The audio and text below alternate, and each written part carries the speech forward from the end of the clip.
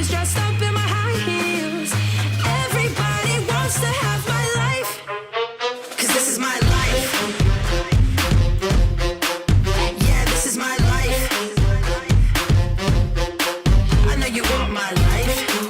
I know you want it. I know you want it. But this is my life.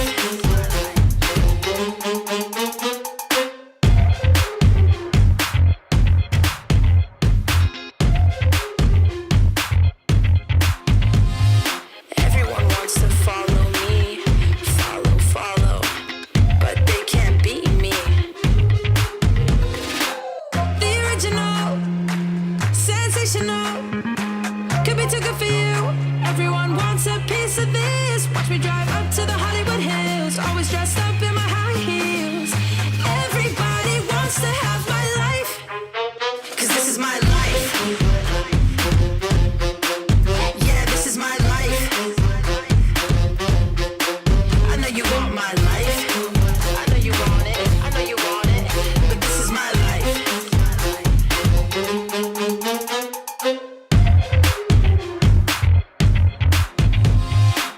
Wanna move like I move, wanna step in my shoes.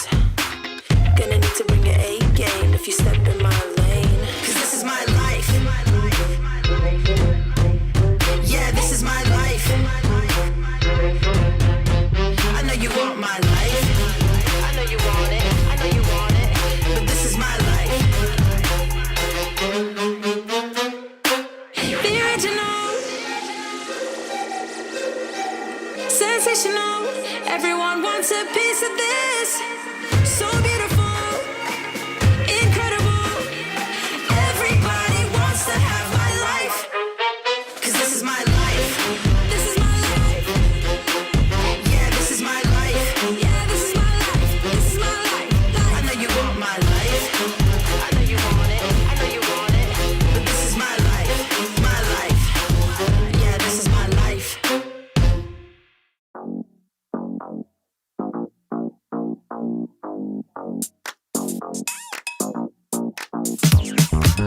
Cutie, dressed up and I'm glistening. I'm the gift, don't wrap me like it's Christmas. Want some yours, you'll know what you've been missing. Feeling like we should get into mischief. Listen, you've been looking like you're down on your luck. Need a girl like me to come through, lift you up. Hold me in your hand, I like when you touch me. Keep me around or you might get lucky. I'ma keep you with the good mood. Keep you up all night.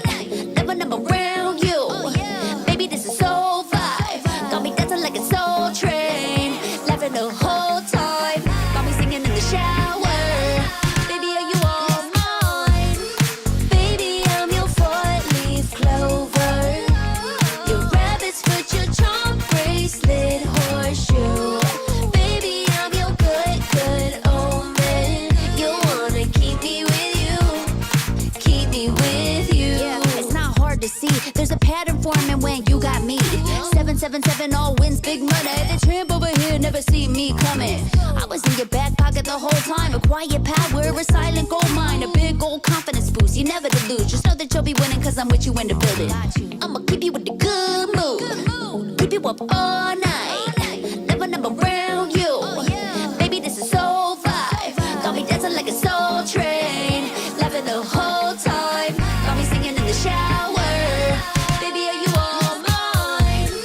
Baby, I'm your four-leaf clover. Your rabbit's foot, your charm bracelet, horseshoe.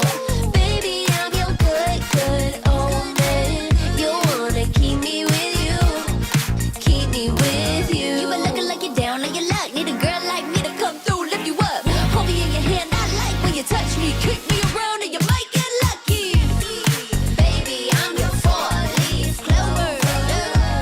Your rabbit's foot, your charm bracelet, horseshoe. Baby, I'm your good omen. Yeah, you wanna keep me with you. Oh yeah, keep me with you.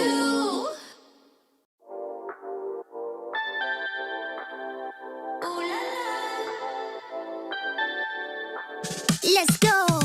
Put it in motion. Baby, we're going faster, faster, faster, faster. Seizing the moment. Baby, keep going faster, faster, faster, faster. Speed up. left, let's drive to the top of the mountain and see the view. Let's vibe, looking back on the journey, just me and you. Ain't nobody wanna go slow. Yeah, I was chilling in the past, I was solo. Now that I got you in my life, I'm like, go, go. I be living for the thrill of it, whoa, whoa. I hear you like to gamble. Let's take the road, let's travel. No, I'm a lot to handle, but I wanna go fast with you. Think we could go the distance, although I know we're different. Together we both fit in, so I wanna go fast with you. Put it in motion, baby, we're going faster, faster, faster, faster. Seizing the moment, baby, keep going faster, faster, faster, faster. It's like they never even seen us, and nothing will ever get in between us. I'ma ride by your side every season, and if anyone try to stop us, we just speed up. Yeah, always keep it at 100. Top down, pretty face, so sun-kissed. Know it's scary, but I swear I really love this. Big shades on, summertime in London. I hear you like to gamble. Let's take the road, let's travel. No, I'm a lot to handle, but I wanna go fast with you. Think we could go the distance, although I know we're different. Together we both fit in, so I wanna go fast with you.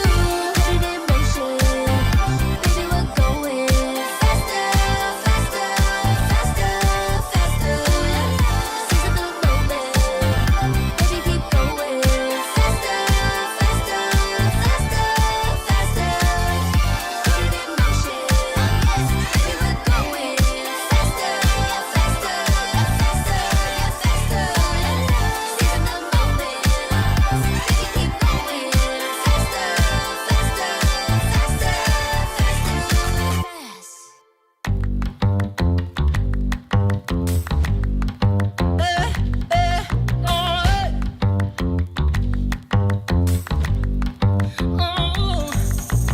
I got the Lambo car, house in the hills with the stars. Told you I'd raise the bar, told you that I'd go far. Oh, what we could have been if you weren't arrogant. Oh, baby, what we could have been. Yeah, yeah, yeah, yeah. Baby, it's crystal clear. I'm not a souvenir. I'm not an accessory. I'm a necessity. So come and check me out now. 'Cause now I like the fun things. 20K gold ring.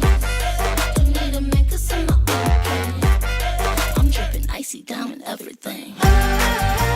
Baby, it's crystal clear. I'm not a souvenir.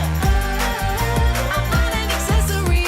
I'm a necessity. So come and check me out now. Come and check me out now. Come and check me out now.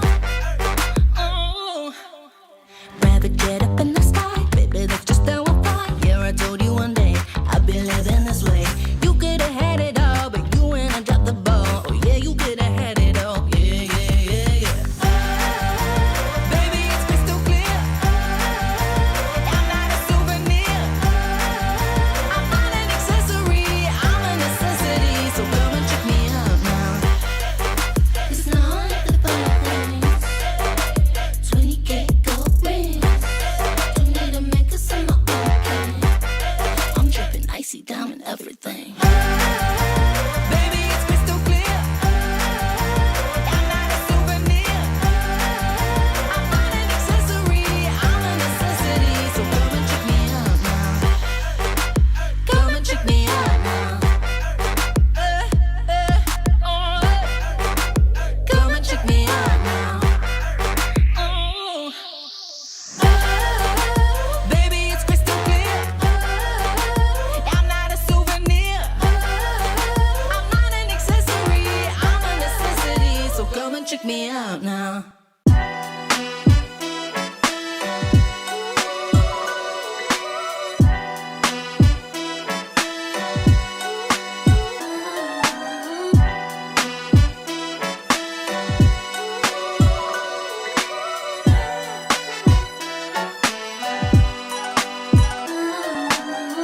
Been down before, but now I'm better than I've ever been. Through all adversity, I saw the light now and whatever the problem, we'll solve them.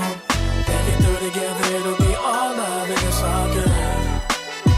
And it's all good. like I'm the big dog. Been killing it since tip-off. Come with it or stay home, the people gon' feel ripped off. It's only major leaguers in the office. If you giving half of an effort around the rest of us, you'll make it awkward. I'm about that action, not the one you talk with. You better hope I'm not the one your coach gon' have you out here really guarding. It took a lot for me to get here, but I have arrived. I really made it and the haters be looking surprised. Been down before, but now I'm better than I've ever been.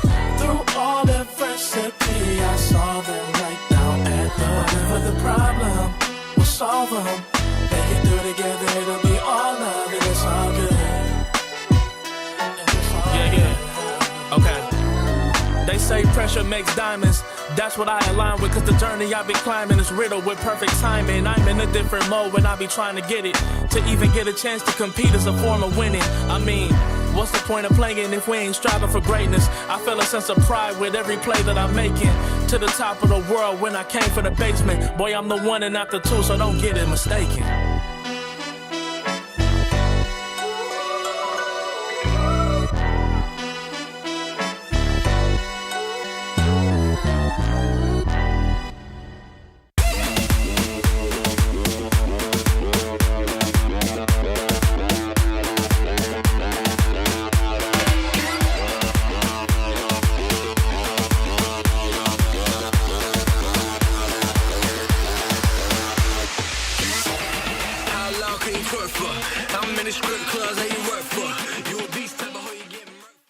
The Snapdragon Pro Series is brought to you by Snapdragon Elite Gaming and DHL.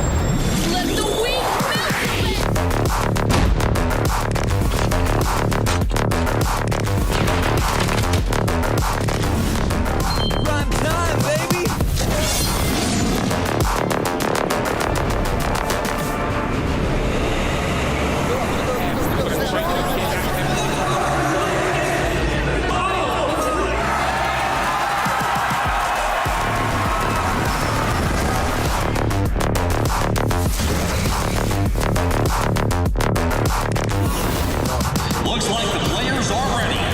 Here we go!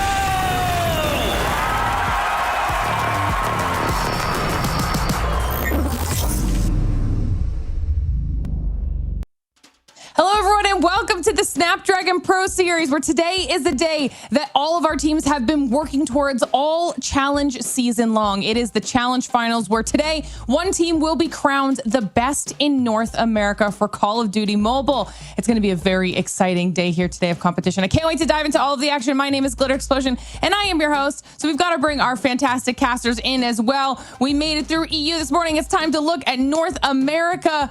Tan, how you feeling? I'm feeling great. I'm ready to go. The coffee is just starting to kick in at the right time. I've timed it wonderfully. Ready for game one. I'll report back on games 2 and 3 though, but I'm sure I'll be okay.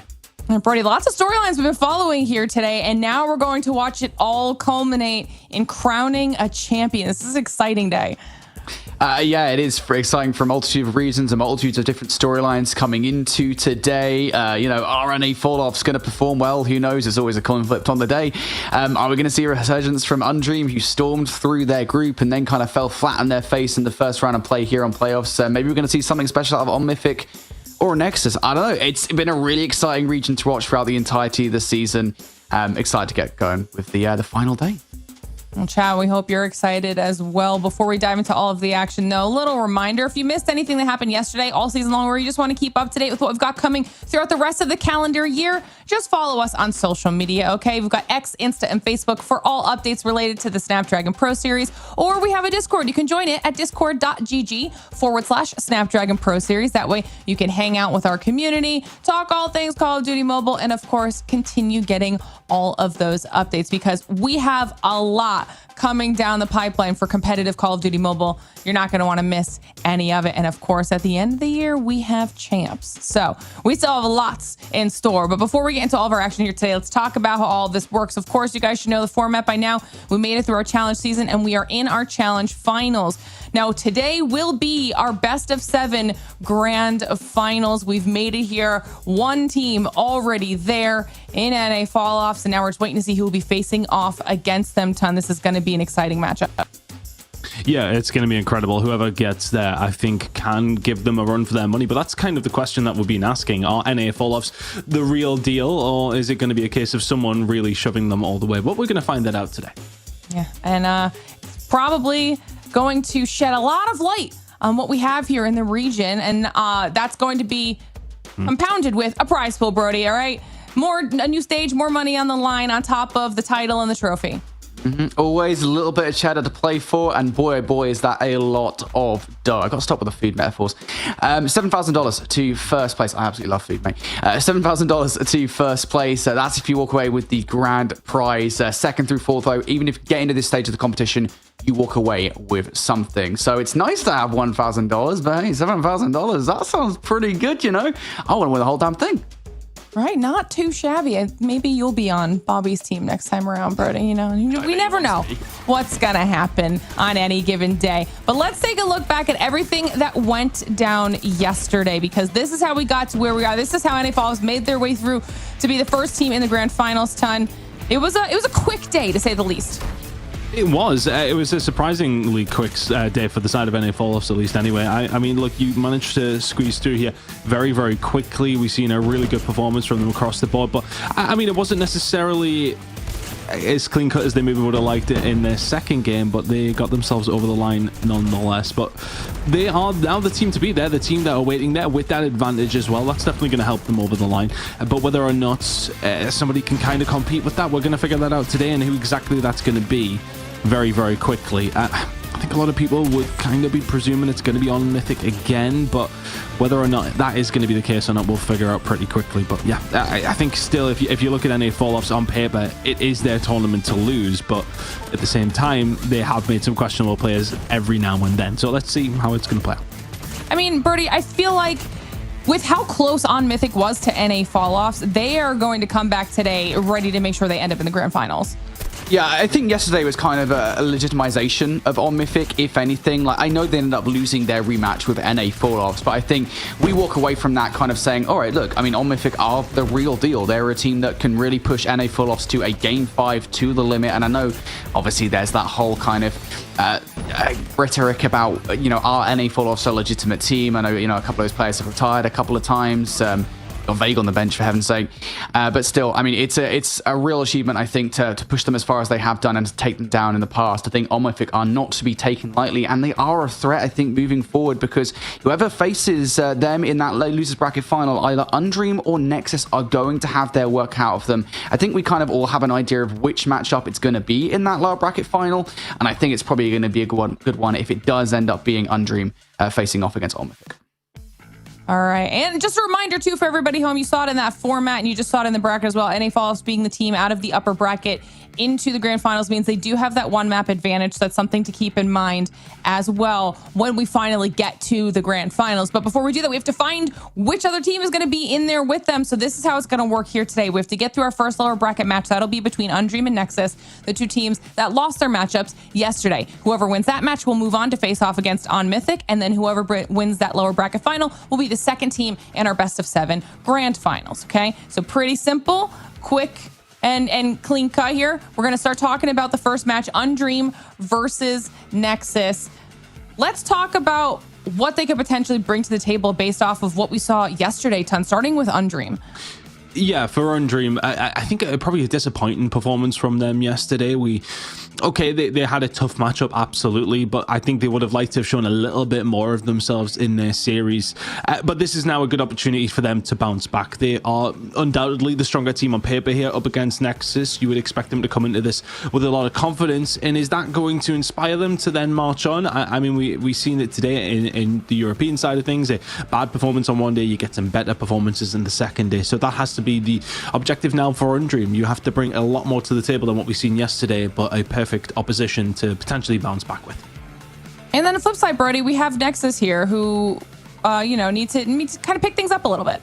Yeah, I mean, like the things of Nexus, right, is that they've made these market improvements over the course of the season. They started off the season, getting totally trashed by Zittle Alex. Then they made that phenomenal reverse sweep versus Rebels. Then they made those improvements. I think they brought excellence onto the roster, and that made a big difference in that final Challenge season matchup versus Zittle Alex. But versus On Mythic in the first matchup of Challenge finals, just a lot to be desired, a lot left on the table. They got decimated in the respawns and even in Search and Destroy, where the scoreline was relatively close. I think it never really felt like they were in control of the game. I think we were kind of working out in the middle of the match time whether or not it was like 3 rounds on the bounce for Nexus. They gave from On Mythic, they gave one away to Nexus. Then there was another 3 coming through from On Mythic. Like, it was a very back and forth game, but On Mythic were constantly the ones leading the charge. And that's something Nexus have to change today. All right, well, let's see what they were able to decide on when it comes to their picks and bans, because this will give us a little bit more info here when it comes to this Undream versus Nexus series, starting things off with the Hacienda Hardpoint done. Yeah, Hacienda coming in pretty standard across the board for both these two teams. They'll all played it multiple times. I think for me, it looks like a very standard COD Mobile map set, to be honest with you. We get Slums coming in there for map number 4 as well. Raid Control, very definitive. I think for both these two teams, it's kind of coming in. This feels comfortable to a certain degree for both of them. So they're going into it not necessarily picking up against each other or anything along those lines. This is a comfort pick series if I've ever seen one. Yeah, I'll say the Hacienda isn't a surprise. Obviously, we see it in like every single Call of Duty map set.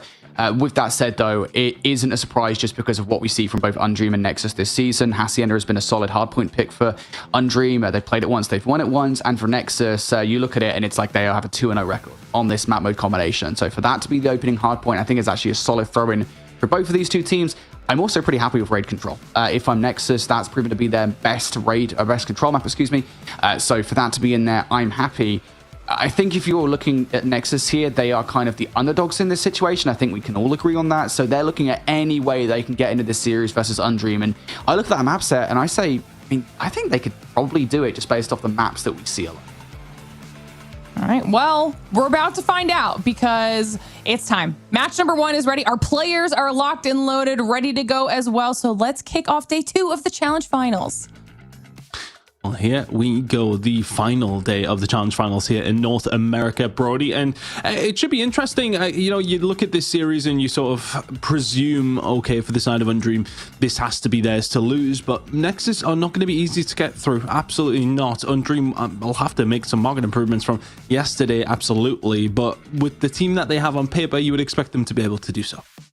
Yeah, Undream, I think yesterday just got kind of a tough start, right? I mean, NA Falloffs came out firing on all cylinders. They did something that which normally, even versus On Mythic, arguably, they were not doing, which is coming out totally hot into the series, right? Everybody was playing super damn well. So I think for Undream, it's just a case of just brushing that aside, being like, look, that first matchup didn't go well. We expected a lot more out of them, yes, but ultimately not able to pull off what was ultimately a pretty close series, right? It was a 238-250 hardpoint. It was a round 5 control. Again, asterisk on that because pretty much every single control should always go to round 5 as long as you're playing your defenses properly. Really, the only separating factor for me was the Search and Destroy. So Undream didn't play terribly. I think they are going to come into this series with a modicum of confidence. Let's see if they can bring something to the table here today. I think, I just expected maybe a little bit more. I thought when they were heading into that game against NA Falloffs, if we kind of had the same standard of NA Falloffs that we have seen, then it could have been a good one. But we definitely have seen big improvements from them, and that is currently why they are waiting in the grand final. So one of these 3 teams who have to battle their way through, who's it going to be that meets them there in that grand final will decide over these next 2 games before heading to that best of 7. Of course, for the side of NA Falloffs, you will have that map advantage heading into that. That will give them so much confidence. But as mentioned, we need to figure out who's going there first. And Hacienda Hardpoint will be the one that's kicking things off here in this first series of deep into the night for us already, Brody. It's going to be a long old night. We feel this is such a hotly contested region at this moment in time. Nobody really knows who's going to come out on top. And if it's NA Falloffs, it wouldn't necessarily surprise anyone, but it could still be any of the others. Yeah, I think the thing about Hacienda starting off any series as well, right, is the fact that it always feels like the great equalizer in a way. I don't know what it is, but it's always the hardpoint map that for whatever reason, it takes a while for the dominant team to settle into it. Like it always ends up being, unless you're really dominant over the opposition, unless you're looking at like an NA fall-offs versus, I don't know, like Rebels matchup. I know we didn't get that, but that's just something I'm throwing out there. You know, it always feels like the first set of rotations are always super close, right? We always end the first set of rotations, you know, generally speaking, a neck-and-neck game. And then for whatever reason, it's in the second set of rotations towards even potential third that we see the team that ends up winning the game start to walk away with the lead here. So I think for me, Nexus, if you know that you're going to go into this one and you know that Hacienda Hardpoint is one of those maps where you're likely to go toe-to-toe with Undream for an extended period of time into this first map, use that time to settle into the series, right? I mean, try and get a feel for Undream, try and get a feel for what their strategies look like. I've no doubt they're going to put the work in here to figure out what the strategies are going to look like, full stop, right? What does hardpoint play from Undream look like? But still, just, I guess, spend some time trying to vibe out what's going on with Undream here. Through the first set, what do their holds look like? What players are they going to have outside of the hardpoint, and learn to play around it? Because I think just throwing yourselves at Undream, it's not going to be a good idea. These guys are pretty damn good at the game. Let's see how good they are at the game. With this performance here up against the Nexus, can they find something to really get themselves going today? I think Nexus, you know, it's going to take something special for them to get over the line up against Undream, and then would have to go a step even further in their second game up against On Mythic if they can get past Undream. But good start enough for them. The kills are starting to head their way. A few points to the board, 35 seconds here remaining over towards P1. That fight for P2 will be incoming in around 10-15 seconds. We'll see. Nexus are looking for some kind of early control here. P1 is always super duper mixy. Undream, I think, not too bothered by it for the moment here. 15 seconds worth fighting over if you're Undream, but you're not actually winning the fights here. Early on, this is a pretty solid start from Nexus, right? You're winning the vast majority of the gunfights, and now you're looking for control over P2 rotation as well. This is about as solid a start as you can ask for. That's exactly what you want. Nexus over towards P2 now. If you're Undream, you need to wake up pretty quickly here. You cannot allow this free time to go over towards the side of Undream. And it's going to be free big time as well if Blair and Nathan can combine together this well. Fabuloso and Co trying to find a way back through if they potentially can. But right now, Nexus in full control of this point. It's going to be a hit up towards the ramp side. Xyrex Puertas combining well. T-Football and Blair are the ones who can answer back. T-Football will find another. But eventually, it's looking like Undream are going to find a way through. They brute force their way in. All right. Undream now fighting their way through the front of this hard point. Football almost immediately getting rid of Predator missile down from the heavens. And now I don't think that's maybe the best utilization of a Predator missile on this map. If you're trying to use it to try and take out spawn control, fine, but you're not really finding anything for it. There was no follow-up from Nexus, and now Undream can continue to hold on towards this time. It's a bit of a wayward approach back towards the hard point, and Nexus now having to kind of settle for a rotation again. Considering they were the first team to touch on that hill turn, that is really not the best hard point from them. Yeah, you would expect it a little bit more. First push that comes through, you find the break if you're Undream, and that will give you confidence heading into a lot more of these hills that we'll have to play here on Hacienda. Because if it was that easy that time around on one of the hills, that is notoriously one of the easier ones to hold, or one of the easier ones to find a good amount of time at least. And what's the story going to be over towards these other ones, which are maybe just a little easier to break? Well, not that easy this time around with the claw in hand. Big plays coming out from Blair. He can find not two, but three. And with the equalizers, the fourth not going to be found because Shizu has his own equalizers out as well. Operators coming in across the board from both these two squads. Who's going to come out better on top of this situation? Mausin can just find three out of nothing, though, with the War Machine. Make it the fourth, looking for the ace just to lock it in. There it is. Finds all five. Big plays from Mausin. Yeah, Mausin was the player, I think, in the past here for Nexus that has been going off for this roster, even pre-adding excellence to the main lineup. So not a surprise to see him be the player step up right now for Nexus. He's currently leading the lobby in kills as well at 17 to his name. Blay not that far behind at 14. So those are the guys you want to watch out for if you're a Nexus. Nexus now, off the back of those plays, will be 40 points or so to the good over Undream. We're moving towards rotation, and now starting to see the operators come into play as well. Excellent with a Sparrow, an opportunity to go huge, but Fabuloso comes through and denies here a ton. Undream now finding these kills, now in control. Yeah, massive plays. coming from the side of Undream to find a way through, and they needed to.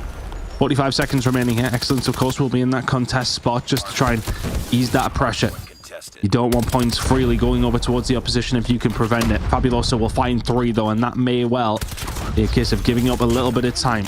Nexus trying to find a way through, and it's just 1 by 1. It's too easy for the side of Undream to find these kills, and they'll continue to soak some time up here over towards P4. Yeah, Nexus just aren't really doing that much and kind of way a variety of getting that hard point right. That little play that we just saw there, I think it was from Mountain trying to hit the outside, is probably I guess the most unique look we've seen from Nexus in terms of trying to break on towards that hard point. But this is just one of those situations in which the Undream have just read the spawns pretty much perfectly every single time that Nexus have tried to escape. And this is not a good transition from Nexus towards P1 as well. It is a full blue kill feed, and albeit Nexus were the team to get the majority of time away from P1 last time around. I got a feeling Undream starting to heat up now in this game turn. I'm not sure they'll let the same thing happen again.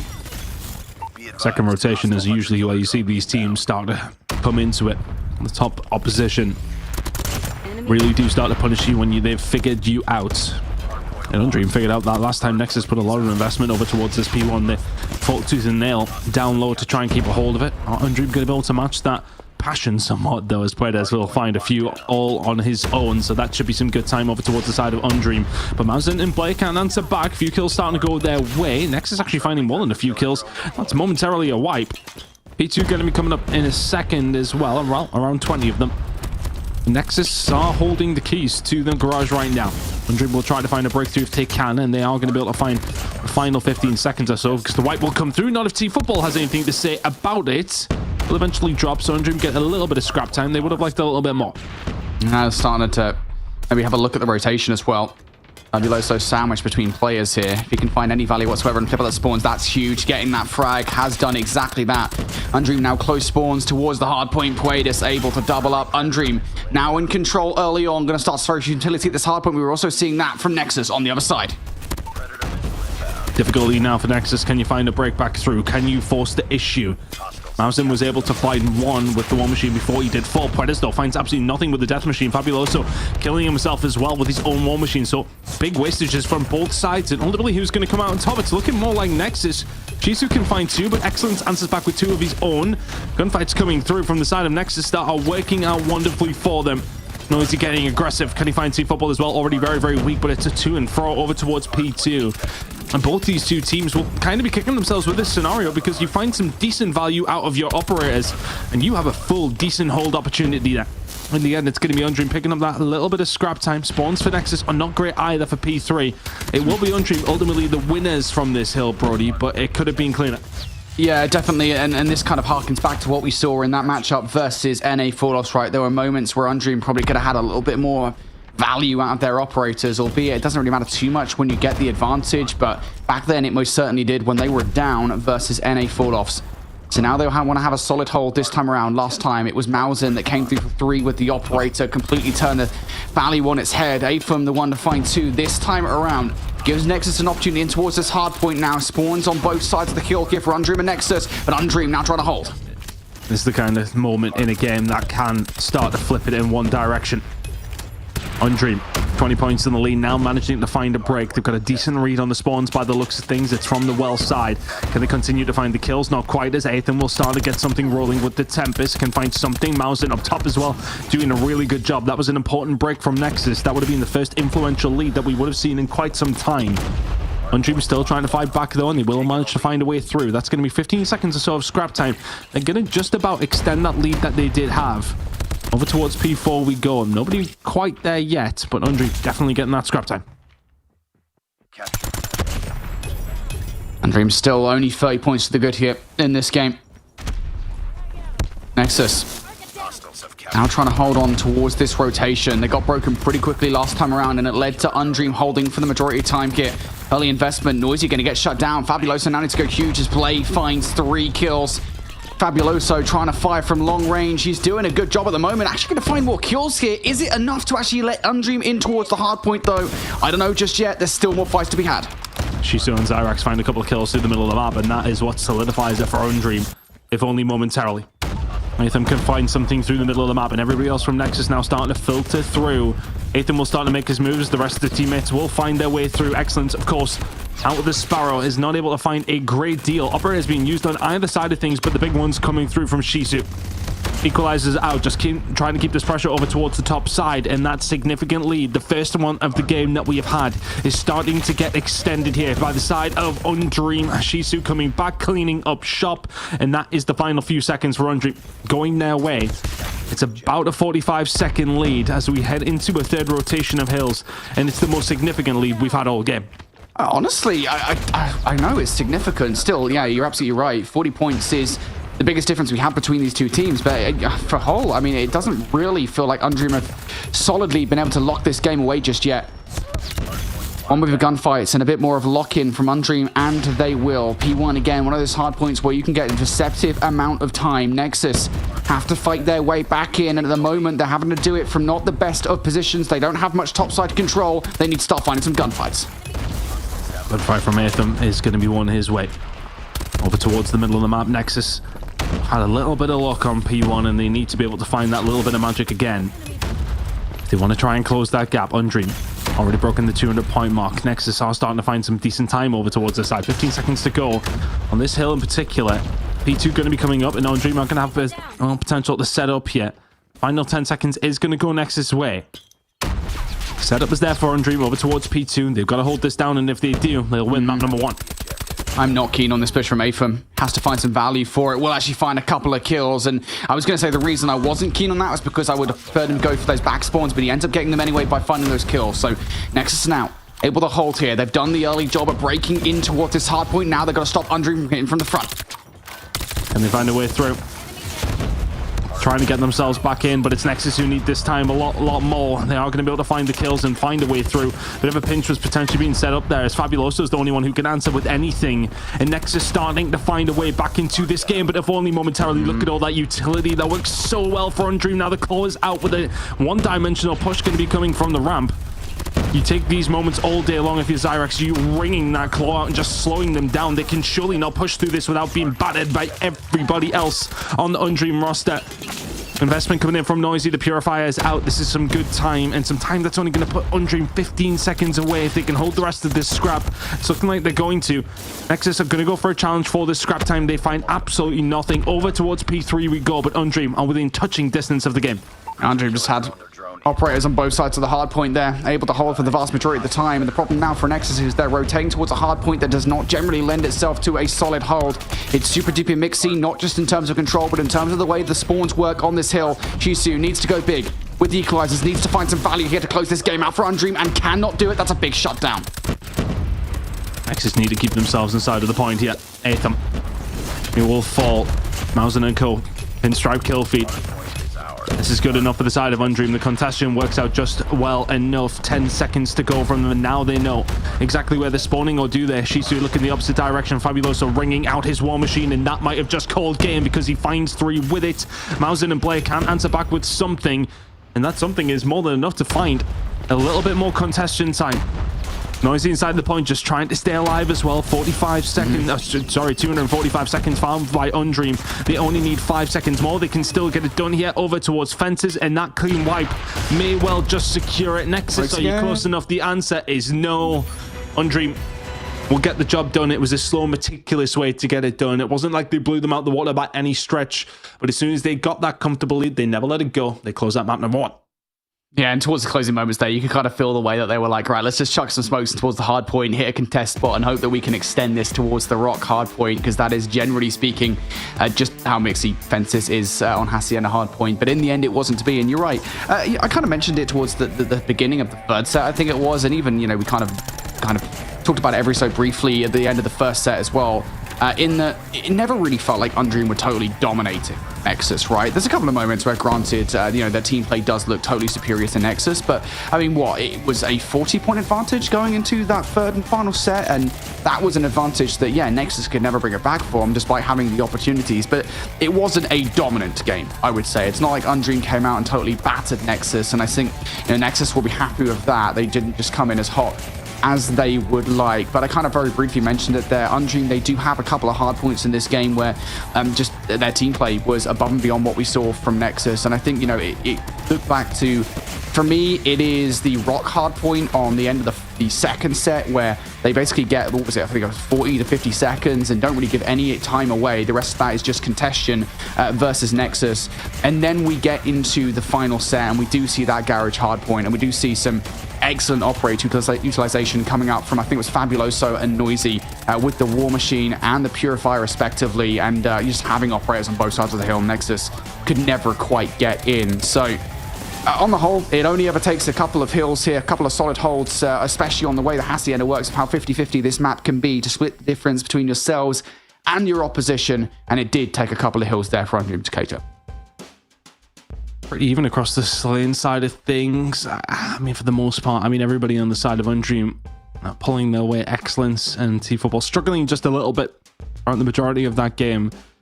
And I think that's probably a good tip of the hat towards Nexus, to be honest with you. They were able to hang whilst the Slaying battle wasn't really going their way, especially for the bottom two. But a 70-point game in the end is still a 70-point game. Undream relatively comfortable in the end, but it was very back and forth until they did start to stretch that lead, and when they did, they never let it go. But now we're going to be heading into a map number 2 here, which is going to be coming up on Fire and Range. We'll see a raid from map number 3, and if we need to, we'll see Slums and then Tunisia. Based on what we've seen in map number 1, do we believe we'll be seeing all 5 here, Brody? I like that performance from Undream in a certain kind of way. You know, it was hard fought, but they managed to get it over the line. Yeah, I think, you know, I would go into this map number 2 and say, hey, look, I mean, you go back to the matchup versus NA Full-Offs, and while both of the respawns for Undream were pretty damn close, the Search and Destroy wasn't. And so that's one of those situations you go, well, maybe that's the way in to this best of 5 for Nexus. Maybe they win this Search and Destroy, they tie the series up 1-1, you know, right back into it. The problem is they also were struggling in their Search and Destroys versus on Mythic, and so I think this is kind of feeling a little bit like the battle of mid in Search and Destroy, right, where it's just like who can fix up and patch up their errors the best. On Fire and Range Search and Destroy, this is all going to come down to who has the best sniper presence. For Undream, their sniper presence for the most part here, looking over towards the likes of Puedes and Fabuloso. Those are the guys you're going to watch out for if you're Nexus. You have to take those guys out of the play. Let's blood over towards the side of Undream, though. Puedes, oh, he just finds 2 as well. Yeah, he's done it all on his own. And now, boy, what's the answer? Well, the answer is a really well-placed grenade by Mausen, who can stop that bomb going down. So, 2 versus 5 now turns into a 2 versus 4. Which I wouldn't like to wait on the potential of a round going in a different direction when you find one like that, but Mausen can find 2 more. One being the bomb carrier. Blaze just sitting inside a tin. He's like, yeah, cool, Mausen, you do your thing. Everybody towards the bomb just gets wiped, and Mausen just done wonderfully. Blaze will get traded 1 versus 1. Mausen, he's been undominable through the round, but Puedes will find for himself. Undream, 1 to the good, but not through any ease whatsoever. Really good job from Mausen to extend that as long as it did, because it wasn't looking likely for Nexus throughout the majority of it until he started pulling off 3 pieces out of nowhere. Mausen went huge for Nexus there, but not huge enough. Wadus had to get it done with a kill in the end as well. Not confident anywhere near enough that they had site control to get that rock down. That was the right call in the end. I said this was going to come down to the snipers here on Fire and Range. I didn't quite literally mean it like that off the start of this one. Both Mausen and Puedes deciding the way the round went. First round of play. Undream here already being matched though from Nexus on the defense. I love the adaptations that we're seeing. They're getting players deep in towards that A site to ensure that Undream can't get early site control like they've already done, but they are checking Blay. Oh, Blay. Oh, he's done well enough to help Noisy find one. I'll find them. Well, Blay found one. Blay's on the other team. Come on, Chris, lock in. It's early in the day yet.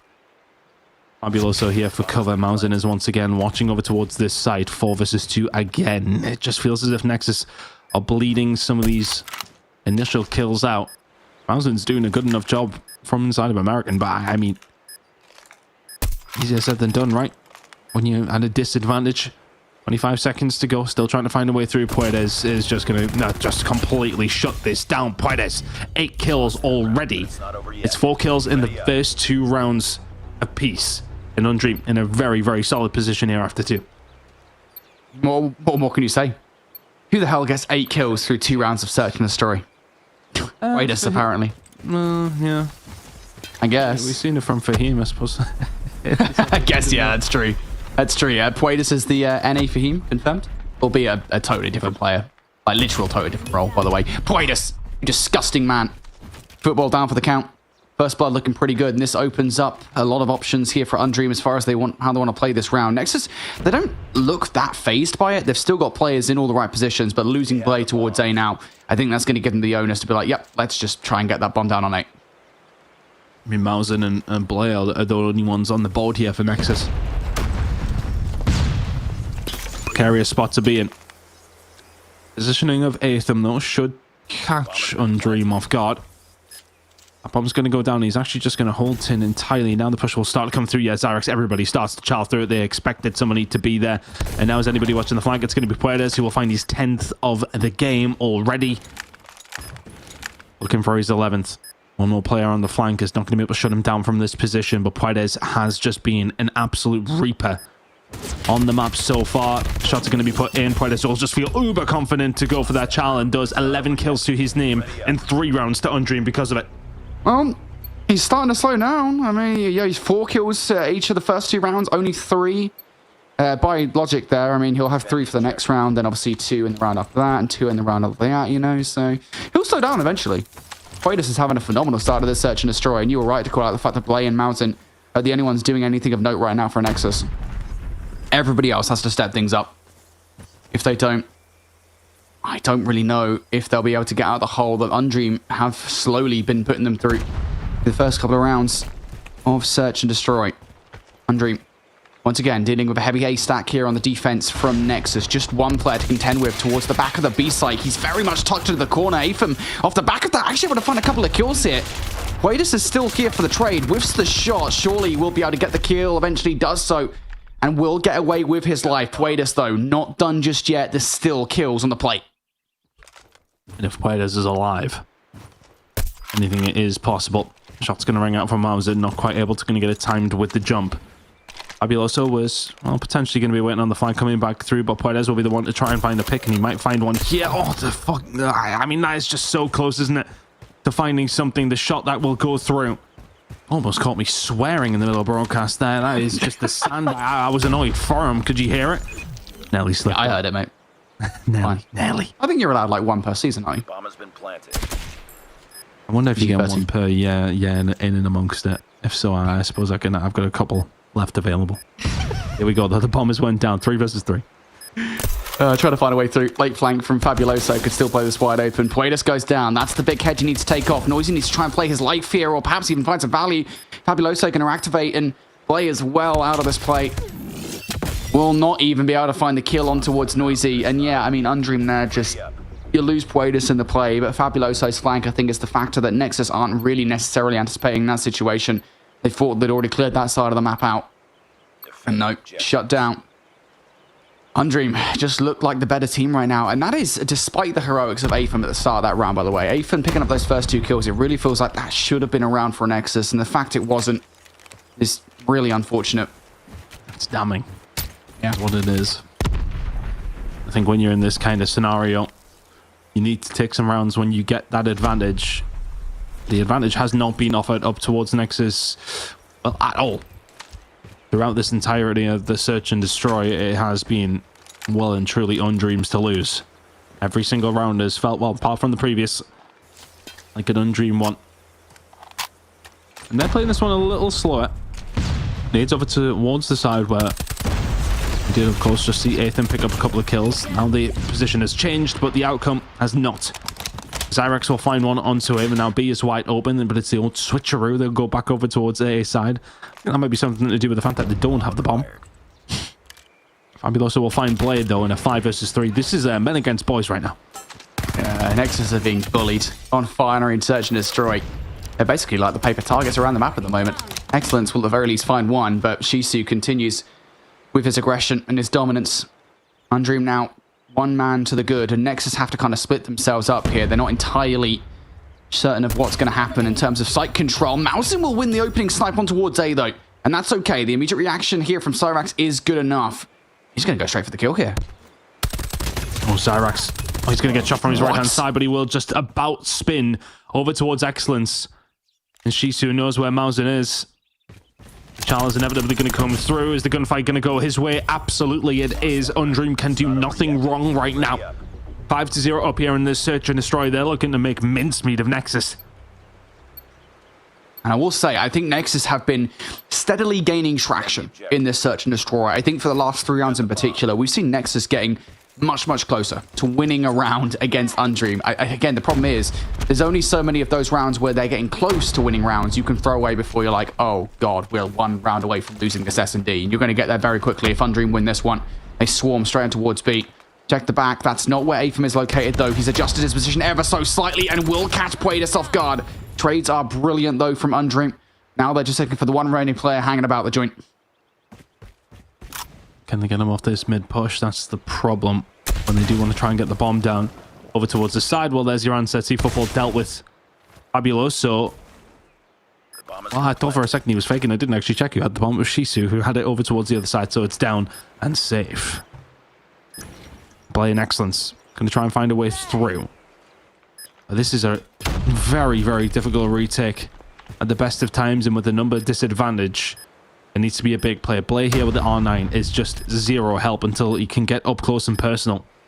And Zyrex has one to answer back himself. The Type 63 may well be the route through for Nexus, but with 15 seconds to go, that Type 63 needs to start ringing out bullets very, very quickly. 12 seconds. You start making the move. Blaze trying to find an angle, but 9 seconds to go. This one should all but be done. And just far too long it was taking Nexus to get themselves in a position, and they can't get it done. Undream 6 to the good after 6 attacking rounds. Just perfect from Undream. And I will say, I don't think until that round were Undream doing anything particularly special, right? I mean, that round was more of a, didn't even bother clearing out the back of the B site. They just full sent it through the site itself and kind of only caught Apham by fact they had the trades. Nexus needs to be aggressive in towards this round. That is a solid first start here on the defense here. Player number 4 is kind of stuck on site, putting a lot of bullets through. Zyrex is just lining them all up there, now just down to excellence here, Tom. Excellence left in a 1 versus 2. They know exactly where he is. Fabuloso will end this search and destroy so fast. How many 7-0s have we had today? We are flying through search and destroys in Europe and in North America, apparently. A dominant win from the side of Undream, and the search and destroy now sets them up in a wonderful position heading into this raid control. They're 2-0 up in the series, and that was fairly one-sided, Brody. That's all there is to say about it. Yeah, I agree. 7-0. There you go. I mean, what else is there to say that, honestly? I think, you know, just the way in which Undream were constantly taking map control, the first blood. I think for the first 3 rounds, I think it's quite easily explainable as Puedes just doing Puedes things. And he did actually slow up, right? For the last 3 rounds, Puedes did not have as significant of an effect as he did through the first 3. And yet still the rest of Undream were able to significantly step it up. They all got some kind of modicum of map control. They were all constantly trading out against Nexus. And I said it, like, Nexus were doing the right things. I'm going to give a shout out to Apham, I think, in particular, because his defense of B-site, even though he never really had any help, he was throwing a couple of different unique looks at Undream to unseat them, but he can only do so much. And I think the entirety of Nexus just need to step it up there in terms of map control, in terms of being a little bit more reactive to Undream. I will say, small little nugget information here, actually. You know how I said Puedes did slow up? He actually did, like, factually slow up. I think in round number 4, he finished with 12 kills, didn't do anything for the last 3 rounds. So Puedes basically carried Undream through the first 3. After that, wasn't even really in the game. Did his job, though, didn't he, over the first few, to say the least. But yeah, did definitely slow up, so maybe needs to just try and keep it a bit more consistent. Puedes. We'd like to see the 24 kills there. Realistically speaking, it's a bit disappointing we didn't. Anyway, raid control is going to be coming up next for map number 3. I struggle to offer much of a route back there for Nexus after that one in particular. I think it's easy to fall into that trap, and I will fall into that trap. After a search and destroy like that, how do you bounce back in a control? You're 2-0 down, you're going into a fundamental map. Okay, maybe you can find something, but realistically speaking, is there race round here, Nexus? Because it definitely feels that way. I mean, I'll say this much. It's like I said, you know, when we first sort of saw the map set. If you're going to choose a control map to try and come back into the series on, it's probably going to be Raid. The problem I will say is that Undream are also pretty damn proficient at Raid. And this was a map that we saw yesterday between Undream and NA Falloffs. It went all the way to a round 5. So Undream literally pushed NA Falloffs to their limit on this map mode combination. If they can do that against them, you got to imagine they're going to have a relatively easy time versus Nexus. Of course, it has to be a Nexus victory. If not, they'll be done. Their tournament lives will finish in 4th place, which is not bad by any stretch of the imagination. You walk away with, if my knowledge, if my memory doesn't serve me incorrectly, was it $1,000? I think it was for 4th place. Not too bad, but you want to go further. You want to win this Control. Let's see if we can get something going, but Fabuloso with the SKS here. It's going to make things very, very difficult. Oh, Blay, you're going to find those shots, and eventually does. So inroads made from Nexus and then some over towards B, and that's already ticking in their favor. In 2 minutes and 18 full seconds to get yourself over towards that A side. Puedes? Oh, yeah, okay. Yeah, did eventually find it. Is this the Puedes from the last few rounds in the Search and Destroy as opposed to the first 3? Find out more as we continue. Right now, Nexus doing a really good job here on this attacking side. Getting a lot of pressure over towards this. I'm loving this from Excellence, just staying alive. I think he should be dead or right. No, he isn't. Guns Fabuloso, and will continue to stay alive in the basketball court. If you're Interim, you kind of need to deal with that. Blay on a bit of a spree here as well. He's going to get something going. Nexus with a really good start to this raid Control. You need to be more reactive there. Blay is giving you the call that there are players. I mean, Blay literally was the person with it, and you know where Puedes is, and you still dive to him. 3 kills for Puedes. He doesn't find 4. He does not find 4. That is absolutely disgusting for Puedes. You can't let him completely clear off the back of a Predator missile as well. That is a total failure in communication for Nexus to not be reactive to what the Predator missile gave them in terms of raw information. Because now Nexus sent back towards the respawn point. They've got to work back from square one. They've got to work up the pool. They've done well to get as far as they have, though. Fabuloso, yeah, you'll find a pick with the SKS. Pistol out now, Blade not going to be able to take him down, but Zyrax in this position. Oh my god! I mean, he's being spun on by Mausen. Shisu will be there to pick it up, but ultimately, you want to be able to find that and keep that pressure on. He wasn't able to do it. So now through the middle of the map, Nexus are going to try and find a way through. They just seem to be winning a lot more gunfights than they have been over the last couple of maps, Brody. White is trying to find an angle to get something going. Mausen will find him. The trade's working in the favor of Nexus. Mausen will just slow things down. 6v9 with 40 seconds to go. Make it 6v8. Is it about to be 6v7? No, 5v7. Gunfights eventually go Undream's way, but they cannot die any further. Now, the one thing I will say for Undream right now is they don't have any mid-map presence, right? They've got no mid-map presence, they've got no presence towards that bedroom side, and that's given Nexus closer spawns than they otherwise really should have. Time also not on Nexus' side, though. 20 seconds, and that might cause some unforced errors in the gameplay. Looking over to player number 5, Football almost gives himself away for free towards Noisy, but that doesn't happen. Nexus pushing through Kitchen. 2 players holding down the laundry side, and Mausen's going to invest the war machine here. It's going to find presence. Zyrax can find one into the point, but does eventually drop. Good gunfight win coming in from Shiso. Fabuloso going to call in his own war machine. Doesn't find it. Mausen ounces back with his 4 versus 3. Excellence will find another, but Puedes can shut that down. 2 versus 3 now. That A-tick is coming in very, very slowly. Oh, Atham. He needed to be found by Puedes. Now Shisu left in a 1 versus 3. Makes it a 1 versus 2. Has time on his side. That time is ticking, though. And he must find a way onto the point. Does he use the equalizers here? Taking Alpha. I don't want to. I don't think it's the right play call. He's got to go for it now. He's got to go for it. Spots one.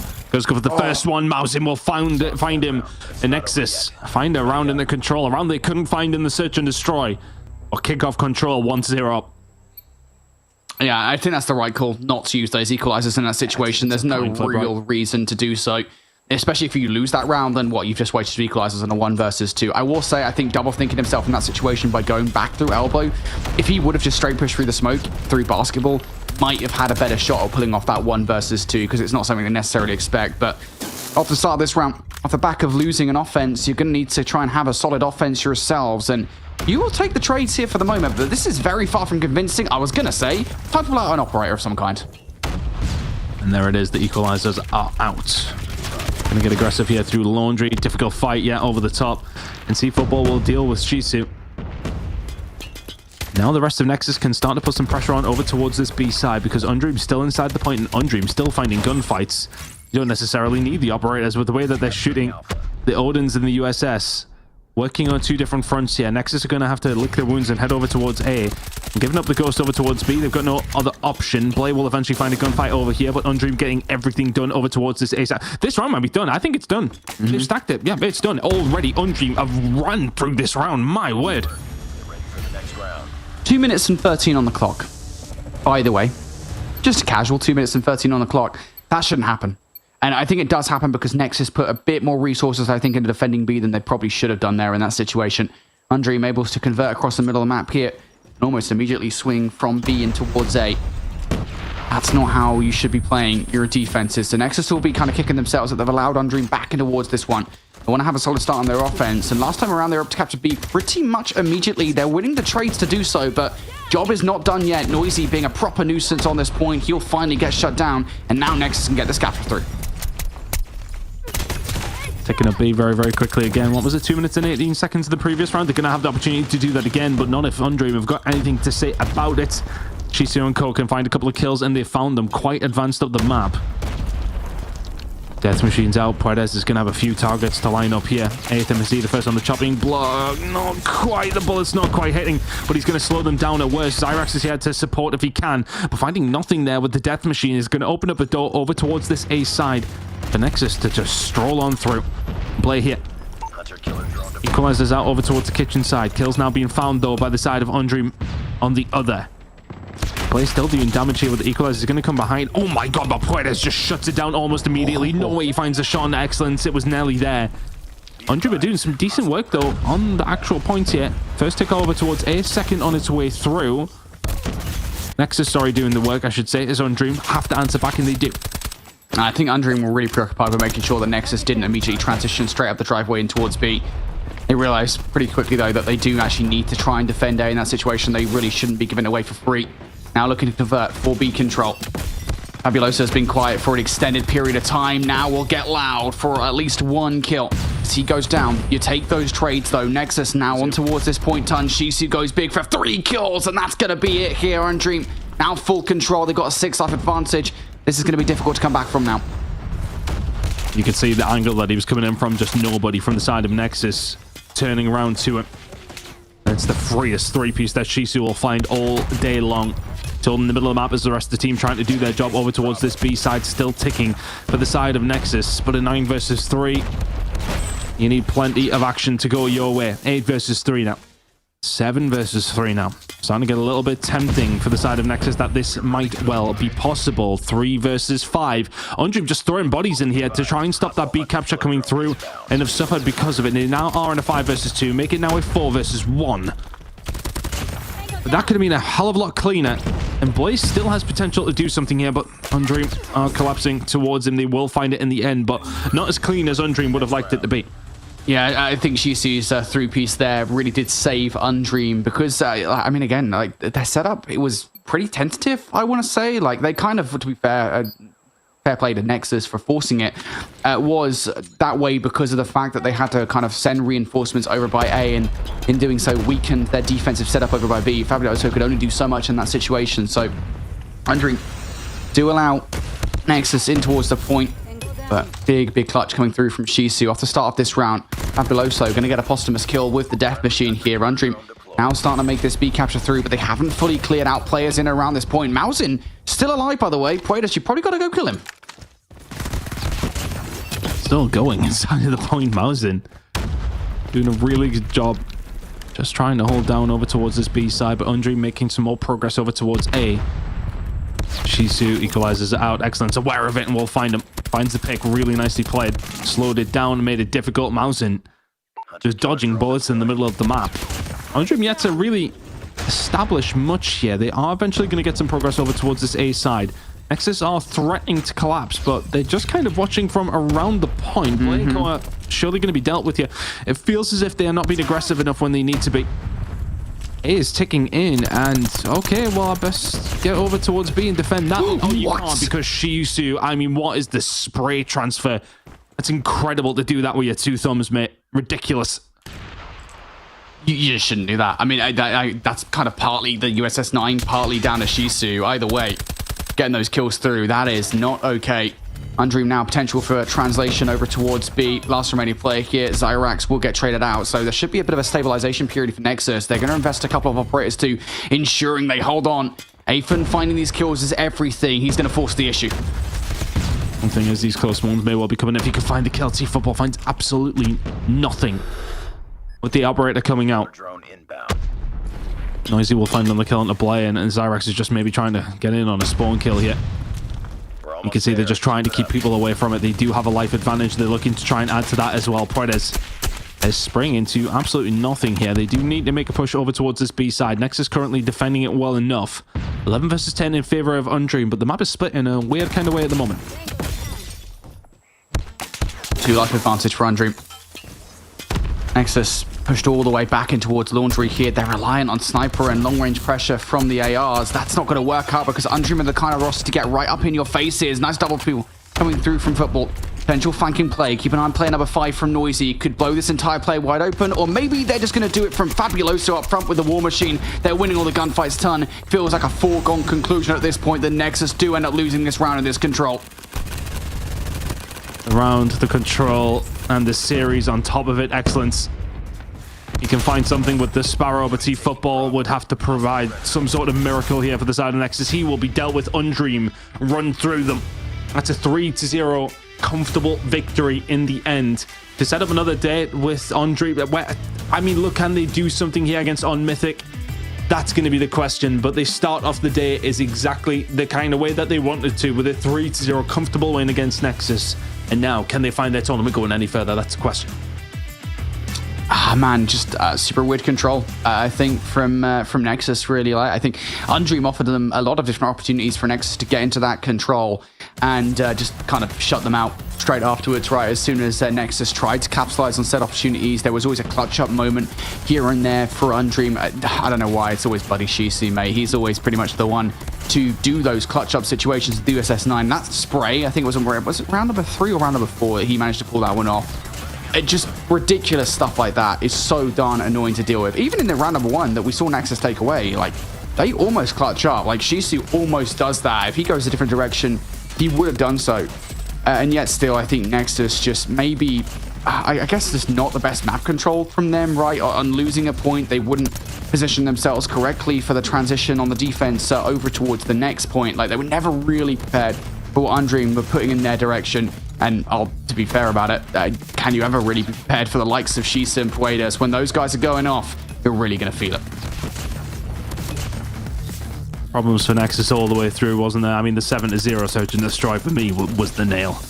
As soon as that happened, I'm not too sure we found a way back into the series for them. And Shisu, multiple different occasions, finding 3 pieces just to shut down anything that Nexus had going their way. But yeah, a really comfortable series for Undream. It's a nice way to start their night.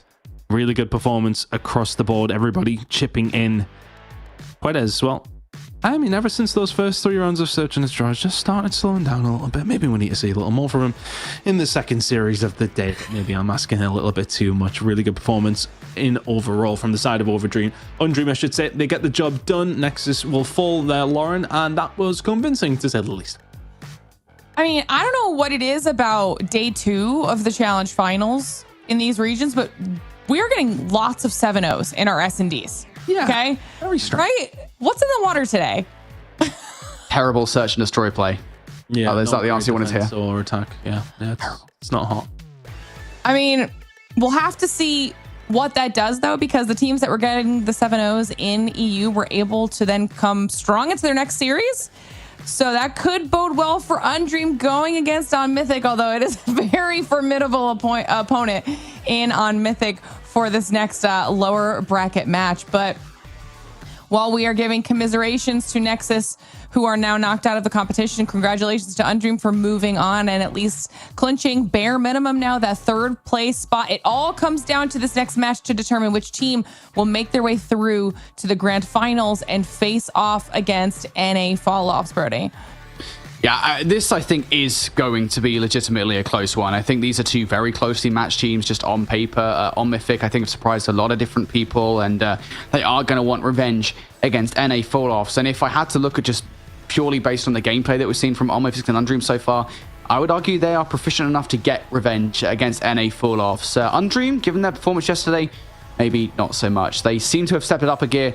They probably need to step it up another one if they want to take Mythic down. All right. Well, they only have a little bit of time to do that. So It's time for us to send it to a short break. While we do that, our players are going to be getting themselves set up and ready to go in the second match of the day. And when we return, the team that will be making their way through to the grand finals will be determined. So don't go anywhere. You're watching the Snapdragon Pro Series.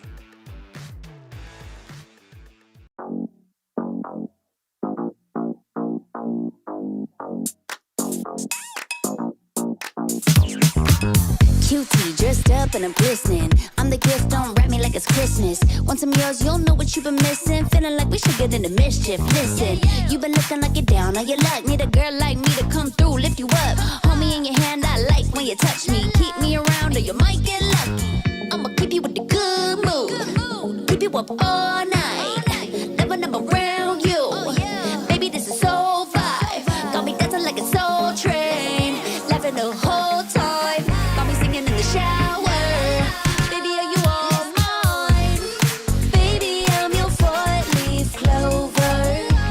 Your rabbit's foot, your charm bracelet, horseshoe. Baby, I'm your good omen. You wanna keep me with you. Keep me with you. Yeah, it's not hard to see. There's a pattern forming when you got me. 777 all wins big money. The tramp over here never see me coming. I was in your back pocket the whole time. A quiet power, a silent gold mine, a big old confidence boost. You never delude. Just know that you'll be winning cause I'm with you in the building. I'ma keep you with the good mood. Keep you up all night. Never around you. Baby, this is so vibe. Got me dancing like a soul train. Laughing the whole time. Got me singing in the shower. Baby, are you all mine? Baby, I'm your four-leaf clover. Your rabbit's foot, your charm bracelet, horseshoe. Baby, I'm your good omen. You wanna keep me with you.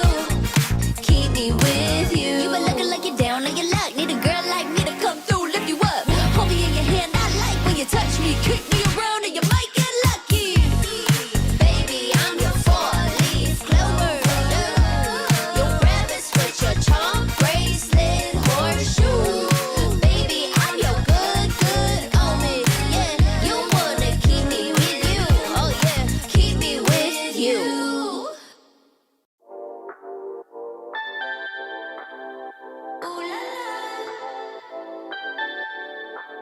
Let's go. Put it in motion. Baby, we're going faster. Seizing the moment. Baby, keep going faster. Speed up, make that thing rough. Foot on the gas till you got nothing left. Let's drive to the top of the mountain and see the view. Let's vibe, looking back on the journey, just me and you. Ain't nobody wanna go slow. Yeah, I was chilling in the past, I was solo. Now that I got you in my life, I'm like, go. I be living for the thrill of it. Whoa. I hear you like to gamble. Let's take the road, let's travel. Know I'm a lot to handle, but I wanna go fast with you. Think we can go the distance, although I know we're different. Together we both fit it, so I wanna go fast with you. Put it in motion. Baby, we're going faster. Seizing the moment. Baby, keep going faster. It's like they never even seen us, and nothing will ever get in between us. I'ma ride by your side every season, and if anyone try to stop us, we just speed up. Yeah, always keep it at 100. Top down, pretty face, so sun-kissed. Know it's scary, but I swear I really love this. Big shades on, summertime in London. I hear you like to gamble. Let's take the road, let's travel. Know I'm a lot to handle, but I wanna go fast with you. Think we could go the distance, although I know we're different. Together we both fit it, so I wanna go fast with you. Put it in motion. Baby, we're going faster. Seizing the moment. Baby, keep going faster. Put it in motion. Baby, we're going faster. Seizing the moment.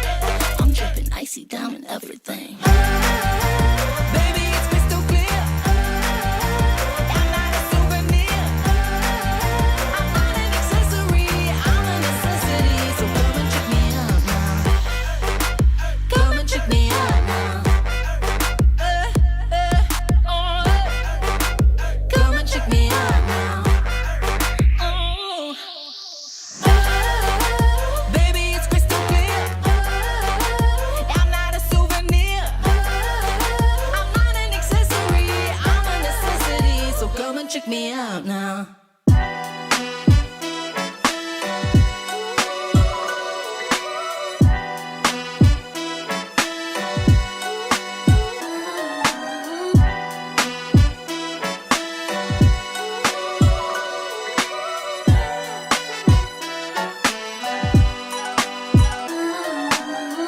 Been down before, but now I'm better than I've ever been.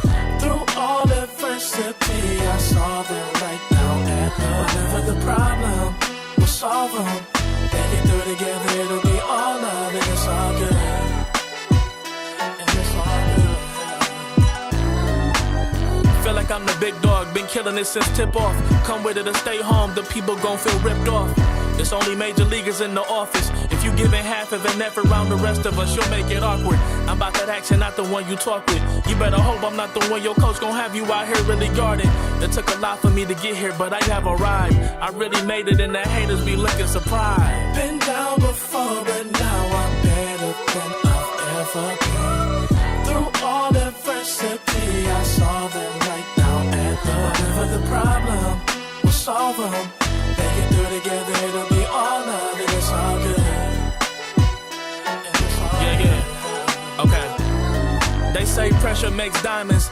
That's what I align with, cause the journey I've been climbing is riddled with perfect timing. I'm in a different mode when I be trying to get it.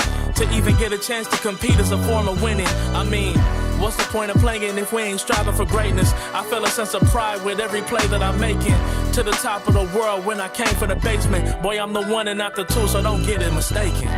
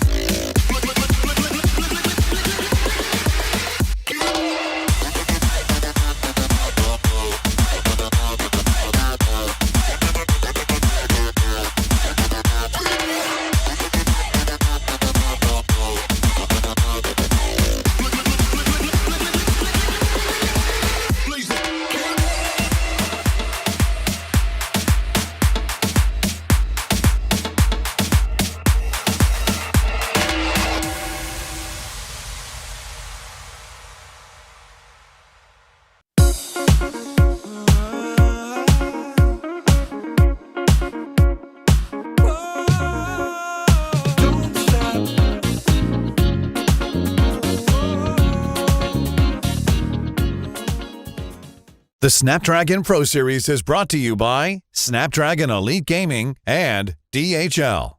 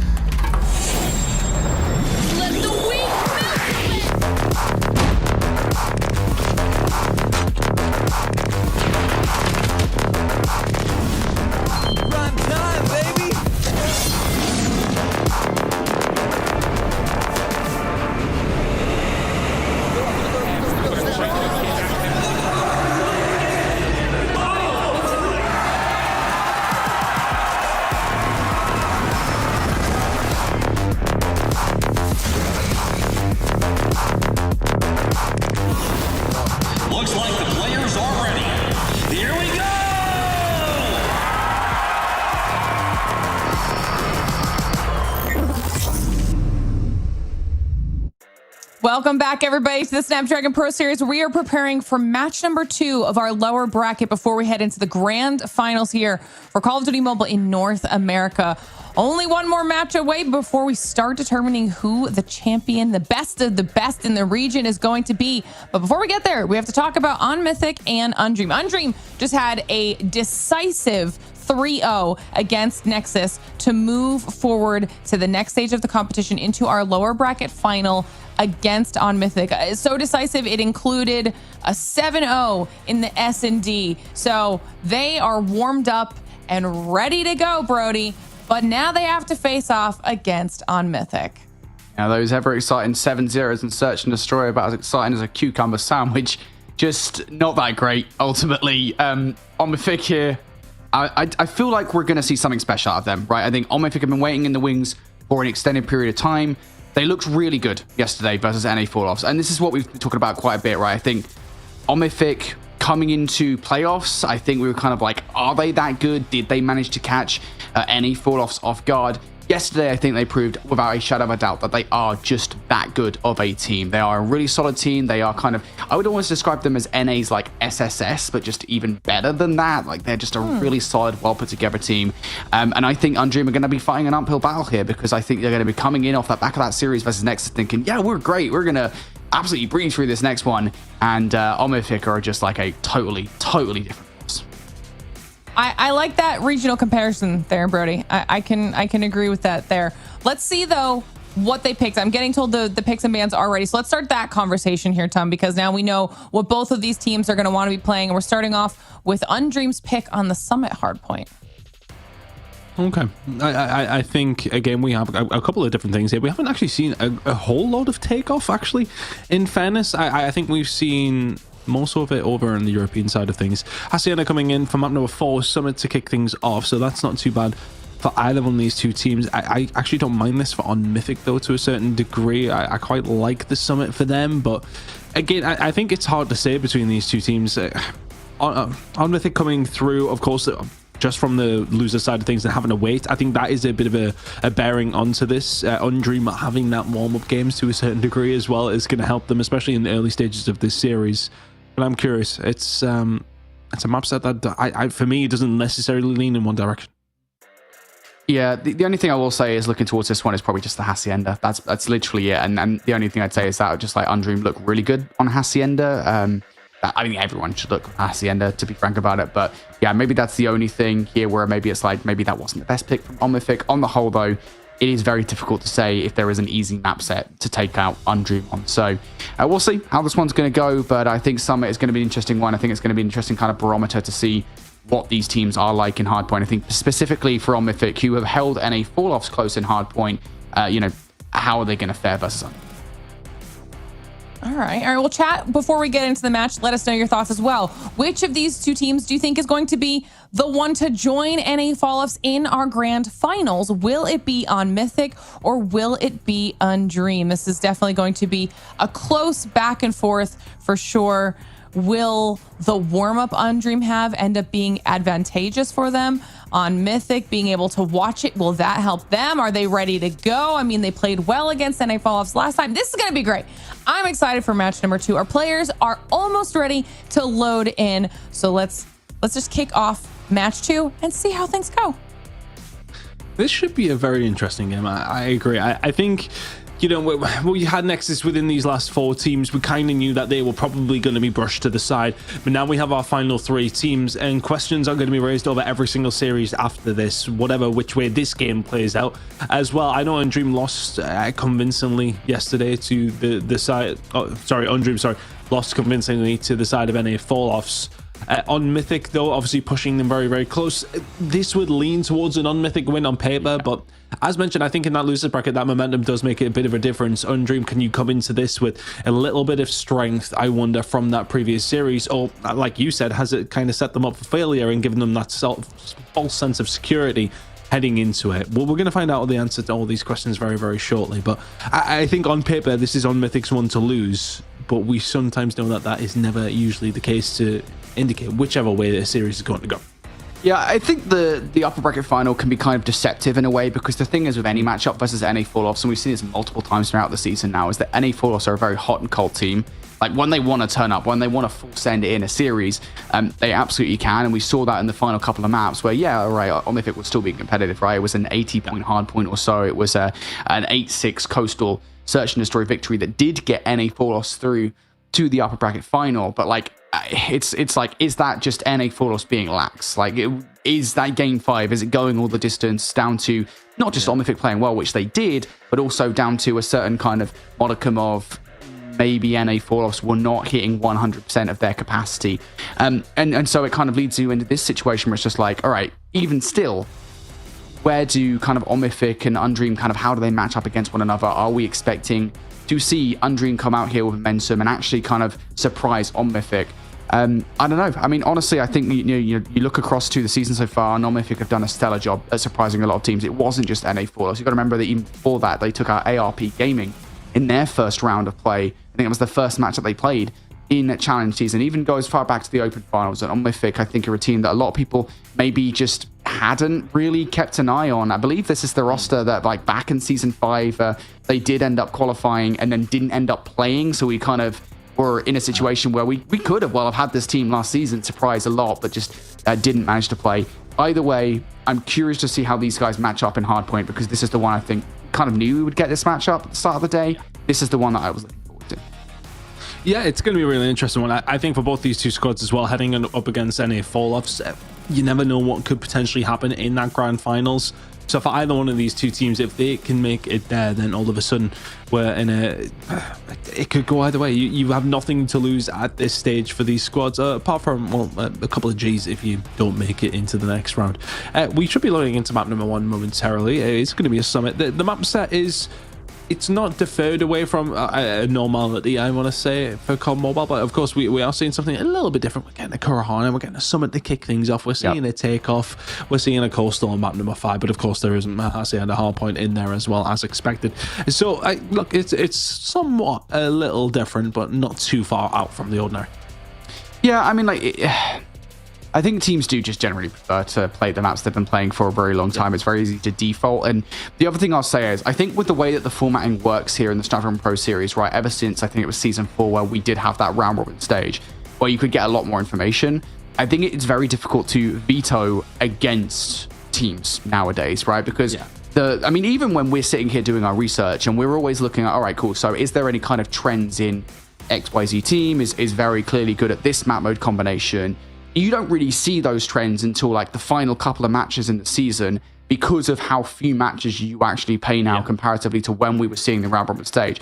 And that doesn't just affect us, it also affects the teams when they are strategizing around vetoes, because vetoing around opposition, you have to go deeper than that. You can't just look at what is your performance, what are your records in actual SPS matches. You have to go, what was your records in past SPS seasons, if they have played in past SPS seasons? What do you look like in scrims? How good are these teams, just on maps? It's very, very difficult now, I think, to veto against the opposing teams.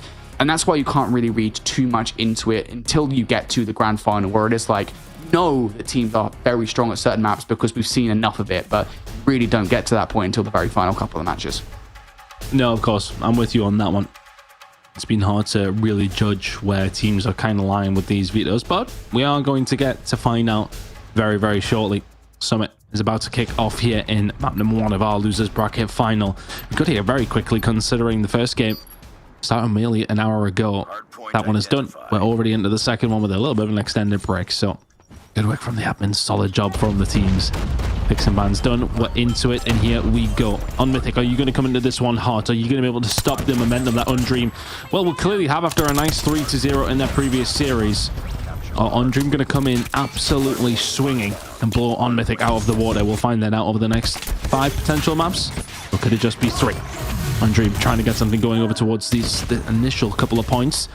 But On Mythic here to fight over it as well. It's a mixy P1. P1s are always super mixy. on this hardpoint map, so I'm not expecting either of these two teams particularly to get a wealth of time, although we always talk about the fact that Summit Hardpoint, I think, of all the P1s that you have here on Call of Duty Mobile, this is the one that you can actually steal a fair amount of time away from. But right now, early on in this game, both teams just kind of position and jostle around each other for that top side positioning. Undream now feel confident enough with the kills that they get to actually get in towards the time, but Omifik, no, 5 seconds left. You can still push in towards this time. You can still steal some time away from Undream, but that just does not happen. Good job from Undream. Those transitional kills can make a difference, but Dakota is sliding through. Is he going to find a second as well? There was potential for it. Pildora and Salami doing very well, though, as this transition over towards P2 starting to come into effect now. Zyrax finding 2 and 3 in the middle of the map, though. It's going to be answered back momentarily by the side of On Mythic. They've got to hold the spawns if they want to get a hold of those P3 rotations, but it's going to be 45 seconds before we head there. On Mythic on the right side of the map for here for the moment. When the majority of the gunfights, you've got Indra in a position where perhaps Undream can be caught off guard. Now going to push further and further out towards this hard point as well. They're going to abandon Kim there, though. Really rely on the fact that Indra or perhaps Dakota can find these gunfights. Neither of those two things happen. Now they have to pick up the slack from their teammates who die, and Salome and Pildora do exactly that. That is a good wave of gunfights here from Mythic in terms of this hill control, Tom. But in terms of the next, they've let players from Undream filter through. That route taken by Puedes should put the map in their favor now, and Undream for a good opportunity here, looking towards P2 spawns to get some control. You can see a couple of players from On Mythic were retreating back to try and get a hold of it. Undream win the gunfights, but On Mythic get a lot of time over towards P2. If Undream are even able to find a full 60 here, they will only have themselves about a 20-point lead. And that's going to be a difficult thing to do with the pressure that's coming in here from the side of On Mythic. Fabuloso was able to get a War Machine shot off before he does get taken down by Indra. But still, you find the player with the War Machine, you're taken down quickly. It's a big win. Dakota can find one on the Shizu, struggling to try and break these lines that have been drawn by the side of Undream. Puedes just trying to fire through the smoke. Right now, the break is not coming for On Mythic. They're trying their hardest to take their time, but Undream will soak up plenty of time on their own at the same time. Undream, it's just so easy to hold this hard point down unless On Mythic can get players in behind enemy lines, and they've just not been able to do that. You hit the 25-second mark as well, and with the amount of operators invested in towards this hard point, I don't necessarily think On Mythic will want to throw too much at this anymore. You do have to be somewhat careful as well, because it is very easy to fly in towards this hard point and kind of incidentally flip out players from Undream further out towards that rotation. Fair play to Badu, as he just managed to contest for about 10 seconds of time, but really doesn't do all that much. Undream, they knew how important that P2 rotation was, and they do manage to hold a full 64, and now this is going to be a fly up there, a snow ramp here to try and take On Mythic out of this hard point. Oh, Indra is just ready and waiting with a Gatling gun, though, so maybe not the best decision we've ever made. It's probably what's going through the comms on the Undream side, on Mythic. Starting to find some time. Indra actually killing himself there at one stage. I'm not sure how that went down, but irrelevant. Be back up and spawning towards this backside. Dakota with the HSO has been so influential with this gun. He can find one, pops out, doesn't find the second. Zyrax should be able to follow because Pildora is here with the equalizers. On Mythic trying to get something back from what they lost over towards P3, and it's been a wonderful hold so far. Salami can find 3 equalizers here in this moment, should be able to hold this door at least. Pildora will continue to thrive, but Fabuloso and Co towards this backside with the ARs doing a really good job. Undream don't have potential to find a break here. On Mythic still in the lead. Yeah, those smokes being a real nuisance right now. It's allowing Undream to look at this hard point. Indra is isolated inside, so it's super easy for Undream to overwhelm those players in towards the hard point, and they're also going one by one on the retake here. Salame has to go big. Will find the first kill, not able to produce the second. Would have been nice if Salame could get it done, but Undream are overwhelming right now.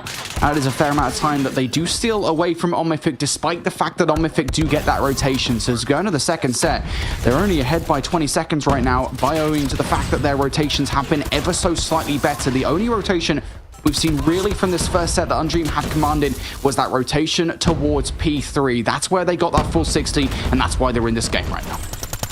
On Mythic, though, I think, you look at their lead and what they found. It was a good 40 at P2 and P4. Well, very well finding the 60s at 3, but you need to be competitive throughout the rest. And, well, Undream have been competitive here over towards P1. Good scrap going on between these two squads. Pildora trying to find something. You've got Indra for company, but Shizu and Zyrax getting the better of the SMG Joe on side of the point. Really good job from Zyrax. Actually 7 in a row out of absolutely nothing, by the way. And keeping things rolling here. Can he find the 8th? Koda's the next on the chopping block. He can find it before falling. But Akilla finds Badu as well. On top of it, Zyrax going massive for Undream.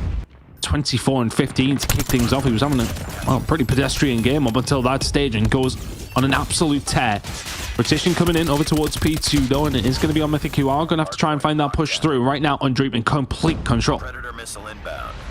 Undream know how important getting hill time here on this hard point is. That's why you see investment starting to come out from Fabuloso and Shisu, who is picking up gunfights now, clears out the top side. Now Undream can rotate towards this hard point. Claw now starting to come into play from Zyrax as well. Undream are sending everything at this hard point. Mythic also find back some operators of their own, and Badu coming through with 3. That is unfortunate. Given the amount that Undream invested in towards this time, you really would have liked to have seen a little bit more fight out of Undream. Now they're being pushed out for potential rotation as well. They've got to be careful about how much they invested in this one. 20 seconds left. Undream will find the kills, and so should be able to get this time away. Mythic now going to start to focus on filtering players through for rotation. One big player going up the ice side is going to be the side of Badu. Isn't going to be able to find anything, and once again, Undream are going to have this rotation, but this time they've got a lead on top of it. If they can find the full 60 here, it's a difficult position for Mythic to be in. Puedes finds nothing though. Indra through the front door, and all of a sudden some presence here for the side of Mythic, and I'm just scratching my head at how Undream do not have a little bit more presence inside of the point there. They've held on to the spawns. They still have those spawns, but they are not necessarily beneficial if you start getting pinned into them either. Dakota Pildora working well. Shiso can find something with the SMG, but Mythic have somehow found a way through here, bro. Yeah, this is dangerous now. You can really fight this one from the front. Mythic, excuse me, gonna have to find a way through. That's a big flank from Badu, and that should influence the spawns. Yeah, it is ever so slightly. Pueda spawns out, so Undream will continue to get those split spawns through here. It's weak. Undream looking to find their way through. Badu has played his absolute mind out towards this hard point, but there's still more to be done.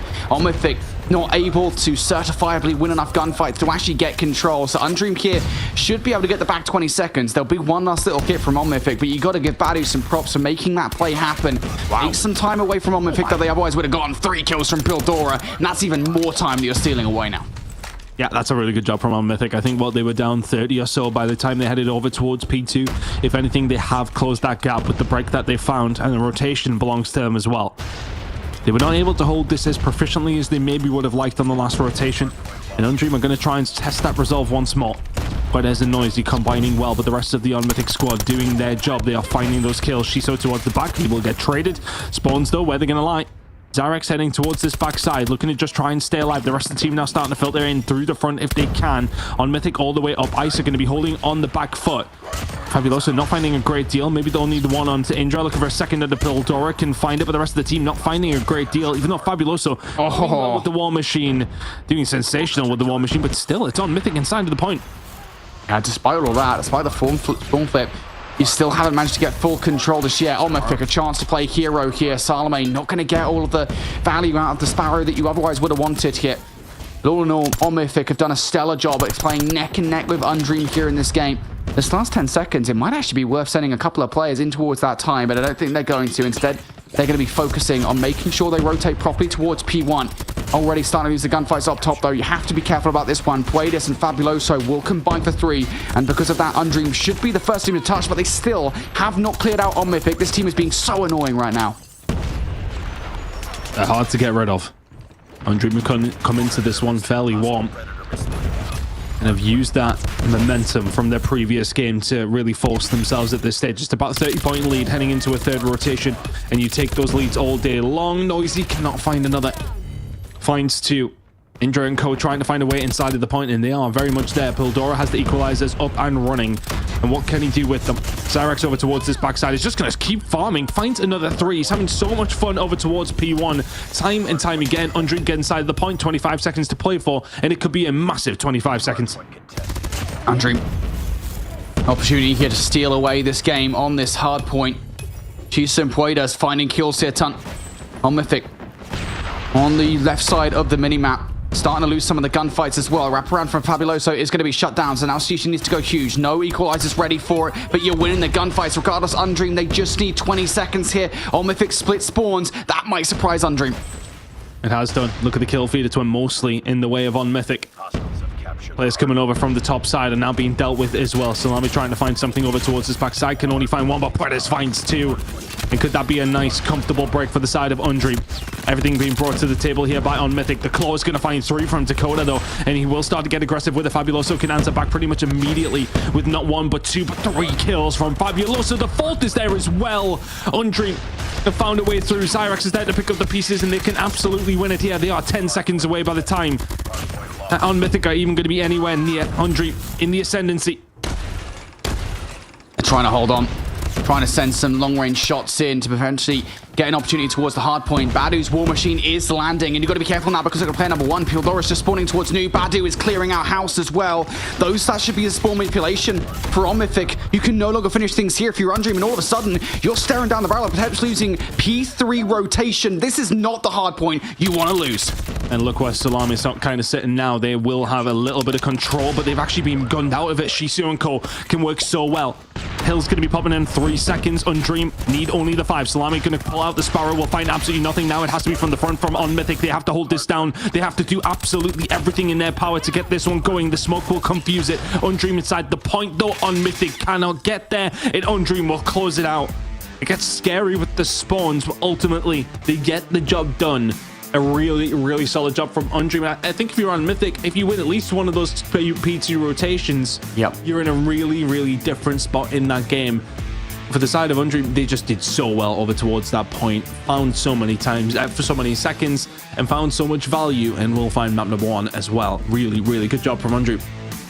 Yeah, and towards the closing moment, I mean, there was a situation there where On Mythic could well have actually won that game, right? It's the fact that they do manage to have that final rotation in their favor. They just lose the gunfights towards the front of P3, and you can't really afford to do that. I'd have liked to have seen maybe a little bit of reinforcement from On Mythic in terms of actually solidifying that P3 control, because we know what a money hill that can be. But what a back and forth hardpoint. We're wondering how these two teams would match up in hardpoint, and well, there we just got an absolute treat of a game to kick off this best of 5 ton. Again, I mean, such a back and forth affair. Undream holding for a 40-20 split on the hard point. The next hard point, it'll be On Mythic doing exactly that, constantly training control, constantly training hard points. And in the end, it did just come down to a couple of key rotations in the closing moments of the game. On Mythic, they tried to hold on, but they just could not get it done.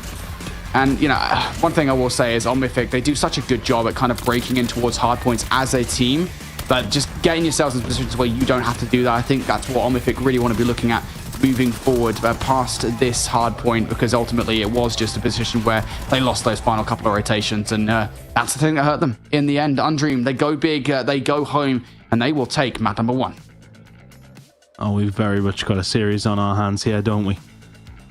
This is going to be an absolute banger all the way through. It is about a 25-point game in the end. Make it exactly 28 for Undream, who get the job done. And again, that P2 so influential towards it. P3, I should say. I always get it mixed up. I don't know why I always call it P2, Brody. I don't know why. It feels like a P2, doesn't it? It almost feels like, you know, the one that is actually P2 is kind of just the prequel to P3, right? I mean, I know that sounds a bit strange, and I know it kind of makes sense in your brain with what I'm saying here, though, at the same time. Kurahana is going to be coming up for map number 2, which is going to be the prequel to Takeoff Control, and if we need to see it, we'll see Hacienda and Coastal as the final 2 in the series. But that's a good start for Undream, right? You get a hold of the first map, you go into this hard point, you're feeling good off the back of a 3-0. You just had a cracking Search and Destroy, a 7-0 one fall your way up against Nexus. I can't imagine Undream will let that one happen, though. I don't know, dude. At this point, I think the expectations have been set that we're going to be seeing a pretty close series between these two teams. So I'm expecting that to continue in towards this Search and Destroy. You're absolutely right. This is not going to be a 7-0 Search and Destroy. Touch wood, because, well, I expect Undream to actually have some competition to play here. On Mythic, off the start here, getting super aggressive. Nobody down long from Undream. This is all through mid-cut. Shiso has a lot to do. Can you find anything? Noisy has already done his job, though. He's found 2. Shiso will find 1. Shiso will find a second. I think have come into this Search and Destroy the same way they left that first map entirely, and that is flat. Hildora dealt with. That is a clean round from Undream to kick things off on Mythic. Shocked into that one. Zyrax and Puertes don't find anything, but Shisu, Fabuloso, and Noisy combining well for all 5 kills. Great start for Undream. Solid one for Undream.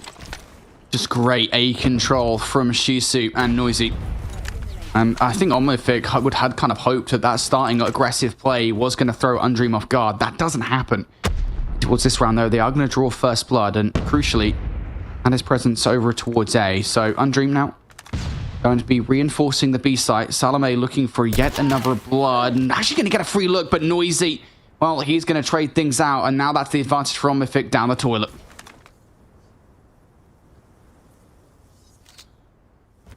Undream trying to make sure they solidify this one on the defensive side. I don't love the positioning here for Mythic at all. I really do feel pinned back into their spawn, but is there an angle there? Pildora is trying to find it.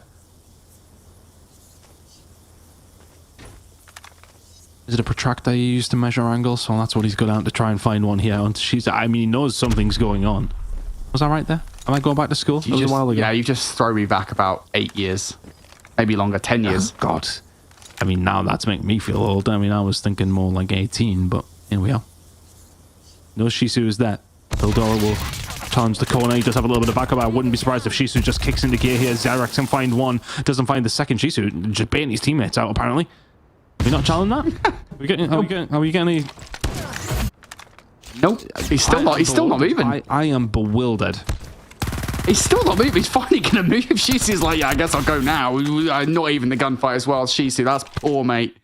Oh, God, we've given him a lot of gas. We'll give him a lot of stick for this round because that is not great. You cannot let your teammates die in that situation and continue to not do anything as well. Leaves a lot to be decided there.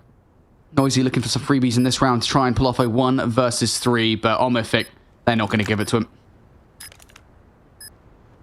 I just thought that the positioning there from Zyrax was to cover over Shisu, and when the gunfights eventually start to, well, transpire, maybe we could get something going, but yeah, Shisu doesn't kick into gear, and, well, I think we'll get themselves around.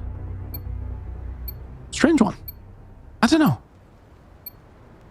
Yeah, I think that round, I mean, it's not like guaranteed victory by any stretch of the imagination, right? But Omnifig are stuck. Like, first of all, I would say there's no real reason to get aggressive in the way that Undream did. And then secondly, if you are going to do it, you probably want to trade a little bit more efficiently. You want to have Shishu actually doing something in that situation. So that definitely, I feel like a fumble at multiple different points in that round from Undream.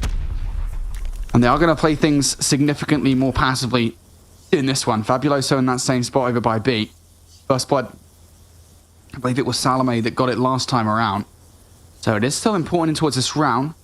Steady as you like from Salome. There's the peak, and there's the kill coming out from Fabuloso now for Omnifig. Back to that same situation before. Last time they had to play so passively. Fabuloso, what are you doing? I appreciate it. I appreciate how aggressive he's going to be, but Dakota, I mean, he is very, very lucky there. That's a freebie for Dakota. And Zyrax and Tob, so maybe they thought they could just get a little bit more presence. Well, they do that and keep their lives, so I suppose it's not the end of the world. Shisu and Kill trying to get very, very aggressive. Seen Badu as well. Oh, he's very tagged up. Is there going to be a child coming around yet? They're scared of it. The nade wasn't able to connect for a kill, but information gained. But what do they do with that info? Nothing at this moment in time. Both these two players from each team just posturing. Pildora will find one. Is the trade going to be there? Not quite. But this doesn't make the move. And now all of a sudden everything can try to start coming over towards this B side for the side of Undream. Omnifig defending well, but Pildora is left on his own. Noisy will find Dakota. And what can Pildora do from here? It's looking like absolutely nothing. Can find Noisy. Now in a 1 versus 2. No immediate trade as well. Pildora's going to get the regen. This is still possible. 10 seconds on the clock, though. Time on Undream's side. Pildora is not going to find either of these 2 kills now, and now will not find the plant. Zyrax will close out that round. That is a nasty read, by the way, from Undream, right? Given the amount of aggression we saw from Omnifig, from a couple of players trying to hit over towards the A site, you would immediately imagine that, hey, this is going to be an A hit. Like, there's nothing really much that Undream can do, but they stick to their guns. They still have an inkling that those players are going to try and hit down B long. And it is a perfect play call from Undream. Do not give that round away. That is a perfect Kurahana search and destroy round from them. Off the start of these rounds, Omnifig have really struggled with these first bloods. They're going to get aggressive to try and win one hit. And they managed to find a way through over towards the safe side. It's a passive setup from Undream, which may well have just worked out perfectly in this round. Shisu can find a kill, but not before Indra and Salami can find something else themselves. Salami will find another. Now Undream backs against the wall a little bit in this round. Fabuloso very, very close, but cannot do much about this. Does have some backup though. You see Zyrax firing over the top of this. Bomb will go down irrelevant. Fabuloso trying to find an angle. Couldn't see one. Bomb goes down.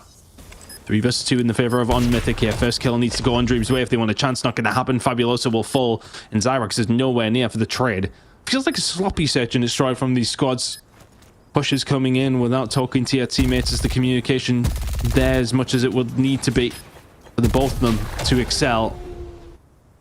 Not at the moment. Unmythic will find it. 2-2. Yeah, I think you're right. It does feel a little bit like we could see better search and destroy play from both of these two teams at this point. And that was one of those rounds where Andrew and Protocode just a little bit better, backed up a little bit more, played as a team a little bit more. Unmythic. I'm going to trade this one out. 2 for 2 now we go. Utility over the top straight towards B. And no Fabuloso watching the long kit. Instead he's backed up towards the middle of the map. So this is going to be full B-side control from Unmythic. And they've kind of just been given a freebie. They didn't even really earn this. I'm going down. Eldora finds a kill as well onto Zyrax. Badu onto Fabuloso. They've waltzed into the site and taken what they want. Noisy and Code, this is a stupidly tough retake now. Everybody from Unmythic sitting very tight inside of the side. Noisy can find something with the grenade because of the positioning. Unmythic with 24 seconds surely will do well to lose this defense of this bomb. Badu can find something. Shisu will be there for the trade, but that's fine for the team defending it. Noisy now left in a 1 versus 2. The trade's working out, the time on their side, and another round goes over towards Unmythic. After a bit of a shaky start, they are well and truly back into this game. Yeah, that was an unnecessary adjustment from Undream. They've had success in having Fabuloso watching that cross. There's no real reason to make an adjustment. There's nothing that I think Unmythic have shown them in the first 4 rounds of Search and Destroy that says that Fabuloso can't be there, that he hasn't finding success on those first picks, and changing things up is effectively giving that round away for free. It's difficult to retake B at the best of times. Now this round feels like it's all down to Noisy, and he gets shut out right off the rip. Undream have pushed so far in the middle of the map that they're going to have to pull back if they want to hold on towards A. A lot of aggression through the middle of the map. It might just be a full wrap round. Fabuloso is just sitting tight here. I know there potentially could be a lot going on his left or right hand side, but he ain't making the move. But to be honest, Unmythic are just reading this. Yeah. At least one player spotted over towards that backside. It was Zyrax who took the shot. Now everybody makes their move over towards A, and Fabuloso has to at least find something or just slow them down. If you can find a pick and survive, a pinch is set up. He is going to be the player that makes the move. Everybody else is falling in from behind. But the question is do Unmythic know that there's 3 players on the flank? Yeah, I don't think they fully are aware. I think given the fact that they got Son to 8 so easily, they might not be. Fabuloso on the other side, though, constant nuisance. Reposition from Sisu is going to make this a 2-2 hit now on the pinch, and you're winning the gunfights as well. Pildora will trade out now, and it's all just down Salome. 16 seconds. Just needs to find a couple of kills, but they've spotted him. He can find one onto Shisu. Now, all of a sudden, this gets a little bit scary, but Salome will get taken down. Fabuloso does his job. Fabuloso just surviving all of that time towards the backside. Zyrax will be there for the defensive defuse. And after 6 rounds of defense, the side of Undream, we're all tied up. And to be honest with you, it's not even just Fabuloso, right? It's a little minor adjustment. I think it was from Shisu that actually helped Fabuloso out in that play. Fabuloso was on his own sim for the longest period of time. They recognize that, hey, we probably don't need 3 players hitting this one through that mid-cart, so let's just kind of send another player on the wrap. It's a good adjustment from Undream in the moment here as they 2 tie things up. 3 in towards the offense now for Undream. They're trying to play aggressive off the start of this round, looking to overwhelm players on towards B. It ends up being a trade-for-trade situation. Noisy and Shisu left alive on this site, and they're being aggressed. Shisu. Big kill to be found. Now puts himself in the 1 versus 2. Oh, can he find this one? The initial. Oh, it was nearly falling his way, but now he can continue to try and fry. Does have the bomb, and yeah, he can waltz over towards A and get this down. He knows they're probably not going to be channeling around this side. This is a free plant. And it would be a 1 versus 3 for Shisu to pull off, and it could be a big one. How on earth Shisu's got out of this situation is beyond me. No idea. Totally slipped the net. I don't think even Pildora or Salome expected that. He's going to meet him. No way. No way is Shisu going aggressive for this one. Salome will hit the pre-nade, but he's not expecting an up-close personal gunfight like this. Shisu not shots on towards the second. could not get it done. How about that? And Odin beating a USS 9 at that range. Pildora will be the player to do it, and it doesn't make really much of a surprise here considering the game that he has had so far. But I'll say it again, the fact that we even see Shisu get into that position is not okay. Just a bit of miscommunication, a little bit of bad timing. Defend the objectives. But Mythic are the ones with the lead now. Looking to try and tie this series up, but it's been such a close search and destroy. Kind of reeks of overtime to a certain degree, doesn't it? Nobody able to really establish that control, establish a good solid lead. Salami's toe has been spotted, but Zyrox, you were seen first. Salami can find one. And Mythic now is trying to start this charge towards the latter stages of this search and destroy. They want to pull away quickly and solidify the map to get us at 1 apiece, but still plenty of search and destroy left to be played.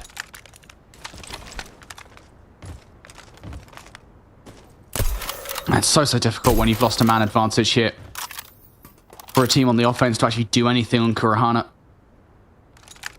Again, it's one of the situations where I think the reactionary play in this instance would, generally speaking, be to play together and try and hit a site, because that's where you're going to find yourselves in an advantageous position. You can play the trades and get the rock down, but Undream trying to settle for any potential freebies from Omnific. And Omnific, to be fair, I mean, you look at the way they're pushing up the map right around, they are giving it to him. Wadas almost has a second here in this round. Aggression coming out from Badu here. You got to be very careful. Badu might give away a freebie and does exactly that. And that kind of advanced position is just not really necessary.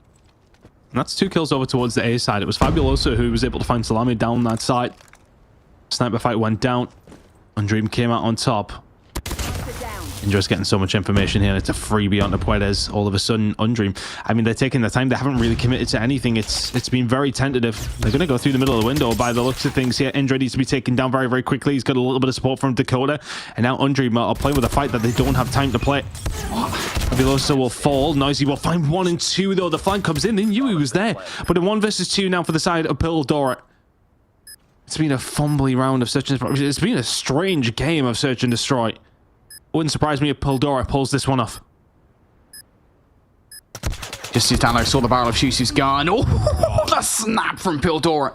Brings it down to a 1 versus 1. Noisy trying to get an immediate trade-off hit. Gonna back away, though. Knows all you got to do is just shoulder peek that bomb as long as you're in a position to do so. Is it planted for him? Yes, it is. Got to see aggression from Pildora now on the hunt. Noisy just going to back away, get shot put into him, just run away in this situation, and now go check the bomb. Player on it. You got to go. Pildora on the fuse, and Noisy has the time to get it done. Will win that 1 versus 1. But my, oh my, that's closer than it needs to be. And to be honest with you, I mean, that is just a fumble on all sides there. Omnific fumbled, I think, on the defense by giving away a lot of freebies to Undream where they probably shouldn't have done. Undream almost messed the entire round up by hitting through the middle of the map when they probably could have just hit one of the bomb sites. They had the information, I think it was from Fabuloso, that it was a bomb site free. Either way, comes down to a 1v1. Noisy wins it. Scary round for both squads. In over the top, that's going to land somewhere near. Yeah, Zyrax weak. Passive setup from Undream on this attack. We're going to try and find some picks, and there's one. Pildora will walk straight into the clutches. I mean, you play over towards A and C and anything. You play over towards B, A and C and anything.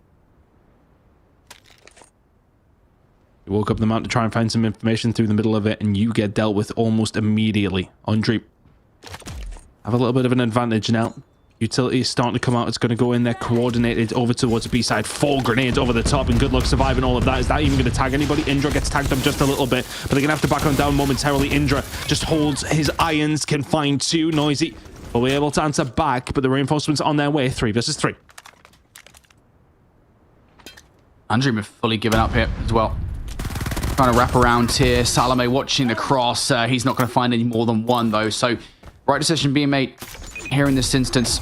Get that rock down over by 8. Badu picking up Noisy is not good. Little reposition from Sisu here, though. Should be good enough to get away. Yeah, not going to go immediately for the reach out here. Just trying to play on Mythic straight into him. Shizu again. Can he find the 1 versus 2 this time? He can find the first gunfight once more. Badu has so much work to do here, though. With the HSO, it's going to come down to one moment in this gunfight, but he's found Shisu. It's the wrap all the way around, and Badu lets him know. Entirely outbrained.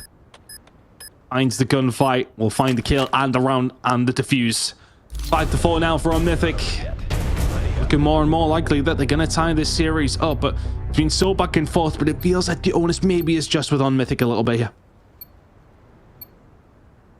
I think they're just better at adapting to situations right now. Undream do feel like maybe not as fast and aggressive in rounds where we otherwise would expect them to be. Snipers haven't been that great as well. Bladus has been so quiet through the search and destroy so far. Salome, big kill against Zyrax. Now immediate trade as well. Fabuloso has taken so long, and the fact that that gunfight takes even longer, it allows Mythic to react. Look at them now, 3 bodies on the A site. Undream stopped dead in their tracks.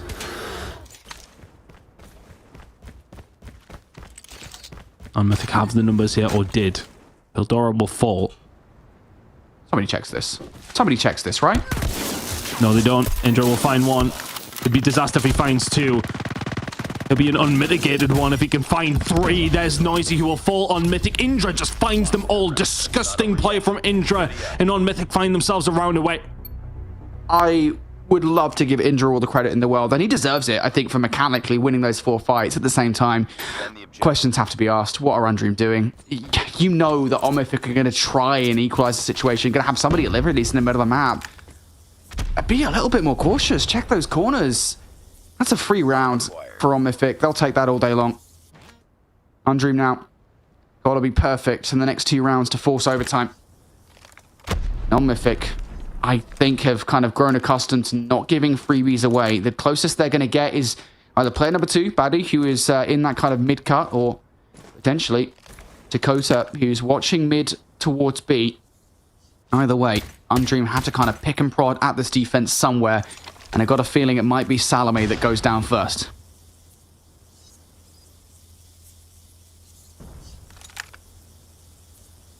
Undream trying to find a way through.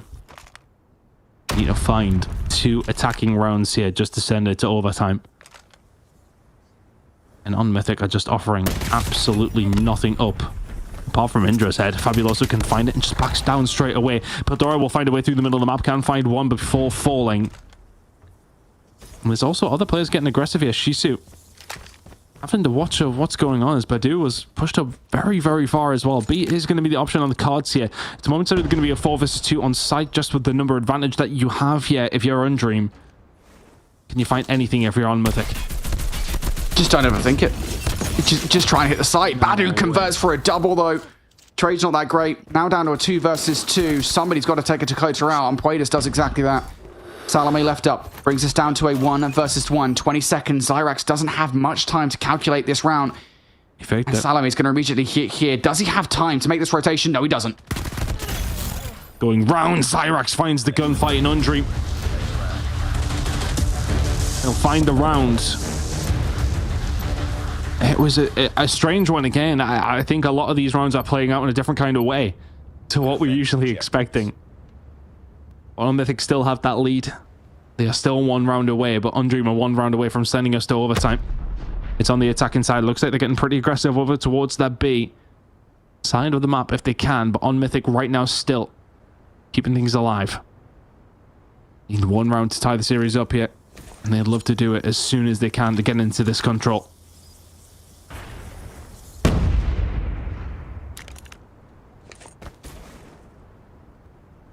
It's the same kind of situation we've been in before, right? Undream looking for that first blood, whatever way they could get it. I think more often than not, it has come down by way of maybe Fabuloso picking up a player like Indra towards that B side.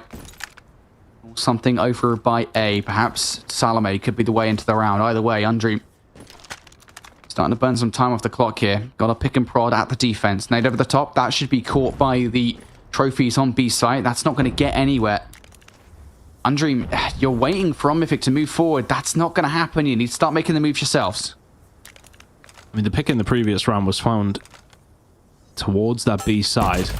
Oh, Badu, he threatened maybe more than the shoulder there, and Players will find him. No answer on the other side. Fabuloso's got aggressive, though. Indra should find him and does. Just pushes up on his own, and he is a free kill for Indra. But the onus for Undream is over towards this A side. Look at this aggression coming out as well. Salame's got aggressive himself, can't find anything, has to go for the challenge. It's going to be Zyrax who picks up the pieces. Pildora will be there to answer with one back. 3 versus 3. Advantage here for Undream. You get that bombed out. Omnific are the ones that are going to have to hit this from the back line. No sniper in play now. So we're going to have to be up close and personal gunfights. Undream would know that by the fact you've taken Salome out of the play. You've got to play around that. Instead, they're playing in towards the cut, and that's going to give Omnific an advantage in terms of actually taking these fights. It's an advantage that Omnific don't know they have yet, though. Pildora just waiting for a moment. They're waiting for a child to come through. They're waiting to see someone. Jisoo, he's going to be the first one to find something, but the kill started to fall their way. He was the only one to find something. Pildora falls. Puedes, he will find it, and all of a sudden, it's Pildora and co who can manage to find the round and find the map. A big clutch up comes through for Omen Mythic, and Undream crumble again towards that last stage. That one could have went either way, and I don't think we would have argued against it, but it was a sloppy search and destroy for both teams, but ultimately it will be on Mythic who take it away. Yeah, I will say, I think the thing that I think separates those two rosters there is ultimately that I never really felt convinced that Undream were ever wanting to capitalize on an advantage. They were never the ones wanting to be proactive in that search and destroy, where we saw multiple occasions where they either kind of be an individual play from the likes of Indra, who I think got that 4K later on in the round that definitely should not have happened, or it be kind of from the team play.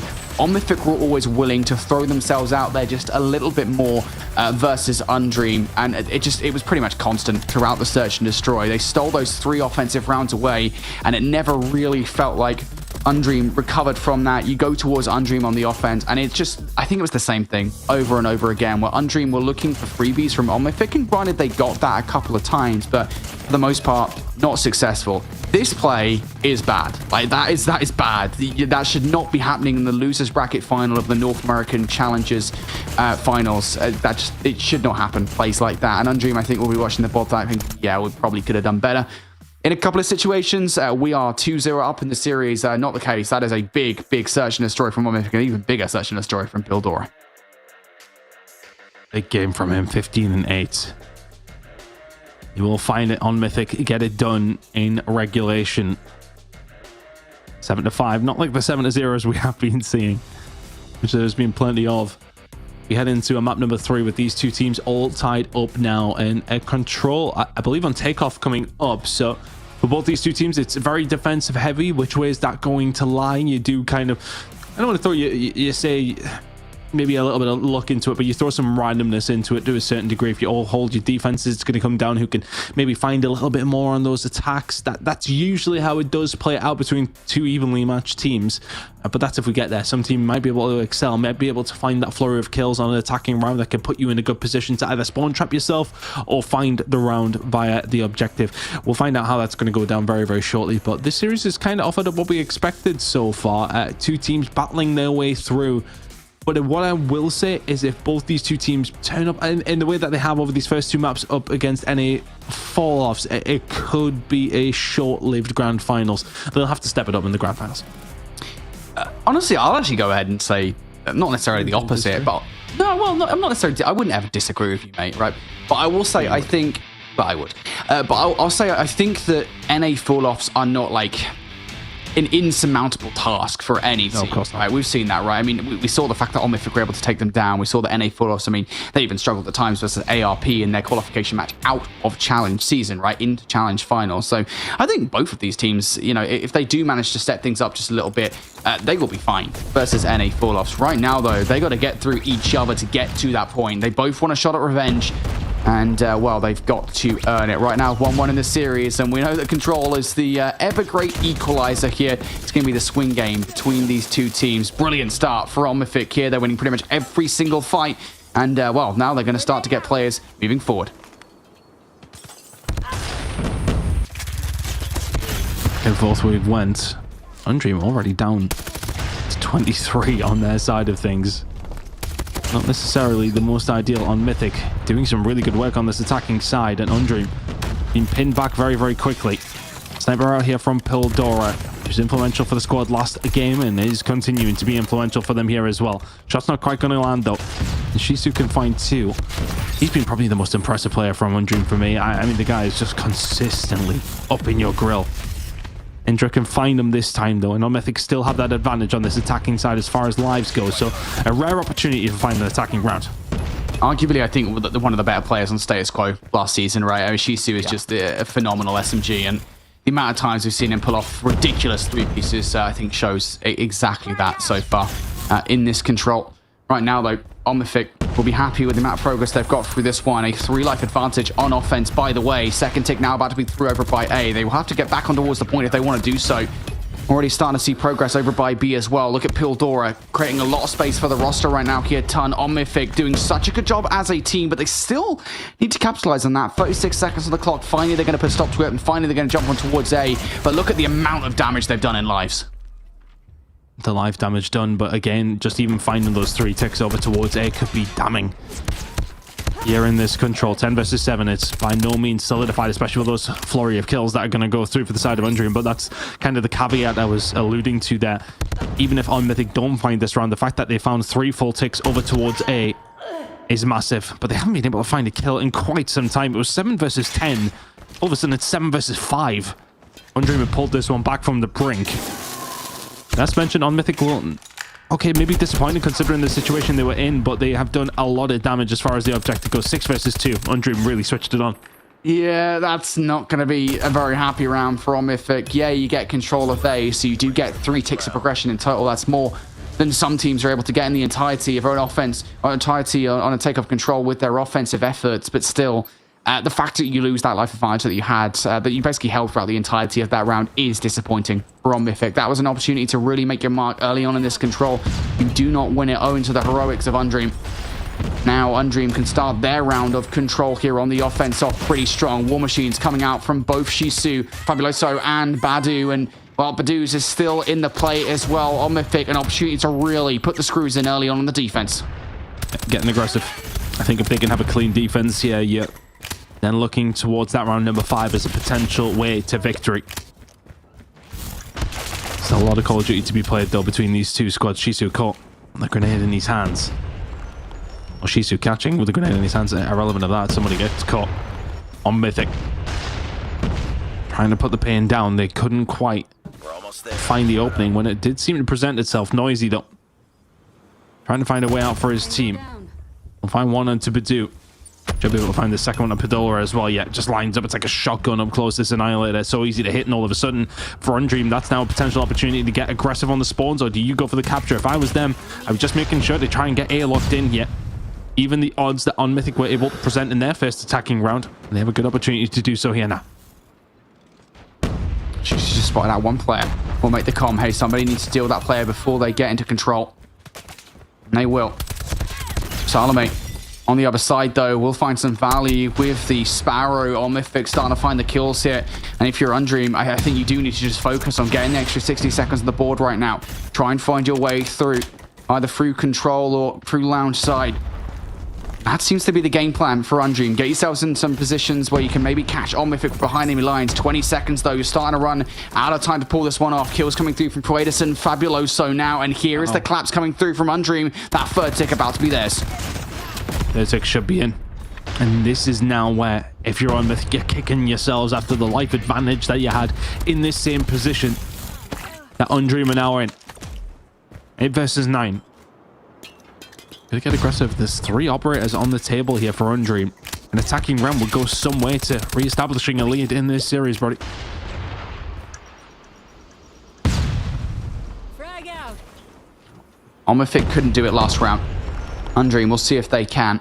They are making headway in towards lounge. I think Shisu is probably going to be the key to this play. You've just lost Fabuloso up top. They're taking a little bit too much time to make this move forward. Noisy will finally draw that first blood, though. Shisu still hasn't activated. You need to trade out your teams right now. Finally, you do so, but by the time that Shisu can actually do anything of note, you've lost all the pressure from lounge side, and now anything that happens over by B has to be down to the heroics of Zyrax. Zyrax can find 2, and we'll have absolutely nothing. 3 versus 5 now. In favor of Mythic, looking to try and tie this one up if they can. Fabuloso will find Indra. Zyrax, he's actually pulled out the call, finds absolutely nothing for it, but Pildora with the Annihilator.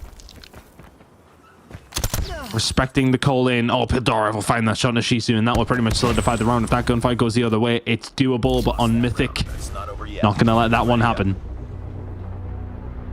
Again, though, I suppose for Undream, damage done as far as the ticks go. You even things up on that front. I don't think they got anything over towards that B side. So both attacks have actually been able to find some sort of value, but not enough value to close out the round. And we do go 1 for 1. Neither team able to secure B off the back of securing A.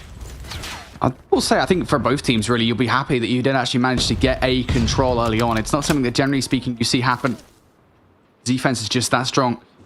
Here on Takeoff Control, I think a lot of it is down to the fact that neither team has really been able to solidly take control of both the launch center and control at the same time. Dakota starting to really piece up, though, and Omnithic now at the spawn trap once again. Now, once again, looking to get A control. Inja finding a couple of kills here. They can actually split their offense and get both points at the same time. Fabulous has found absolutely nothing with the War Machine as well. Next couple of gunfights, if they go the way of Mythic, then all of a sudden this attacking round is looking more and more possible. Not quite gone yet. Shisu with a big long-range gunfight with the USS-9.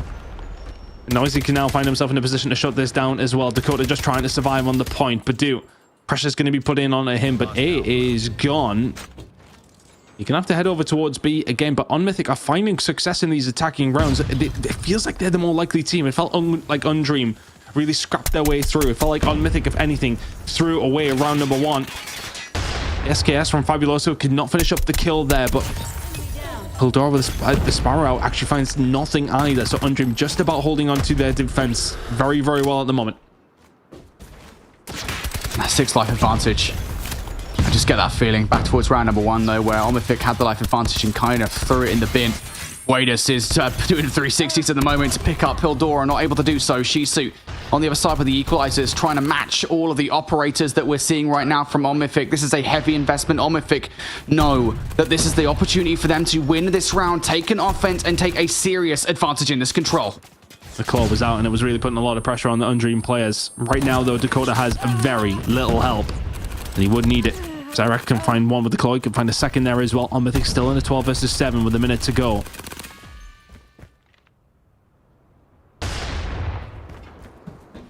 Undream holding tight. Everybody on the point waiting for something to happen, but there's still plenty of time for Mythic to be able to find a route through. 50 seconds or so.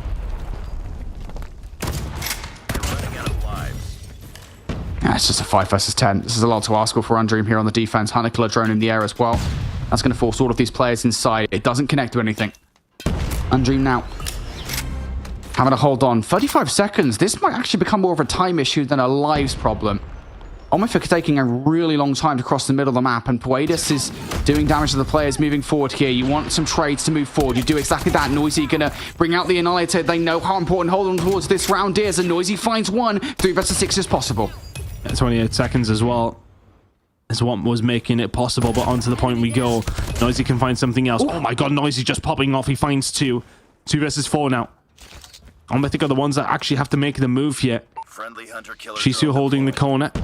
Will they be able to find him as well? Oh, the killer drone is out, and that is going to slow them down. 12 seconds. This 2 versus 4 is more than doable. Pildora will find Shisu, though, and Noisy has to survive towards the backside, and it felt like it was inevitable that Mythic would eventually get that round, but Undream made a really good job of trying to hold it. Yeah, but you could just tell Undream were trying to claw their way back into that round with the final few moments there, right? It was the Annihilator from Noisy. They were hoping that was their kind of surprise moment, comeback versus Omnithic. They were hoping the Hunter Killer drone would keep them away from the point, but neither of those two things worked.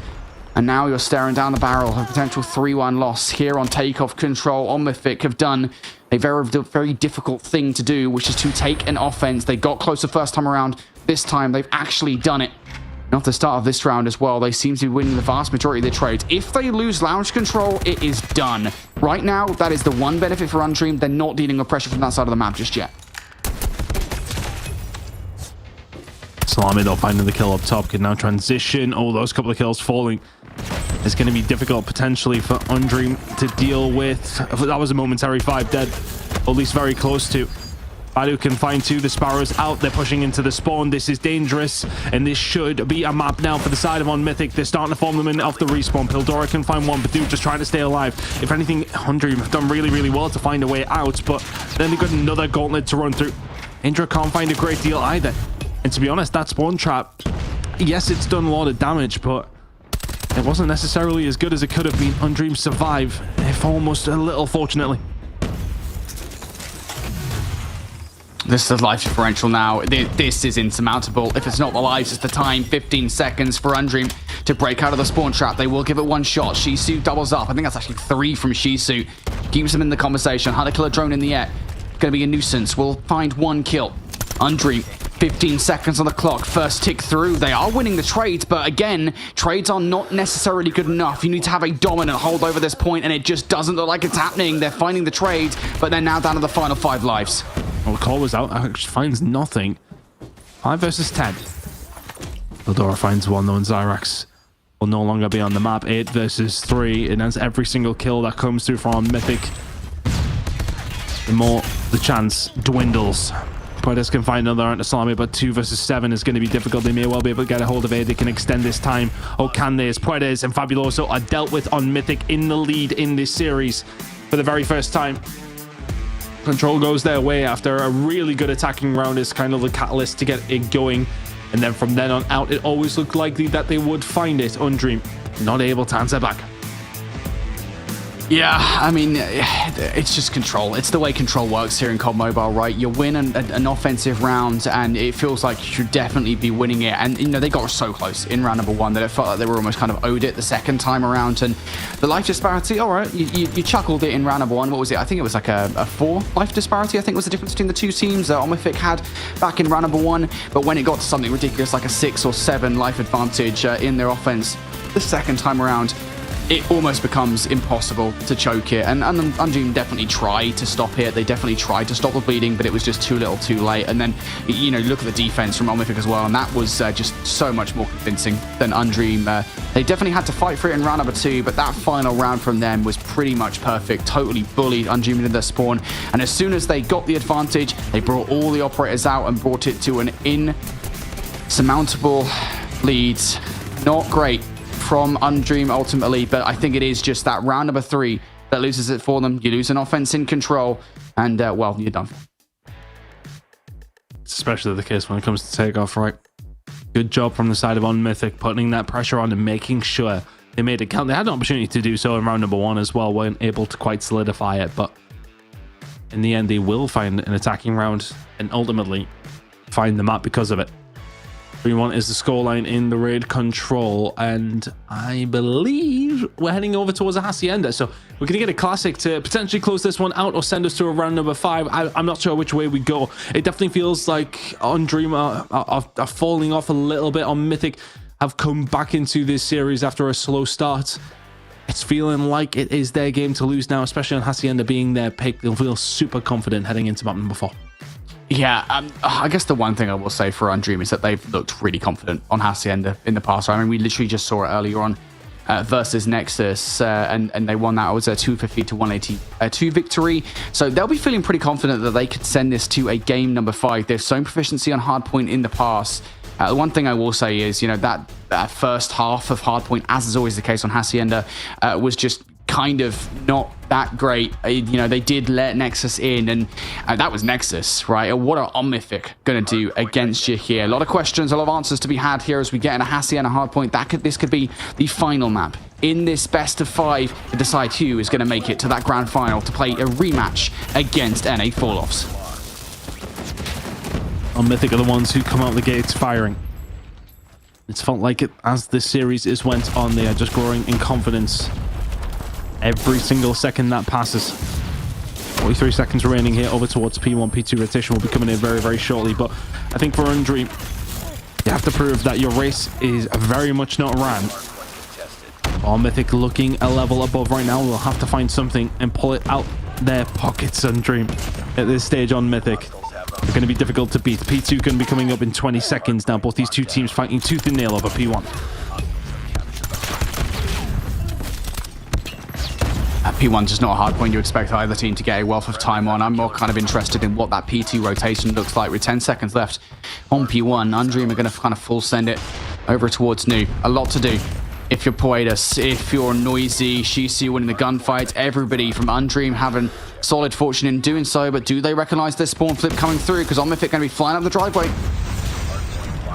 And they come. I think we'll hold this one down. 55 seconds of P2. In fairness to Undream, you know, when we talk about these money hills on maps in particular, and when they're finding kills like that, they're going to get some good time. They did it on P3 on Summit. They're doing it right now on P2 on Hacienda. Indra, though, has found a way through. He can find a couple of kills. The rest of the team now falling in. 39 seconds remaining on this hill. On Mythic will find a break.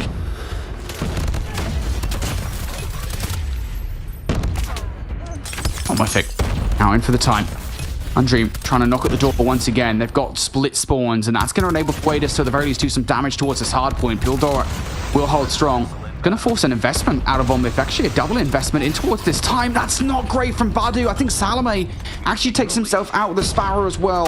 That is really, really bad operator investment from Omif, and it's kind of a freebie sent in Undream's direction. They will take the scrap time because of that. And I got to say, I mean, for the amount of investment Omif put into that, what was that, 2 operators and the Predator missile, they actually don't really get anything. That's not great for them. Not ideal by any stretch of the imagination. They are the first ones here over towards P3. Pildora and Badu can combine for 3 kills themselves just to try and slow down the inevitable strong push that's going to come in from Undream. They have now 4 operators on the table. Oh, sorry, 3 operators on the table. On Mythic have the 4, so they have been able to get them back. Can they do anything with them? Right now, still inside of the point. Indra inside of Tin now with the Death Machine. Will hold down one angle, but he needs to actually figure out where everybody else is coming from because the rest of the team are doing their jobs. Indra, this time around, will start to line them up. There's 2 kills going to go his way. Turns around at the wrong time. It's going to be the claw that comes in from behind. Zyrax can only find the 2. And the Badu finds 2 of his own on Mythic, just about in control. 15 seconds or so remaining here at P3. It's been a good hold from on Mythic. On Mythic, opportunity to really kind of blow this game out of the water, blow Undream out of the water now. You're up by 45 points. That's not something, even in the first set of rotations, you generally speaking see. And the investment in towards the rotation, also not that great ultimately for Puedas. He does a good job for the first kill, but the fact that you don't really see Undream off the back of losing the vast majority of the fences, Hardpoint, not really do anything on this rotation is not good whatsoever. We need to see them breaking towards this Hardpoint now. They cannot afford to lose this hill.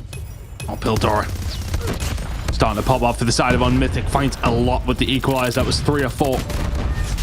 Fell his way on Mythic, starting to stretch that lead now. 20 seconds gone here over towards P4, and some good time falling their way. Oh, he can somehow find 2 gunfights on the way through, though. Is the cleanup going to be there for on Mythic? No, they are not. Salami just through the smallest of gaps will find Zyrax. On Mythic just trying to find a way back in, to a point that they were controlling very, very well, and now it seems like they're going to be able to do the same thing. Fabuloso will fall. Gravity Vortex guns out on one side of things. You can see everything popping up from both these 2 teams as soon as it comes up, but it's ultimately on Mythic with a very, very healthy lead here, and the lead in the series as well. Undream needs to have a much better second rotation. And it's just fundamentals. You can't not rotate like that. When you lose a hard point, right, it's just a reaction almost immediately, especially with the grace period that you get in this game. Like, it's not like regular hard point, right, where you can just kind of over-invest into towards scrap time, and, you know, you will definitely get punished even more for it. In COD Mobile, you have 8 seconds between each hill before that next hard point pops. And even with that, Undream just don't rotate properly there towards Rock, and that, I think, is definitely the thing that befalls them. You are now down at 80 points. This is not an insurmountable lead by any stretch of the imagination. We've seen comebacks from the past. We can definitely see Undream come back in towards this game, but you've got to start getting those fundamentals down because you will be, well, out of this game before you know it if you don't. 30 seconds left. Still worth fighting for. Undream looking to steal that time away. Yeah, 25 seconds, yeah. It's a good time that potentially could go their way. The kills are going their way. Shisu now going to bring in the equalizer. Don't know how much benefit he's going to get out from it this side, but thinking about the P2 rotation, looking that way. 1/3 of the time remaining. It's ticking down very, very quickly. Has he found much out of this? He can find 1 the second there as well. And transitional gunfights working out for Undream. It's working out wonderfully for Shisu, and the timing he was able to put down there with the equalizer. Zyrax through the front door can find 1. Indra is the only one who can answer back. And Undream, just like that, especially if they can find this break and find some good time, will be well and truly back into this game. Got to hold on to the time, though. Fabuloso actually going to do a good job here at getting towards the hard point. It offers an opportunity here eventually to get in, but that 2-piece is going to stall things ever so slightly. Undream now back spawns. On Mythic will read them, but will not be winning the gunfights here. Indra, a lot to do on this side door. Will pick up a gunfight. Salome also starting to be there now. On Mythic, in for this time. Still, the advantage, not that great. But you're looking over towards players now, potentially spawning out. Fabuloso on the other side, looking to do this at the same time. Not really that great in the grand scheme of things. Extra bullets in the body from Badu here. And On Mythic have read these spawns absolutely perfectly. The one player on the other side gets dealt with. And now you're starting to line these guys up, getting 3 pieces like that. Time 19 for Salame has been so good so far throughout this entire series. He's been incredible. Everybody from On Mythic have done so well over the last 2 maps specifically and are doing sensational here in map number 4. It's nearly a 100-point lead for On Mythic. They're not going to be the first ones here over towards the fences. Undream are starting to set up camp. Mr. finds absolutely nothing though. Zyrax can find a couple himself as well. So Undream are going to have a potential little bit of breathing space to pick up some time, but Dakota's going to, well, completely counteract what I'm saying because he's in and amongst the point, finds a kill before falling, but it's Undream in control. Undream still looking to fight back. Hence, as Hardpoint is generally speaking not a kill you expect to see any team get a wealth of time on. On Mythic did do so last time around though. Gunfight's now going in favor of Undream. Spawns locked in here. Owing to the fact that Undream have players pushed back towards back tin, back garden. On Mythic looking to continue to hit this from that fences side. That's 3 kills now here for On Mythic, and now they can start to earn some time off the sill. Shisu doing really well though. Trying to distract them away, just trying to farm them off it if he can, but 15 seconds to go. It feels like crucial time that Undream are now going to get an opportunity to get a hold of. One close back spawn, did you see that? Oh, Predator actually spins around on the Pildora. How on earth did he find that? But P4 now incoming. Zyrax from the top side. On Mythic are going to be the first ones here and in control of the hill, which is about to pop in 3 seconds. Kill trays are not going to work out for the side of Undream. It needs to be convincing, and it's convincing only in one direction. She's going to bring out the equalizers. Only finds one with it. Badu there with the War Machine is able to shut that one down. And the other side equalizes out again. Pildora and co trying to hold something down over towards this P4 side and looking good so far. Getting aggressive, can't quite find any more. But it's the job done. On Mythic in full control. Same thing again. Undream just not rotating correctly. Now they're having to deal with the utility from On Mythic. The Death Machine is short-lived. Flanking play from Badu, though, is going to weaken things up. He's picking these guys off the spawn now, and those back spawns are locked in. Undream going to be dealing with this. Badu going to bring the Predator missile down from up high as well. On Mythic just 27 seconds away from victory here. They won't be able to finish things regardless on this rock hard point, but it feels like they've done enough to basically guarantee it. Tom, we would need to see perfect hard point from Kieran out from Undream. Yeah, that 100-point deficit has been there still since P2. Undream haven't been able to close that gap. And now On Mythic, only 25 seconds or so away. I'm curious if they're going to be able to get it done over towards P1, because the thing is, Undream are going to have to panic. They're going to have to invest. They're going to have to stop everything from On Mythic, everything that they throw at them, and they've done so well so far. Shisu and Fabuloso combining for around 8 in a row. Make it 4 now for Fabuloso. Noisy finding a couple as well. Undream starting to get some time here over towards P1 with 41 seconds remaining, but it takes one good break for On Mythic, and this game is done. And P1, again, I always talk about it, it's deceptive. It's very easy to actually get a wealth of time off this hard point. On Mythic, as you said, one good break and they'll be in for it. And they want to try and start by getting the top side control. It's not something Puedes is ready for. Kills now 3 from Pildora and Dakota. This could be it. 20 seconds away from On Mythic. They can't win it here over towards P1, so it's going to be a race over towards P2. It's going to be a well-side spawn here for the side of Undream. So potential for them to find a breakthrough when the hill pops in, well, around 15 seconds or so. Big gunfight win one on the other side of things by Pildora. He's all on his own over towards P2, and he's holding it down on his own over towards P2. The Hunter Killer drone is out, is going to help him against Puedes. He doesn't need it. His teammates are there to back him up inside of the point. Operator starting to ring on through. On Mythic are 10 seconds away. It's one wave of gunfights. And they've got all the operators out as well. This feels like it is done. On Mythic get it done in the end. A dominant hardpoint will close out this series as On Mythic book a place in the grand final. It's going to be the rematch coming in up against NA Fall-Offs, and a really good performance coming in against Undream, especially with losing the first map.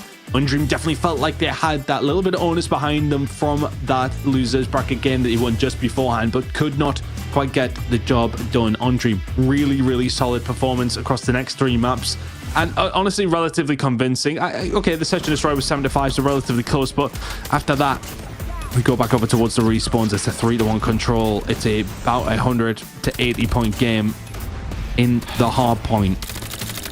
And that's going to feel good heading into a grand final with that kind of win behind you against such a quality team like Undream.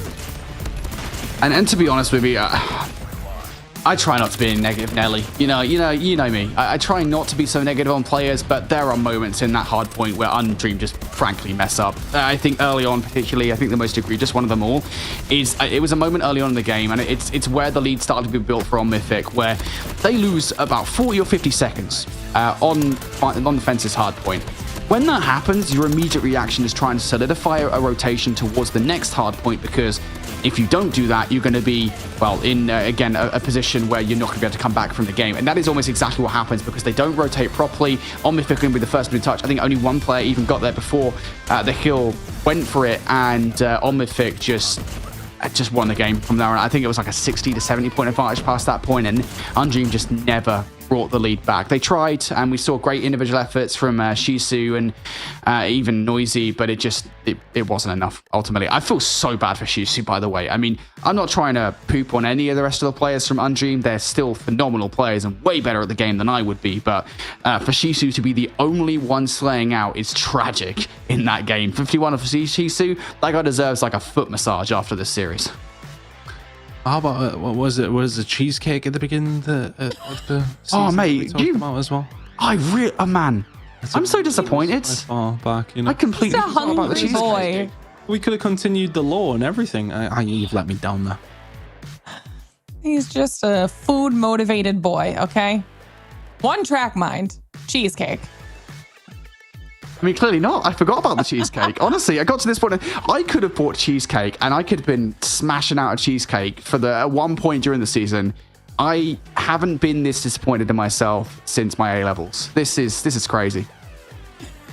Well, hopefully you'll be able to recover from your own self-disappointment, because we still have a grand finals right around the corner now that On Mythic were able to close out that series and move forward to the next and final stage of the competition. They will be facing off against NA Falloffs now. And don't forget that NA Falloffs do have that one map advantage. So On Mythic will have to work that much harder if they want to be able to claim the title over NA Falloffs. I think this is... Once again, we knew the potential outcome for this, but, you know, Undream put up a fight against On Mythic, and now On Mythic's warmed up, ready to go. We'll have to see what NA Falloffs can bring to the table here against them. Hopefully, they're ready, because we're just minutes away from being able to close out this entire challenge season already. We're going to give the boys a little bit of a break after that phenomenal cast and give our players a little bit of time to get themselves set up for our best of 7 grand finals. You know, that means they have to go through their picks and bans, get their teams set up and ready to go, and make sure that everybody has their phones charged, okay? It's grand finals, baby. When we return, we'll be crowning a champion for North America, so don't go anywhere. We'll be right back. You got me thinking things I didn't mean to. You got me wanting things I never wanted. Is this the way you always get what you want? Alright, alright. You got me right inside of my head. You got me so, so close on the tip of your tongue. This is the way you always get what you want. Alright, alright. Let's do and say that we're done. Let's do, I know that you want to. Let's do and say that we're done. Say that we're done. Let's do.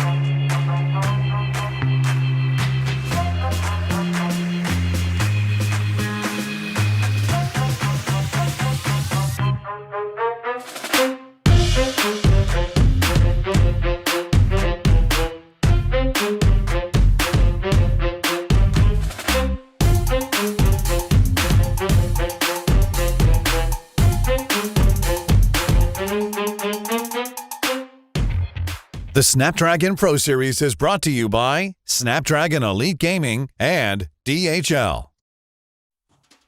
All right, everyone, welcome back to the Snapdragon Pro Series, where we are preparing to head into our grand finals here in North America for Call of Duty Mobile. This series will determine who is the best in the region, give them the title, the cash, all of it, after 4 weeks of our challenge season. This will be similar to what we saw in EU as well, Ton, where it was what we saw in the upper bracket, and the team that dropped down made their way back into grand finals, and we saw how that played out earlier. Yeah, that's kind of what we really did expect coming into today. We thought Undream would get it done against Nexus. We thought On Mythic would get it done against Undream, and that is exactly how things have played out. But I mean, it wasn't necessarily as simple as you would have liked it. If you're on Dream, yeah, okay, you managed to get it pretty convincingly, but not without its trials and tribulations to get here.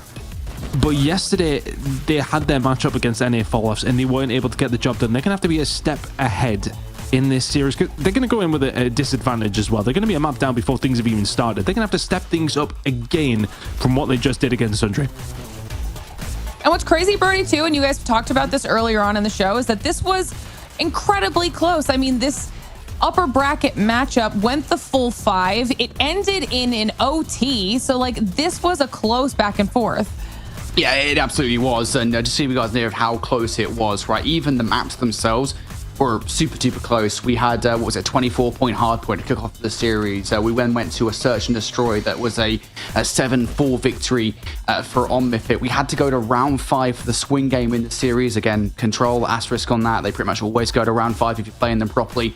But then the back half of the series as well, NA Falloffs, they pushed us to that game 5. Then, of course, we got to Coastal, and we had to go to overtime to decide the damn thing. And in the end, it was NA Falloffs. We got into overtime. They won a couple of rounds back to back, and they were able to get it done in the end. It should be said, though, silly plays like this in the closing moments were the only reason we actually went to overtime, because I don't know how On Mythic held on for those final few rounds in Search and Destroy. It was a crazy, crazy series, and again, it kind of legitimized the idea that On Mythic are a threat to be taken seriously. Absolutely. And this might be one of the most even head-to-heads that we've seen across all of the stats we've looked at for this weekend, because that's just truly how close these two have been here, Ton. I mean, like you mentioned, there is that now one map disadvantage that's in favor of NA Falloffs disadvantageously to On Mythic, but we're splitting hairs at this point. Oh, 100%. There is really not too much between these two squads. I think what you would say, though, is that is on pure form and how they have been playing across the entire season. But for any Falloffs, you look at what they've got on paper, and that's not being shown here in the stats that we're seeing on our screens. What they have is the experience at this top level, the experience of grand finals, going up against an On Mythic roster who, yes, okay, they've been around for a decent amount of time, but do they have that world champion kind of category in them at this moment in time? The answer would be no. That's what they're going up against. It's just whether or not that's going to come out from NA Falloffs. We have seen it in, I want to say, fits and starts over the season, but we haven't seen it on a more like consistent basis. NA Falloffs are going to have to bring that on a consistent basis, and well, if you're on Mythic, you're going to have to find another level if you want to find this grand final. You know, I want to go back to one of the things that you said when you were looking at those highlights too, Brody, because when it came to that final SnD, and you were saying the only reason that it did go into OT was because of some of those plays that allowed On Mythic to hold on for a little bit longer than they would have liked. That, when you were talking about it yesterday, was because of the individualistic play that we were seeing out of NA Falloffs, right? They weren't as cohesive as we would have liked. So talk to me a little bit about how that could impact their games now. This is the thing with NA Falloffs, right? And we've seen this throughout the entirety of the season, you know, even going back to open finals. NA Falloffs have just been this team where they, I think, have had these ups and downs where the ups are like phenomenal. NA Falloffs playing back to like old Luminosity style play, where we're looking at a team that was once considered one of the best teams, if not the best team in the entire world, albeit with a couple of different changes here. And then you see these moments where they play super individual and they kind of just do silly stuff and throw. And it's kind of that, I don't want to say inexperience, because that's not maybe the right terminology. I would go ahead and say it's just kind of like lack of game time in certain situations, where it's just like you're clearly, I think, not putting the effort in to solidify the gameplay. But what I would say is, I mean, if they're going to win these games anyway, I don't think it really particularly matters that much. And I think that's the attitude that NA Falloffs are taking in these situations, right? If you're going to win these games, even if you have to go to game 5 to do it, even if you have to kind of come back and from a lower bracket to do it, does it really matter in the grand scheme of things? I think it's like they've been saying, right? I mean, they are doing all of this while playing with very little scrim time. Like, if any at all, it's a wonder that NA Falloffs are as good as they are, to be honest. It goes back to their experience, their raw talent, and, having been here so many times before. But we saw it happen throughout the day. Sometimes that snowball effect of being able to come off a win does help in these specific situations. And on Mythic now coming in after a win that they'll feel pretty good about after being able to kind of clean that up, with the exception of the one little hiccup. That could also work in their favor. And like I was saying, Tan, we saw this happen in EU, where the team that came out of the lower bracket was the one that ended up closing the whole thing. We did see that, but we also had the team cover the lower bracket still be the favorites. I think everyone kind of was counting on them to be able to win on, obviously, Animus. We did expect them to go on to win the whole thing. Even when they dropped down, there was always the sense that could happen, and it did. I think the difference here is that, do we expect that of on Mythic this time? I would have them not necessarily as the favorites. I think on Mythic Falloffs are absolutely the favorites here. So it has its comparisons, but it shows that it can actually be done. So if you're on Mythic, it's just a 1 map difference. You get that one back straight away, and you think to yourself, right, okay, we're just playing first to 3 from the stage between each other. So yes, okay, that advantage is there for the side of NA Falloffs, but if they come in cold, then all of a sudden that advantage will disappear very, very quickly. Definitely opportunities are on the table for both of these teams to have the win within grasp. It'll just depend on what we get when we get into the swing of things. So our players are just finishing up the veto process here. So chat, while we're waiting on them to get that wrapped up, let us know your thoughts. This is clearly a debate that can kind of go back and forth. Do you think it's going to be NA Falloffs that win out and are the best in the region? Will On Mythic sneak up on them and kind of be able to close this one out? Who are you supporting purely based off of fandom reasons? Doesn't even have to be because you think they're going to win, just because you might love the players, or and seeing how they've gone on this entire challenge season journey, because we want to hear your thoughts on this as well as we prepare to dive into our grand finals. And if you're joining us here for the first time, great timing. We are moments away from diving into all of our action and crowning a victor for Call of Duty Mobile here and the SPS in North America. NA Falloffs versus On Mythic. The last piece of the puzzle that we now need are these picks and bans, and then we'll be able to get a better lay of the land here, knowing what to expect out of these two. And don't forget, because there is that 1 map advantage, that means there's 6 maps up here that we'll be getting to. First to 4, best of 7. That's how all of that math works. So we're just hanging out here for a little bit while we get our guys ready to go. What are you expecting out of some of these picks? We saw for the series in EU, we saw kind of what we expected here, Brody, when it came to map picks. Comfort above all. So is that what you're expecting here for North America as well? Yeah. I'm expecting these guys to play for themselves. I'm not expecting any particularly tactical bans here from either side, to be honest. And maybe, if anything, the bans are going to be based around, all right, what maps do we kind of not do well on in the last couple of times that we've kind of seen these guys go head to head. So, for NA Falloffs, for example, do they want to play a standoff search and destroy again? I know that they are kind of looking back towards this matchup and seeing, maybe you don't want to play standoff search and destroy. That didn't go so well, but I think the picks and bans for NA Falloffs and On Mythic, I think it's just going to be based on past series between these two guys. Honestly, at this point, I've said it a lot. I don't think we're going to see a lot of kind of teams trying to veto against one another. Possibly not, but I think as well at the same time, though, I think NA Falloffs will look back to that standoff and sort of saying themselves they probably fumbled a little bit, right? It definitely felt like there was a couple of rounds that should have went their way that didn't, and just maybe a little bit of rustiness in those in-game moments. I mean, looking at how things did really go down, I suppose you could say the slums might not make it. That was pretty, I would say, egregiously over towards the side of NA Falloffs, but On Mythic may choose not to go for that one again. Coastal was very, very close. Again, the standoff was very, very close to Search and Destroys. It wouldn't surprise me if we have relatively similar. I suppose is Takeoff just off the cards, I would say. If you're on Mythic, you probably don't want to go there either, up against the prowess of NA Fall-Offs as far as the slaying ability is going. So maybe you want to keep away from that. But the same can be said for Crossfire, and you went on to win that one yesterday. They looked more convincing on the defensive side than anything. So yeah, let's see how it plays out. But I think you're probably right in the sense of that not too many surprises is what I would expect. All right. Well, it looks like our players might need a little bit more time to get themselves ready before we dive into our grand finals. And we might have to do a little bit of check on something. So while we get everything in the background figured out and ready to go, we're going to toss it to a short break. And when we have the answers, we will be right back.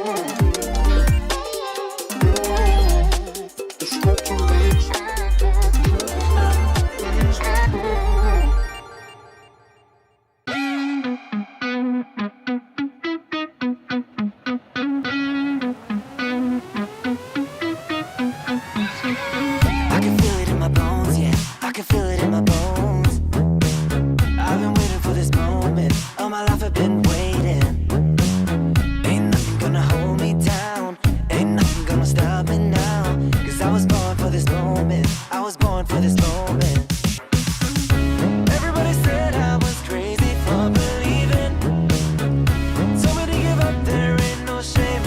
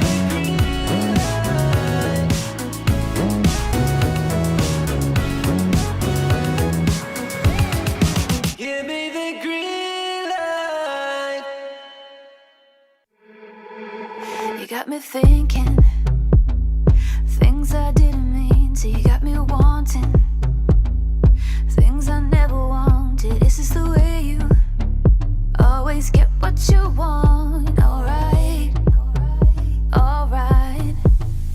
You got me right inside of my head. You got me so, so close on the tip of your tongue.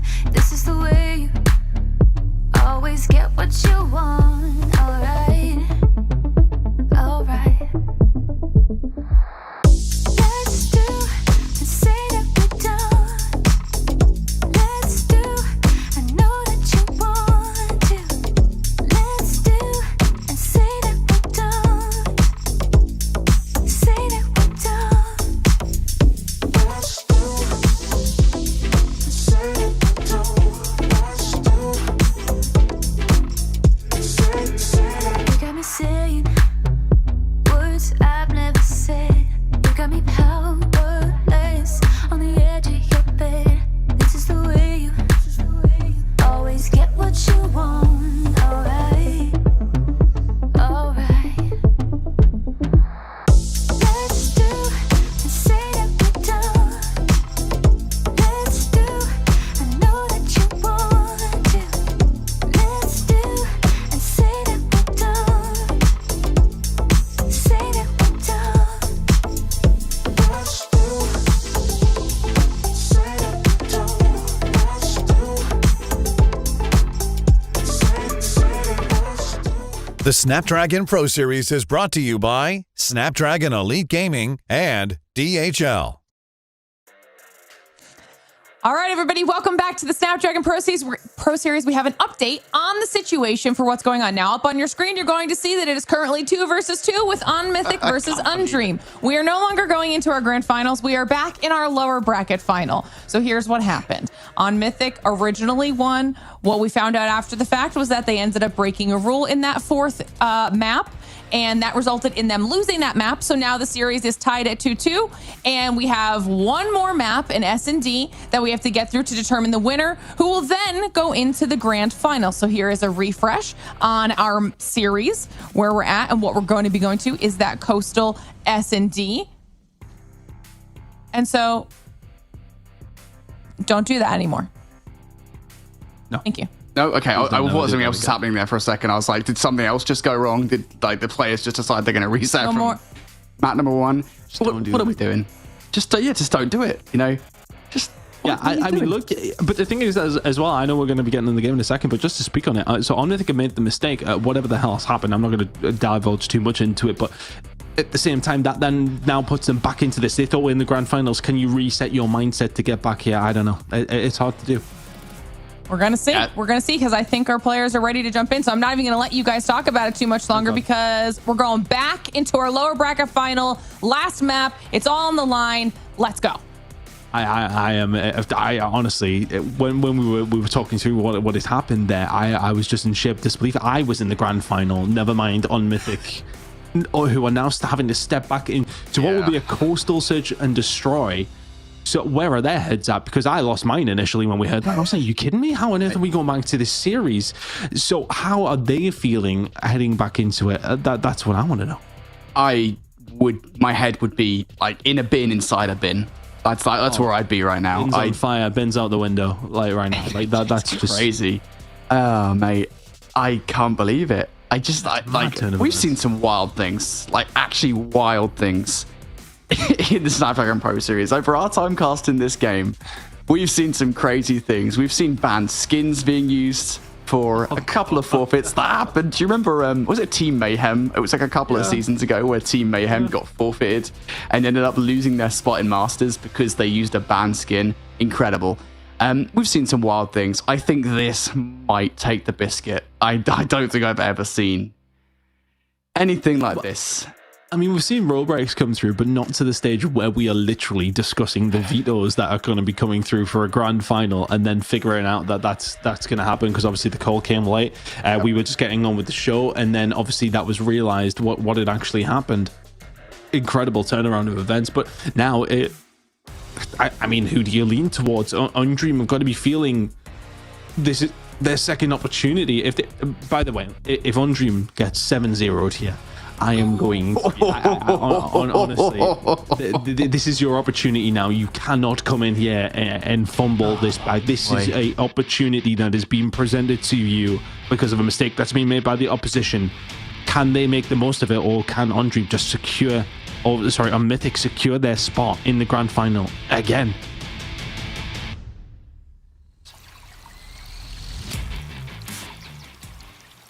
Alrighty, let's see whether or not we are gonna see a 7-0 in this. There's no way. There's surely no way that doesn't happen. This is going to be a bog standard search and destroy in which Undream will totally not make use of the opportunity in front of them.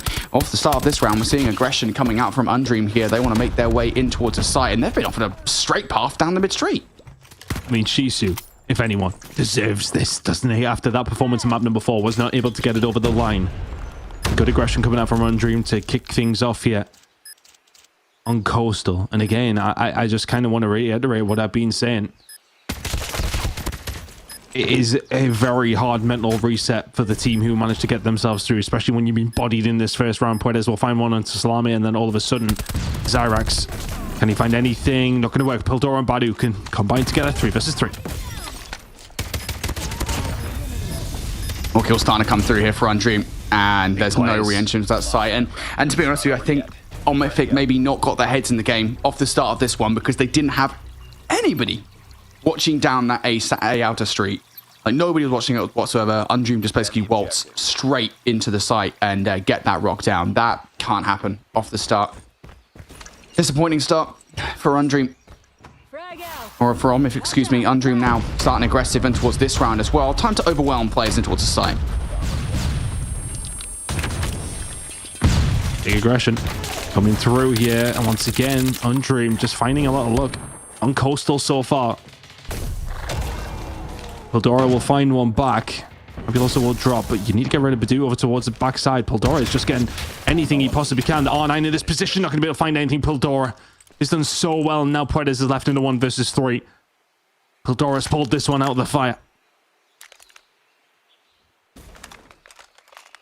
And Pildora, they're going to be thanking their lucky stars that he's on their team. If they do end up winning this round, of course, Puedes has been phenomenal in Search and Destroy for Undream. So if you want anybody in a 1 versus 3, maybe it's probably Shisu, if I'm honest, but Puedes is pretty good. And doesn't win the opening snipe. That's unfortunate. Pildora is absolutely the MVP in that round, does everything for the roster. That's going to give On Mythic their first defensive round win. Defend the objectives. This will be back and forth, you feel. But it does feel as if the rounds are being very much cautioned to the wind, and Pildora is going to punish that this time around. To do with a good grenade on the Zyrax as well through the middle of the map, and they really have been punished.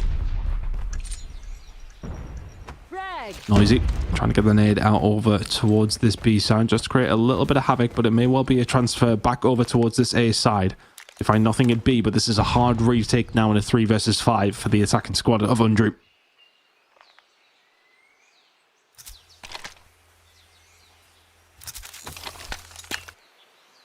Undream want to make progress through the middle of the map. Having a couple of players down is not maybe the best position to work from, though. You kind of need to put yourselves in a bad position to reobtain numbers. Fabuloso looking for some good timing through the middle of the map, and he might well find it if Pildora looks away at the wrong time. You've also being looked at by Badu here. That's the advantage by having numbers in this situation. Fabuloso finds that opening blood. Surely not a second. Nope, there's the trade from Badu. Undream now want to make a move through the middle of the map, and they wanted to capitalize on it, just not able to do so. 2 versus 4. Things haven't got any better for Undream here. Shisu and Noisy. I mean, 2 really influential players here in the Search and Destroy for the side of Undream, and Noisy's going to get a free one down to Badu, and now all of a sudden you kind of wonder where the rest of On Mythic are and if they're going to do anything about this. Maybe a good bit of time in here coming around, though, from Salame. Can he find the shots? Yes, he can. Noisy will get taken down, and Shisu left on his own in a 1 versus 3. Bomb dropped. Oh. Nice work. It's not going to happen. Yeah. First blood's good for On Mythic in that round. Undream, just not really any chance, I think, to play as a roster and actually do anything in that situation. So, On Mythic, I think, looking pretty good now over the last couple of rounds on the defense here. Pildora has had a massive part of that. 6 kills to his name now. Undream Now off the offense, want to go strong. This time around, adaptation good. Salame for the first kill. Gets the hell out of dodge. That is a brilliant first blood for them. That is going to slow everything up here for Undream, because that's what they were kind of reliant on the round for. Maybe Zyrax can do something over by B. There's no way he gets a freebie here.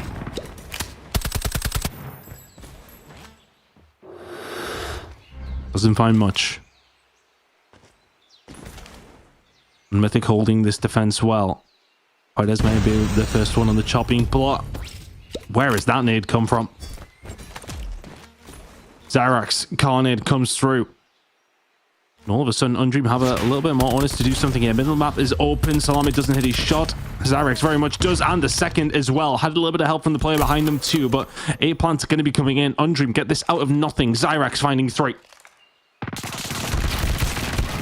Yeah, that Zyrax 3 might well be the reason that Undream are able to win this round. You've now got the bomb down. You know where Mythic are going to be coming from because, well, you just lost Puedas to those players.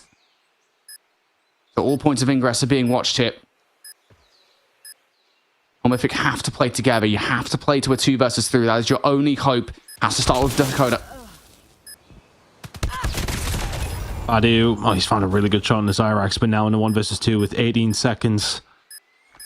It's just not really a doable situation now. Shisu will find the gunfight so tight between these two squads at the moment. He'll be able to get that breathing room. Big round from Undream, and big shout out to Zyrax, who found 3 through the middle of the map. Open things up. Undream put themselves in a position to continue this attacking side with not a bad return so far. 3-3 would be fine.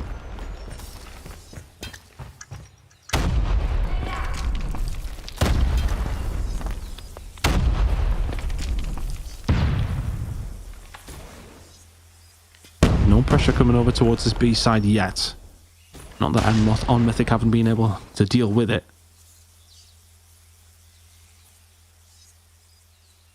Yeah, this is Undream now trying to get a feel for what Mythic are like on the defense. I think they've kind of stopped throwing themselves at Mythic in a way, because that hasn't worked out all that much. This time, they're just trying to get a vibe for what Mythic are up to before making the move forward. Big first frag in the middle of the map here, potential. Take Pildora out of the play. That's going to force Mythic to get out of position. So Pildora has been the key to the defense so far for Mythic. Can he produce these gunfights? Trying to hold it down. Weda's gonna head himself around the corner.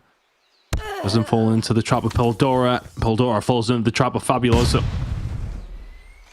Flash out. Badu ready and waiting for a push to come through the middle of the map here. Has been flashed. Zyrax will not be able to find him. Badu will find him nonetheless. We'll start to get aggressive as well, as will Dakota. Dakota will get caught on the back line. Now a 4 versus 3 in favor of Undream. 30 seconds to go. Yeah, you've now got numbers though. Undream will be able to use that for good. You got to make sure you take Salame down though, and you do exactly that. Trading. Indra still control over the A side. Couple of players from the middle of the map. Noisy managing to catch Badu off guard. And now they're just going to rotate its way towards B. You've already spotted out Indra in the situation, so you know you can get this bomb down. If you reach it in time, what on earth are they doing? They just ran straight away from the site. That's so unfortunate. Not finding the final kill, and well, that's a round for Mythic. Am I just delirious because it's 4 AM or? Did they have the bomb? I'm not 100% sure because then it just reappeared. Just a pop. Yeah, it just popped on the minimap. I honestly didn't know. I need to watch that again. I'm watching that back again on the stream. I gotta know. I swear they had it. Thought I was hallucinating, frankly. Watch it again. Let me pause for a second. I'm gonna watch it again. Okay. Pressure coming in over towards the B side. Badu has already been dealt with over towards his spawn. So the advantage is there for the side of Undream. Choosing not to go for the hit over towards this B side. They have sold the bait that Undream have... Oh, on Mythic, sorry. Very much taken. They got one player getting aggressive in Indra. He will eventually back on down after finding very, very little information. But Pildora gets plenty of that, but the cross stack did come in over towards the A side. So he'll now back up. It's been such a slow search and destroy. Salami can't find that shot either. really, both teams have been offered opportunities. Still, Undream do have the advantage. Okay, I have an answer. They had bomb and they had time to get that thing down. What the heck were they doing? I need to understand the logic behind that play, because that is genuinely one of the most awful plays I've ever seen. Anyway, in towards this round. Undream, 2 versus 3. Able to take down one player. 35 seconds on the clock here. They're aggressing for more as well. They're just going to use it to get the bomb down. That's the right call in the situation. Now Mythic need to retake. This wouldn't be a bad attacking half for Undream if they can find this round to close it out. No push coming through yet from the side of Mythic, and if you're Undream, you're just not checking anything right now. You're letting them try and find the push. 22 seconds. They've got to do something very, very shortly on Mythic. Here they go. Into the site. Shisu will be dealt with. Have they executed correctly? Fabuloso is not going to find it. Dakota will be there for the pickup. And on Mythic will find themselves a 4th round. 4-2 now. Nice work. Get ready for the next round. Hey, Mythic just starting to feel themselves here in this search and destroy. Undream have got themselves into positions where they can be advantageous, but Defend the objectives. yeah, I mean, there's just so many moments in this SnD that have been totally weird. I guess it's par for the course for how today has been on the whole, but Mythic now looking to close this search and destroy out 3 rounds, and they will do it. Aggression early on in towards A. Undream, they are ready for it. Big push coming in. Undream on their way. Shisu can find 3. He's done it all on his own over towards this side. Fantastic work. Fabuloso will find another. And Dakota now just trying to look for something. He's been left in 1 versus 2. Undream trying to answer back to what was an unfortunate couple of rounds that they lost. I mean, that one a few rounds ago is still living rent-free in my brain. You got the bomb. I'm still there. My brain is still in that plate. Mythic. My brain's on Mars, frankly. Mythic 1 versus 2. It would be phenomenal if Dakota's able to pull this off. At the very least, he's got bomb. Or so we think. He might not have bomb. I'm not entirely sure at this point, to be honest. Maybe he'll die and the bomb will pop up on another map. But he's behind players. Zyrex will find the kill. They will answer back. Undream get one on the board, so Defend the objective. good start towards the defensive side for them as well. Mythic tried to get aggressive over towards the A side. Shisu shuts it down entirely.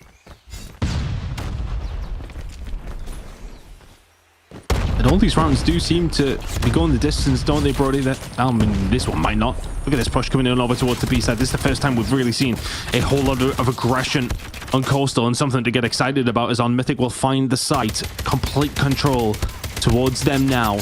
Undream are here very, very quickly. They're trying to get the spray down to try and stop this bomb from going down, but that is what's going to happen just about in time, you would like to think. Yeah, doesn't even get butted up through the bookcases. Now, all of a sudden, has to be a 4 versus 5 retake for Undream. This is a difficult situation. Yeah, it's just so difficult to get back into the site. You've got all these points of entry being watched by Mythic as well. Undream in trouble here. 3 versus 5. You got to go right now. Every single point of entry is being watched. Noisy picks up Salome, though. This becomes possible. Noisy.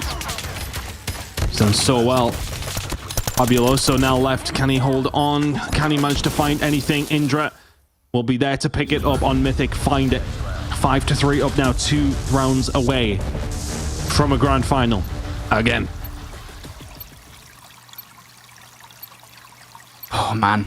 Defend the objectives. Can we make sure? I mean, there's no operators in SnD at least, so we'll see. Anyway, Mythic. Slow in the defense. This is a strat coming out from Mythic. This is a strat and a half. Putting themselves back. Are they, like, expecting aggression from Undream? I mean, look. Sometimes the wildest of plays are the ones that work out. And if this one works out, I'm going to eat a cheesecake. Good. Any excuse, eh? Dakota pushing forward. Shisu dealt with them all last time around. Is he going to be able to find anything this time? No, the pressure seems maybe just a little bit too much, and it is.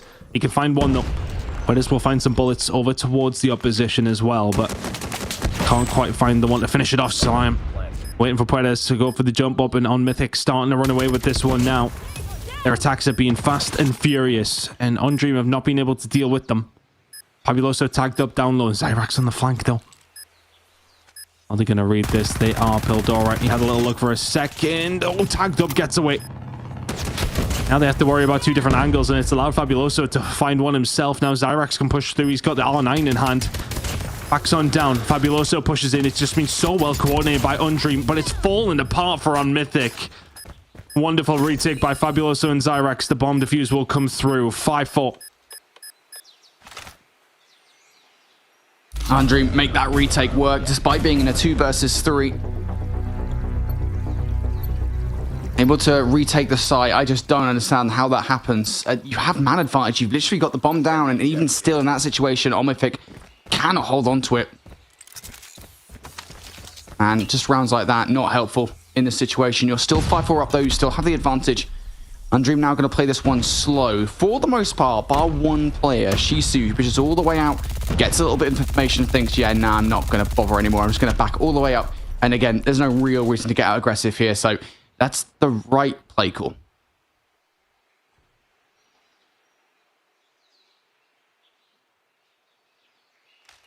On Mythic, you're looking to just find any opening, but Undream seemingly don't want to offer one. The aggression has been working out for on Mythic. We're not seeing it this round. Oh, Nelly found a pick. Pildora pixels away. B at the moment is looking the more likely option, and it would give you an advantage in numbers, but the push is just awful. Trophy system destroyed though inside of the site, so that is going to tempt you into a push over towards B, but you can see Undream starting to stack a few more players towards the middle of the map who will be able to get here pretty quickly if this push does come. They're in. Pildora will find Noisy as well. They're not just in, they found an opening break. Fabuloso can find one, but Dakota is there to pick up the pieces. Shisu will be able to find one on his way in as well. Momentarily, though, the rest of on Mythic are in the middle of the map. The bomb is nowhere near, so they found the break into the site, but there's nobody else here with them. And why? Maybe okay if it was a bait and you could go over towards the A side, because now Undream, but it's possibly too little too late. They will be able to get over there now. They'll plant the bomb. They've got time. They've got time to plant this bomb. The problem for me, I think, is like the post-plant positioning, right? Undream now have the numbers. You're in a 3 versus 2. This should be a realistic retake coming through from Omythic here. And it's going to be a very long flank for Undream to retake control of the site. The positions have been chosen for Salami and Indra. To be honest with you, the one thing I don't want to see is either of these guys watching the same angle. They don't need to. Just keep it on different angles. But the call has been made. Undream hitting this around the side. A lot of time. Preda's on his way. So then we'll find the first one. 2 versus 2. He was the sacrificial lamb. Zyrax trying to put the shots down. He can do. The next player around the corner. Shisu will find them. 5-5. Undream find a couple of rounds in a row. They did have time to get the defuse in. Shisu will secure it. Lost that round, but it's not over yet. Ready up. Man. If they lose that 3 versus 2, mate, I don't know. I would have been laughing, maniacally laughing. I think is the best way we can go about it at this point. 5-5.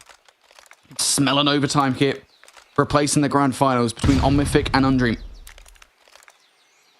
Undream playing passively once more. Omythic have done actually a pretty good job, I want to say, of actually like playing as a roster, playing for some of these early bloods, and they will get it once again with Pildora picking up Shisu.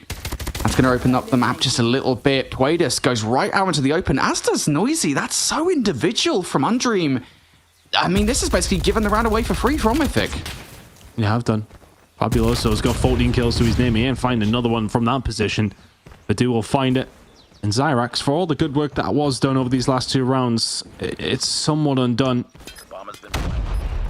Now on his way over, but I mean, 1 versus 5. I don't fancy his chances, Brody.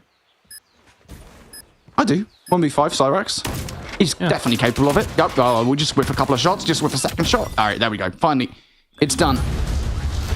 Another round on the board for Omythic, and to be honest with you, that is an Undream failure.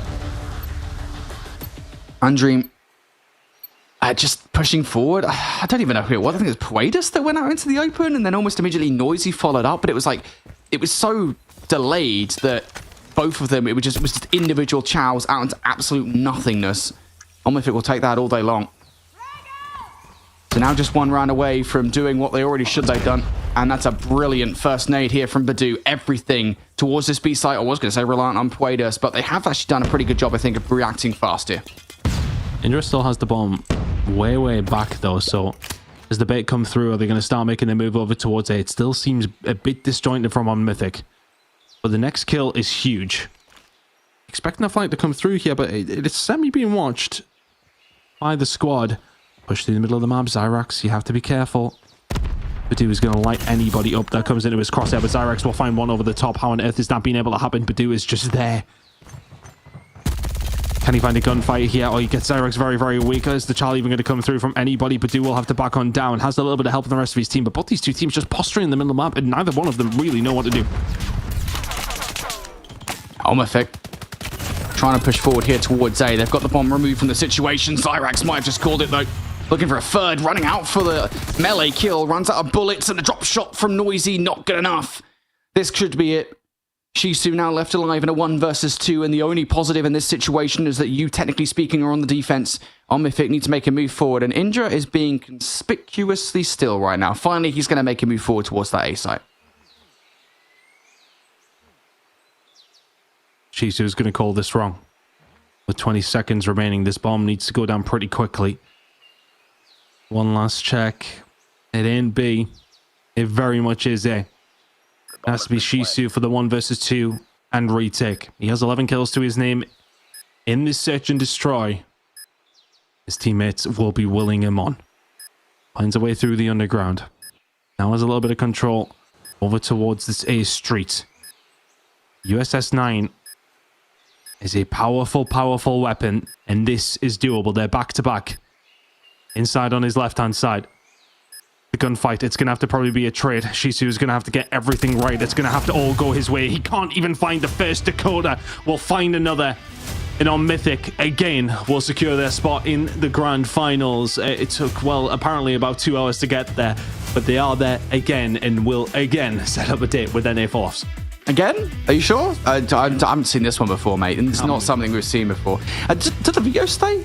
I don't even know at this point. There's a lot of still questions we've got to ask here between Omnific in that grand finals and NA Force. With that said, though, look back towards the search and destroy, and it was just a really good one. I'll say, I think going into that SnD, that neither team necessarily expected that they'd have to play it. So it's kind of like, I don't think either team were necessarily ready for said search and destroy, and you can definitely tell that looking across the board at so many weird plays. You know, be it, I don't even know, some weird chows on the defense where you don't really need to make them. We saw that a couple of times for Undream there. Even on Mythic, though, I think at times we're kind of just throwing rounds. In the end, though, it is going to be on Mythic that get it done. We do not see an overtime, and they are the ones that, well, again, make their way into the grand final. Performance in the end from Undream. We'll get this one over the line, and we'll have to go back through their veto process of what they were going to be doing. I'm not too sure if they even got through any of that. I'm curious. We won't be able to jump in the grand finals within the next 5 minutes if they did. I'm not too sure how far they got along that road, but we'll find out very shortly. But irrelevant of that, they make it there again, just to solidify technically a 4-1 win up against the side of Undream. But 3-2 in the end. They'll get the job done in the SnD there, Lauren. Again.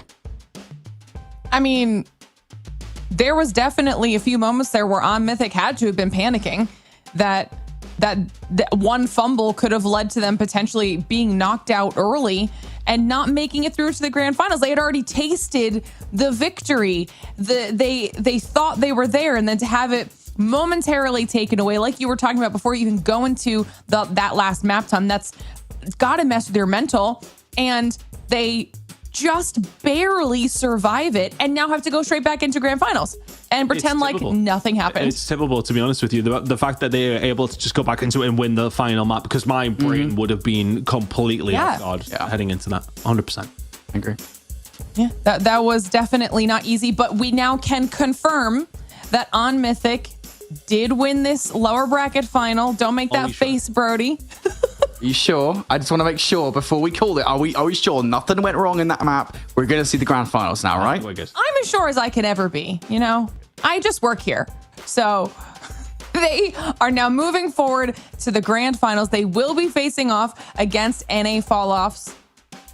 And like you guys said, they will have to go back through the picks and bans again, get themselves set up again for the grand finals, and hopefully are able to get a little bit of a mental reset before we dive into that. So we're gonna start making all that happen, okay? It's time for a short break. Same thing as last time. Get yourself some water, get up, stretch your legs, grab a snack, prepare to settle in for our grand finals, because I promise this time when we return, we are crowning a champion of North America. So don't go anywhere. We'll be right back. Talk me more about kind of how over the last year, especially with this most recent COD Mobile Championships being dominated by Eastern teams, talk me more about how that dynamic has shifted and maybe even separated further, kind of looking at how the Eastern teams have built an identity that has been very successful compared to what the West was running with. And maybe Tech, just kind of starting with you, since you have experience in playing in both regions. After traveling to India, you kind of, you get into that mindset of like, you're playing everyone. I feel like India was like the very best place to play from, mainly because you could play China, you could play Europe. I mean, if you wanted to play NA, your middle ground is Europe. You play Philippines, you play Japan. I think being there was like, you're more involved into the competitive nature rather than NA. You have LATAM. And nobody likes playing Europe in NA, I'm gonna be honest. Not good practice. And it's like, what are you supposed to do in the West? Like that's the real question. You play 1 year for one event, because they maybe two, but over in the East, they have the Chinese league, CDM, CDSI, CDFI. They have their own little Asian league. It's like it's more involved for the players, and the West just has not caught up to that whatsoever. So you're saying more along the lines of the amount of opportunity has helped develop the East, maybe more so than the play style differences that inherently have been kind of created? Yeah, so I think a big thing with the West is like they just want to be involved in something, but there's nothing for them to be involved in. There's no incentive to like, oh, I want to play the game, like I want to be better, I want to compete versus these people. Like there's none of that in NA, and I've competed in NA for a long time. I can tell you nobody has that, for sure. Bob, you want to follow up? I know because you had a little bit of a jump start with running your own opportunity, with Mobile Mayhem, trying to get that off the ground and try to create more opportunities. What's your thoughts? Yeah, I think it's a number of different factors. I think the decrease in NA viewership following kind of their fall off, I would kind of say after 2022, that's contributed to the difficulty of running grassroots esports for COD Mobile, because at the end of the day, like viewership drives sponsors make tournaments possible. So if you don't have the funding to, number one, be able to provide prize pools, and number two, be able to actually hire staff, there's not really any way that you can run a successful league without funding directly from COD Mobile. So I think that, combined with the cost of living, especially in North America, makes it really, really difficult for anybody to really consider themselves a pro player, which is why we've seen pro players go to other regions. Number one, because there's more esports support. Like I think especially as far as mobile gaming, there's not a lot of mobile orgs, or at least orgs that take mobile seriously. We've seen them see it as an opportunity to try to get some viewership, and then it hasn't panned out because COD Mobile Esports hasn't been thriving to the point where they thought it was going to be, and so they dip after a year or 6 months or whatever it is. So I think having that established league like you have in CDM, or like, I know that this is something that's going to be happening year round. I know this is something that is going to drive viewership to my brand, and they're willing to invest into players to actually give them the funding that they need to be able to play at the level they want to. But if you're all self-funded, like the majority of NA, the majority of EU, the majority of LATAM, and you've only got a couple tournaments a year that are not going to be able to provide enough for you to really make a living off of it, unless you come in first place at the end of the World Championships, it's just really difficult to justify making it your full-time job. And that's why I think we've started to see, or we've really continued to see that gap grow between the East and the West, is because like Tectonic also said, like, you're a little bit limited in who you can play against, but ultimately the biggest factor is the funding and the backing, and none of the Western teams really have that right now. Perfect segue to you, Hippo, as being, a coach who's on the back end, more of the kind of managerial logistical side, not just in the individual playing base that we often obviously assume that we kind of talk about with the esports space. What's your thoughts on that whole dynamic? Yeah, because I fully agree with both Bobby and Tech here, because, I've worked with teams both in the East and the West, and the attitudes between them in terms of how willing they are in terms of to put in extra hours outside of the game and down the line. It's not just a matter of, I think there is a matter of willpower to a certain degree as well, but it's more so also, I think that the root of it is just the culture. Because in the East, if I ask like players from Blacklist when I used to work with them to, put in extra hours into the game, I mean, some of them do streaming, some of them do actually, are proactive about this, and they have a huge fan base, and there's multiple tournaments that are happening through Arena Masters that makes it so that they have a huge incentive. And as kind of Bobby pointed out, which I think is a massive point with regards to cost of living, for them being able to just, run into like just win or just even place at a Arena Masters is pretty much sufficient for them to, regardless of their salary, to be able to actually just, have a pretty decent living over in the Philippines, for example, comparative to in North America. If you took that amount of money, it wouldn't really mean much. You might not be even able to pay your rent, to be honest. And so just given that alone, I think it's very difficult to be able to grow teams in the West. Back when it was like 2022, 2020, like even up to maybe 2023, where the West was still thriving. I was able to nag players like Techie here to put in a little bit of extra work, but they still had to maintain their own living, which made it so that I couldn't get as much out of them as I wish I could in terms of whether it be extra hours or extra VODing or otherwise. But with the East now, regardless of what team in the East that you ask, it's very different. It's just, this is their job, this is their work. If you look at CDM, it's effectively a franchise, really. It's effectively a CDL to a certain degree, where they have these teams that are set. They're getting everything set for them in terms of housing, in terms of living, and otherwise their necessary expenses, and they're just getting paid to work and play COD Mobile and and study the game. And so it's and same with over in the Philippines or wherever else in Garena. It's pretty much they get paid a good amount, enough for them to justify doing this as their life. But over here, you have teams, and I think that there's a lot of players that have so much potential, actually, that are still in the West. I mean, if you just look at Latin America, you have Glories, you have the players from Free Agents that are, all phenomenally talented players and have a long history.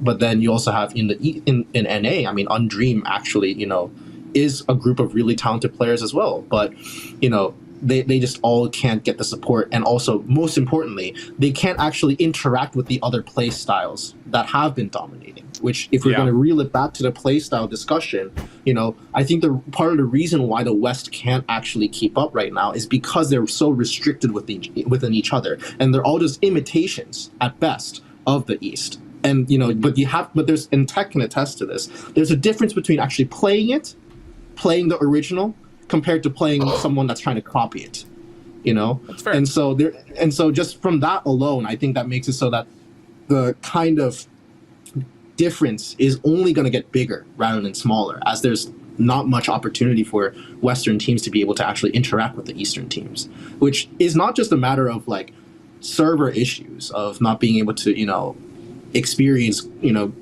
playing against teams in Garena because of the fact that they're different, apps and down the line, but it's also ping, making it so that it's so difficult, when you have such large differences in ping and servers and down the line, like how can players feel like encouraged to actually play on that ping, but then B, simultaneously they feel like it's just, are they actually feeling like they're actually getting something out of it when the ping is so high, right? Like is what they're actually doing working, or is it the ping that's working, right? In terms of winning their gunfights or not, so. the age-old question when it comes to online Call of Duty. Trust me, that's not exclusive to mobile exactly. Let's just take the conversation to its kind of climactic and ending point here and just re-round all this conversation into what's immediately coming up with Season 6, focusing, let's just use the Western region in a whole, whether you want to talk EU, NA, or Latin America. What are your guys' general expectations, not maybe just for each individual region, but how those regions in the Western Hemisphere in total may stack up this year comparatively to years prior against what is now the reigning champion in Elevate and, of course, the rest of the Chinese teams that were rounding out our playoffs from last year? Bobby, what are you thinking about the West and each of the regions?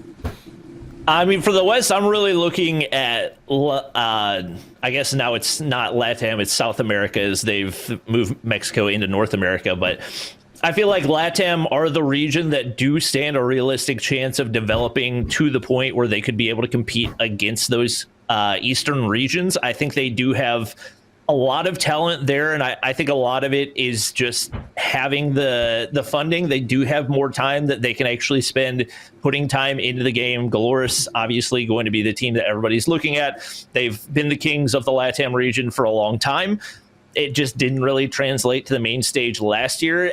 And going back to the server issue, I know that it's really hard for them because they don't even get good ping against North American teams. So they're very isolated relative to the rest of the world, but there's a lot of talent there. I'm excited to see what they're going to be able to do in the upcoming season. And I think that's going to be probably the most well-rounded team, just because we have seen some of the talent dispersion from some of those NA and EU teams to go to other regions. LATAM is the one that's really stuck together, maybe because of language differences more than anything else, but I think that will serve them in the long run to be able to continue to grow and advance. And obviously, going back to the SKS and the Type 63 getting unbanned, the LATAM teams were the ones that were really dominating with that meta, so that could be a change that really favors them in the long run. Tech, who are you looking at in the Western regions? Any teams you want to keep an eye on, whether it be EU, NA, or Latin America? Yeah, I think Glories is a favorite no matter what out of the West. Inside of North America, I think there's probably two teams that are, worth mentioning. It's Undream and then the Seminole roster. Curious on how the Seminole roster is going to go, because I know you can do like roster changes and all. So it is possible they roster change. Like our team didn't, get through. So Jez and Marshy is also up for grabs. I could see them going to Seminole if anything was to happen. That would be, most reasonable. Yeah, because I think Vague's on that team, but he's retired and playing on iPad. So I would not be surprised if they ended up picking up Marshy or Jez in his place, just because I also don't think that he wants to put a ton of time in as far as scrims. I could be wrong on that one, but I would not be surprised if they made that roster swap. Yeah. And Europe, I mean, I'm going to be honest, Europe is just Europe. I like some of the people there, but like team-wise, man, I'm not really going to pay attention to Europe. Dang, not high in the Frenchies, huh? I love Marvel. Hippo, what are you thinking? Who you got your eye on in the Western Hemisphere? I mean, it's the same thing as what Bobby and Tech said. It's mostly just Glories, Undream, maybe Sentinel. I think, though, free agents, I think, is also worth mentioning as another, up-and-coming Brazilian team. They've shown that they can fight against Glories, maybe not necessarily, fully win a series yet, but they can, still put pressure on them, which I think, speaks volumes in terms of their ability and talent as a roster, for sure. And, so I'm just really excited to see, whether they're able to kind of dig through the trenches of, being unfortunately put into the Western Hemisphere and in the ecosystem that they are in. But I don't think that it's impossible either. Just from the struggles that Glories had by themselves as is, they managed to get top 4 at the World Championship, which is nothing to scoff at by any means. So I think it'll be really cool to see them, keep pushing it, especially because now they've gone through 1 full year of being the same roster, but now they're pressing into year 2, and that difference is actually huge. Just 1 year versus 2 years of being together, actually. 100%. All right. Well, that's going to conclude our first episode of what we're calling the Call of Duty Mobile Roundtable. Spoiler alert, there is no table, and if we had one, it wouldn't be round. But that's Bobby, Tech, Hippo, I'm Shiv. Thanks for tuning in, and of course, enjoy Season 6. Bye-bye. The Snapdragon Pro Series is brought to you by Snapdragon Elite Gaming and DHL. All right, everybody, welcome back to the Snapdragon Pro Series, where it is time for us to get into our grand finals matchup here in North America. And it feels like it's been a little while, but we are ready to go to see who will be the best in the region after this series is done. You'll see it reflected here in the bracket, as well as NA Fall-Offs did come through the upper side of our bracket. They have that one map advantage over on Mythic. And that's all you need to know before we dive into it, all right? We have talked about these teams time and time again. We've gotten to watch their performances so many times, and the last piece of the puzzle we didn't get to before was the picks and bans process. Well, it's done. It's ready to go. We're going to pull it up, and we're going to start talking about it so we could see what they ended up choosing. We were wondering last time, and now we have all of our answers. So, Brony, I see your face. Talk to me.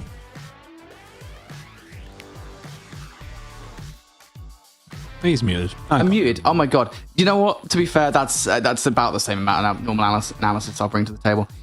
Anyway, yeah, I hadn't even started looking at this yet, to be fair. Just kind of looking across the board. There were a couple of maps that I was looking out for if Slums was going to make it into the rotation, and it doesn't. Crucially, that's a good thing for On Mythic, that they're not going to have to play a Slums. Looking over towards the Search and Destroys, no Coastal. That's also pretty good for On Mythic. Tunisia, that makes it in for a potential game number 7. That's a solid pick from Mythic. So I think just like on first impressions, at least, this looks like a pretty good map set for On Mythic. The only thing is, I think you probably did want a Takeoff if you could get it, because, well, NA Fall-Offs have shown themselves to be pretty proficient on raid control. That's going to be there for the back half of the series. Yeah, I mean, on the whole here, I'd be feeling pretty confident if I'm on my back up these vetoes. All right. I love it. Well, I want to hear your thoughts as well, Tom, but I'm actually being told that all of the players are loaded in and ready to go. So we are just going straight into the matchup. Grand Finals is about just to kick off. Chat, now you can give me your calls again. Who's winning, all right? Is NA Fall-Offs, is it on Mythic? Because we are about to find out. Let's dive into Grand Finals. Well, here we go. Eventually, I feel as if we built ourselves up for it about an hour ago. And here we are again. I think for both these two teams, and especially from the side of On Mythic now, they'll be happy with these maps. I kind of agree with you on that one as well. There is definitely potential for them to bring this one back. But a small reminder, of course, as you can see on the top of your screen, NA Fall-Offs do have that advantage coming into it. But On Mythic, now, I wonder, and again, I don't want to talk about the ruling or anything like that too much, but the fact that they had to go in and replay that 5th map, for me, that's a disadvantage now that they're kind of having to carry, because they've had to go through a particularly long series there. They're now having to come into this NA Fall-Offs, so have been sitting there for quite some time. They had to go back and reset themselves, not once but twice. They had to reset themselves back into that losers bracket final, and then now all of a sudden you have to then reset to go into the grand final. So for me, where are they at mentally in this series? I feel as if it could be something that they're maybe a little bit hindered by, I would wonder, but I'm sure we'll find out very, very shortly. Yeah, for sure. I totally agree. I think that On Mythic will be frustrated that they did have to replay that in the first instance, right? It's just a kind of an extra hurdle to an already pretty difficult situation, because now you have to do something that very few teams would ever be able to do. You've got to come back versus a roster that beat you in a game 5. It was overtime in that final Search and Destroy. There's an opportunity to revenge here for On Mythic in this grand finals ton, and they've got to start strong here on Arsenal. Let's see if they can do it. They really have been through the ringer today, but eventually we will get ourselves into a grand final. SBS Season 6 here for COD Mobile and the NA region, and it's NA Fall-Offs taking on Mythic. And what should be an absolute banger. As mentioned, NA Fall-Offs will have that advantage after coming through for the winners bracket side of things, and they will start to get some time early doors here. Envy and Co really do need to be at the races, but I mean, you just see the talent on offer from the get-go. They clear house over towards P1, some decent time on offer, so then we'll find a kill though. That may just be an opening for On Mythic to get themselves inside the point. Solid start here. Grenade full-offs on the whole, though. Winning the vast majority of these gunfights. Omnific was pushed through both sides of the hard point, and, well, you're trying to find your way through. It's a nice double from Envy. I don't necessarily think that's going to be enough to maintain control of the hard point, and it won't. So, Omnific, look over towards this time. We'll be able to get that scrap, but we look over towards what is going to be a P2 rotation here. NA full-offs, currently the ones in control of those rotations, currently the ones in control of the spawn. They don't have anybody towards the back of those spawns just yet. I think they're kind of much more preoccupied with actually just stacking players in towards the hill.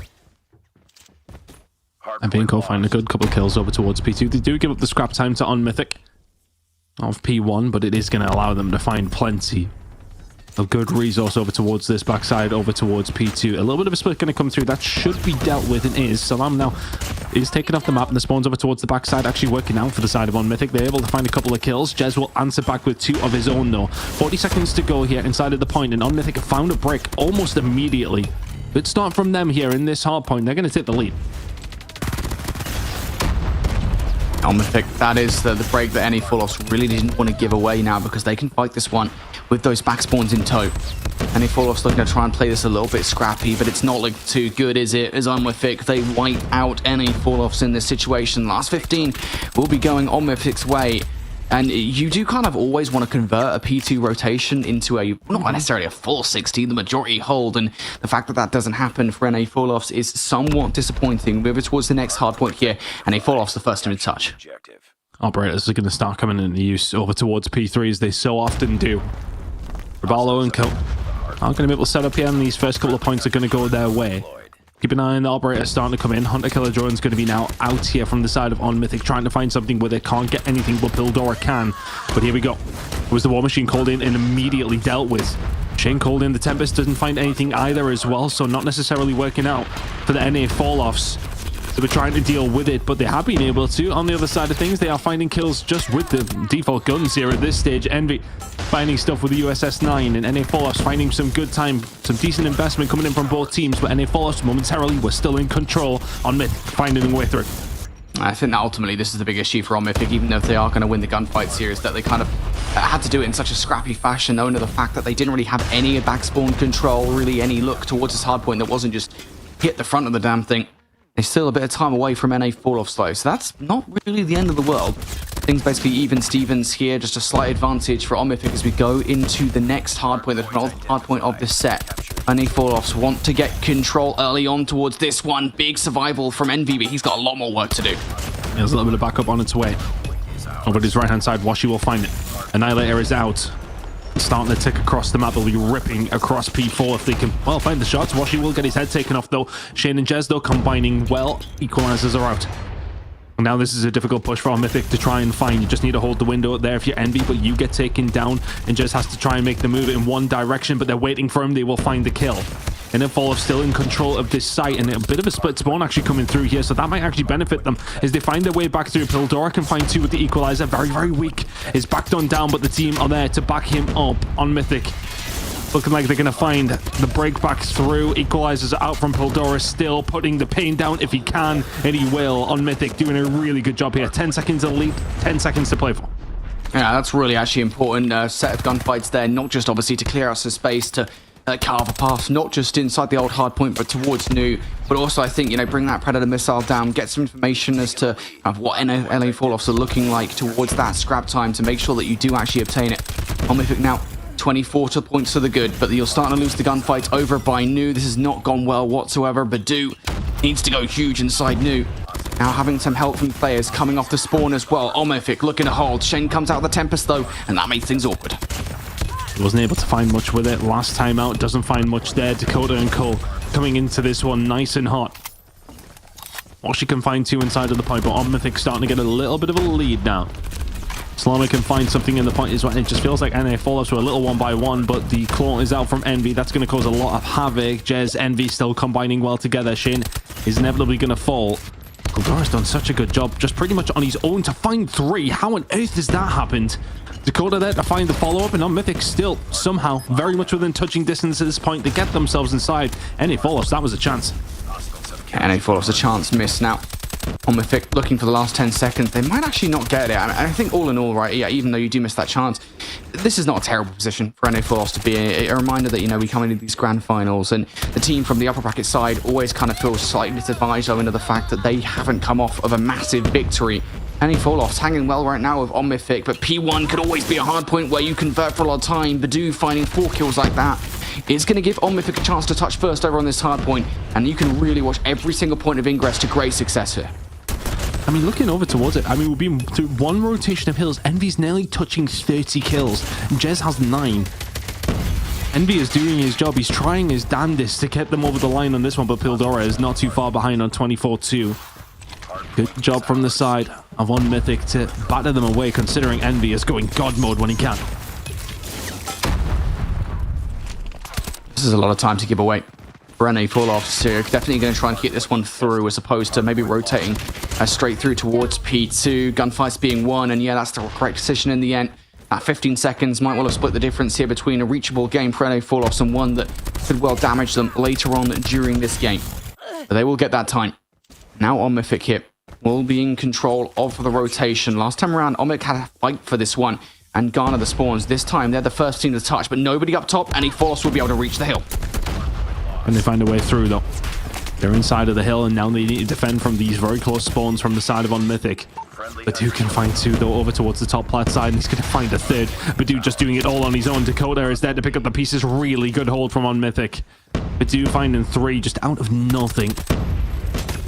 And all of a sudden, this push from NA Falloffs, which is feeling like it was going to be pretty strong, they don't get a lot from it. On Mythic looking the more likely team to take map number 1 at this moment in time after just 2 hills of the second rotation. Envy and Jez, though, combining well just to make this a little bit more difficult. 25 seconds to play with here. Pildora going to get shut down after finding 2 with the equalizer. Spawn still towards the back for the side of On Mythic, but NA Falloffs once again inside of the point. NA Falloffs just being really frustrating at the moment. I don't really know if they want to invest too much into this one. You can already see them starting to splinter off. If they can get some scrap time off the back of these gunfights, that would be nice. If you can't, it's not the end of the world. Now, last time around on this rotation, On Mythic did a good job of fighting through the front of this hill to steal time away from NA Falloffs. They didn't really get much of anything for themselves. They did take time away from NA Falloffs. I wonder if things will be different here because you look at utility on both sides of the board. NA Falloff have got 4 operators ready to go, but split spawns, that's not going to help. It's a good read from NA Falloffs, and now one of those operators coming out to play. Yeah, they do make sure the operators really do count. When it comes down to this hill, this just feels like the moments where it really can influence the game. Jez now equalizes route, finds 2, does get taken down by Dakota, who's not going to be able to find much else because Shane finds the pickup. Good hold from NA Falloffs so far. Got a flank to deal with 2, and now everybody else coming in from the flank as well. NA Falloffs finding some really good time. 25 seconds remaining on this hill. They've held the 35 before it as well. Yeah, this is exactly the hard point NA Falloffs needed to get back into this game. You are now neck and neck and about to take the lead away from On Mythic, just firing off the last of your operators in towards this hard point to gather the last 10 seconds of time. It would have been nice if Envy could have guaranteed that time. Will not happen. Now off the back of that Predator missile, you know there's not much in the way of defense towards this hard point as well. So NA Falloffs knocking at the door here, taking the lead away from On Mythic. But just as NA Falloff are rich of operators going to the last hard point, now On Mythic are going into this. NA Falloffs need to find a good hold here. They don't want to let anything slip. Dakota, though, has been so good here with the claw. Firing the shots away. The gunfights have, well, backed down NA Falloffs.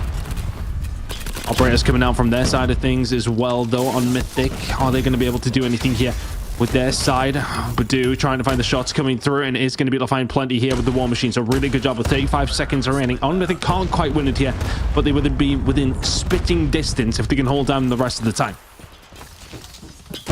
On Mythic taking a lot of time away. A little moment here in this game as NA Falloffs have to fight this one from that back positioning. This is so tough because not only are you trying to fight for scrap time on Old and not really having much success of it, but you're having to fight through scrap time on Old because you're so far away from the rotation towards Newt. A damaging moment of this game. You could not really afford to lose that hard point. Now NA Falloffs in a position where they have to try and break towards the next hill, otherwise this game's done. On Mythic with a perfect transition over towards P5. Envy really has slowed down. He had 30 kills after the first rotation. He's only had 4 on this one. He slowed down massively. On Mythic, inside of the point, you've got to combine well. You've got to combine perfectly, and they have just about done that. Salam can only find 1. Raballo will find the breakthrough. NA Falloffs need to get in the point, and they need to get some time. Kills all going their way. So this is an opportunity. With this 43 seconds, if they can hold it down, they're within touching distance of the on-mythic total at this moment in time. Washi holding the window here with the Annihilator. Finds absolutely nothing, though. And now Pildora with the equalizers out. They're going to push forward, and everybody should start dropping on Mythic inside of the point, just trying to secure this one. They are 4 seconds away from tying up this grand finals. I don't think Falloffs will get there. They will not on Mythic. A series on our hands almost immediately. They find map number 1 and tie up the series here in the grand finals. Just the smallest of differences in that game, right? I mean, it was pretty much neck and neck all the way throughout. I think it was towards the back half of the game, I felt like maybe we're going to see a chance for NA Falloffs to get back into it. They were down by 40 points or so. I think that was owing to a solid hold from On Mythic towards the end of P1 rotation, but I think by the end of that, by the midpoint of that game, excuse me, NA Falloffs have managed to come back through, and it went down, I think, to the wire right towards the closing moments of the game. I think the moment where On Mythic really did manage to win it was when we saw them break towards P4 in that final set of rotations. Stealing that time away from NA Falloffs is just so detrimental.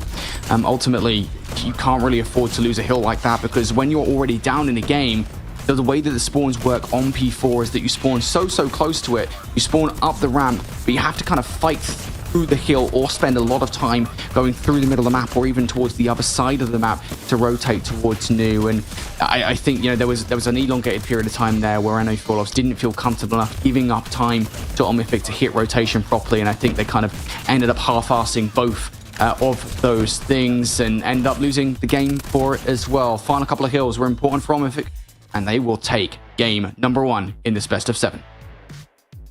Incredible work from On Mythic, immediately putting themselves on the board. But again, for NA Falloffs, I mean, Envy just had a crazy start, and I think that was the only thing that was keeping NA Falloffs relatively close, because when he started to fall off, I mean, realistically, NA Falloffs still weren't far away. But it was a strange old game as far as the staying side of things. It feels like NA Falloffs are a team who've been sitting waiting to play a game for quite some time, and that might be a result of that coming into map number 1 a little bit slow on the slaying front, and they get dealt with by On Mythic, who have, well, played plenty of Call of Duty already. They've nearly played 2 series basically worth of time along that side of things anyway. But Standoff's going to be coming up in a second. This was a map that On Mythic won yesterday, so be confident heading into it. But as you guys can see on your screens, it's an NA Falloff pick, so they're obviously feeling confident they can get something done. There was definitely a couple of rounds that they felt like they fumbled in that series yesterday. Looking for the revenge here on map number 2 if they can get it. Yeah, and for me, I think this is going to come down to early sniper presence, right? I think the thing that NA Falloffs have done such a good job of is having sniper presence in search and destroy. I would argue that they were maybe a little bit too reliant on it yesterday, right? I think, you know, we saw multiple situations where they were hoping that Washi could keep an eye on the cross and kind of just hoping that he's going to do everything for the squad. I don't think you can see that once again here for NA Falloffs. We need to see actual good team play from them. And we'll start things on the offense. And almost immediately having to deal with aggression off the start of these rounds. Badu in an advanced position here. That is a problem, even more of a problem, losing Envy in this round. The enemy has the bomb. Badu very aggressive here with the KRM. You've seen both these two teams fighting around control quite often, didn't you? Badu. Is he going to get caught? Yes, he is. Jez has just walked through the middle of the map, and Badu will be asking, how has that happened? Has nobody got eyes on anything over towards Courtyard? Well, the answer, no, they don't. She's looking to try and find an angle. 4 versus 4. Nice first blood coming through from Washi on the initial trade. Now the idea is to overwhelm Dakota, potentially on towards the A site. Still potential for a B plant as well. The options are open, but I think Washi just gives itself a little bit too much away. Now Dakota can go huge on A. Gotta hold it down. Has to go huge. Salame has been tagged up as well. NA Falloffs are going to start making this push through. And they have been back down. Falloffs will get control of the side, but it's nice from On Mythic to realize that this pressure is going to be too much to deal with. They back up, and they find a gunfight from the outside as well. Shane caught off guard. Bomb will go down. So Raballo and Jez have the opportunity here, but it's a 2 versus 3 they have to hold. Make it a 1 versus 3 for Jez. Raballo gets caught, and this is now very difficult. Goes for the Chal. Will find one. Pressure coming in from behind. These are one-by-one gunfights, by the way. And this is giving Jez an opportunity. Charles coming in, the bait and switch. Nicely done from On Mythic. They'll find the first round. Diffuse coming through. NA Fall-Offs stretch it all the way, but On Mythic will get on the board first. Yeah, I'm kind of surprised in a way that On Mythic were playing, I guess, not as aggressively as they were in that situation, right? I think there was a moment there where they were maybe thinking, hey, maybe Jez has wrapped back around through the middle of the map, but in the end, managed to play certain and will win the 2 versus 1 situation. Fair play. And that round on its head. So now On Mythic starting strong in this SnD with that first blood. And a Fall-Offs once again hoping to get towards A. Difference this time on the defense here from On Mythic. They don't send Badu in towards bottom brown. That's going to give a little bit more map control and a little bit more control over this round on the whole for NA Fall-Offs, but still going to do a lot of work if you want to get a bomb over towards either of these 2 sides. Now even more difficult as you lose Jez in the round. Eliminated. Washi will fall as well. Advantage over towards On Mythic once again. And if Fall-Offs are coming into this final just a little cold and they need to warm up very, very quickly. The snipers are just not getting things going at this moment in time, but when Envy is alive with a Tundra in hand, there is always potential for NA Fall-Offs to bring this round back to a good enough place where they can win it. Just hard when you're on the attack though, you don't have these numbers. Well, what do you do?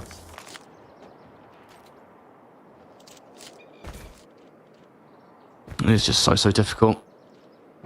On Mythic can just effectively play trades in this situation. Wow, at the very least takes the trophy system out around that back alley. Jump over is pretty aggressive here from Salome. Not something Raballo will initially see. We'll finally spot out Salome in the situation, but again, the presence here on all of these pre-aims is so palpable from Mythic. Salome just runs right out to the open. Lucky survived that engagement. Raballo actually gets a freebie there. That's not a good play from Salome. And those are the kind of moments that can bring you back into it. Raballo will find another. And now a 2 versus 3. Oh, Badu is just going to cause so much havoc here. Indra found the gunfight on the other side. On Mythic 2 to the good. Nicely done from On Mythic. So far, so good. Here in this search and destroy on Standoff. They were able to find the win yesterday. And it was actually a really good start for NA Fall-Offs yesterday, if I remember correctly. And then On Mythic just switched it on, and they seem switched on from the get-go this time. NA Fall-Offs attacking over towards A very, very aggressively. On Mythic are here, not tagged up, pushing into the site. You'll get gunned. Raballo will fall. Jez is there to answer back. 4 versus 4. The pressure coming in. Washi can't find it. Dakota will find another. Surely he finds nothing else. How on earth are these still surviving? But Jez can pick them up. 1 versus 4 is now potentially on the cards for Jez. Now in a 1v2. Can't find the first shot. Will get away. Just a sliver of health. I mean, he will do so well. But here we go. This is the 1 versus 4. If he can manage to find it. Badu has fallen. Islami is just panicking a little bit. I need to felt after the first couple of the kills that they play together, but they still don't. They still give them individual chows. And now Jez will just look to play towards the site itself. You know, Salome is going to have a sniper rifle in his hand. Got to take that hunter killer drone out of the air. Now no choice but to go straight inside because you do end up missing. There we go. Hunter killer drone down. Salome now looking for the initial. It's not going to happen. Jez for a 1 versus 4. And he has offered so many situations there that he just frankly should not have. That is way too individual. I mean, it's incredible in the end, though. He has to pull it off. But as you mentioned, it feels like On Mythic felt like the round was over and done and dusted with. I mean, okay, the big exchange kind of happened, and Jez is the one who comes out with 2 kills towards 2 very weak players as the trades went down, but he's still going to then find the 1 versus 2 after. It is a technical 1 versus 4, but he still did have to do a lot of work after those initial kills do fall his way. That's a little bit of a lifeline for NA Fall-Offs, who are in danger of falling by the wayside in this grand final. On Mythic, we're running away with this search and destroy. The 2-1 feels like a very different scoreline to 3-0. NA Fall-Offs now just trying to read the map as best they can. B is maybe the one that's looking more likely, but MB will find a pick here. They may find another one on the backside, not going to be happening. Raballo taken down by Badu. Dakota waiting inside of the site over towards A with a shotgun as well. It's a 4 versus 4. Jez. Oh, God, there's no way. Yeah, winning the gunfights. I think you can start to feel a little bit more confidence in the way that NA Full Loss are playing these fights now. On Mythic, 2 versus 4. The last remaining players are split up in this situation as well. If you lose Salome, it's done, but nice team play. A little bait and switch. Badoo's going to get the better of Washi. But still, getting into the site's going to be difficult. Jezzel is off a freebie. That's a couple of kills now that probably shouldn't go any Full Loss way. Suddenly, On Mythic are back in this game. Badoo on the flank. 26 seconds and counting, down to 21 now. Envy, big gunfight win up against Salame though, and all of a sudden, yeah, Badoo can find Shin. 16 seconds can put the pressure on. Sniper player over towards Envy. He's gonna have to back on down. He does the right thing. Badoo's waiting for the push to come through. Envy knows he's not on it. Badoo will go for the chase. Don't think he's got time, and he does not.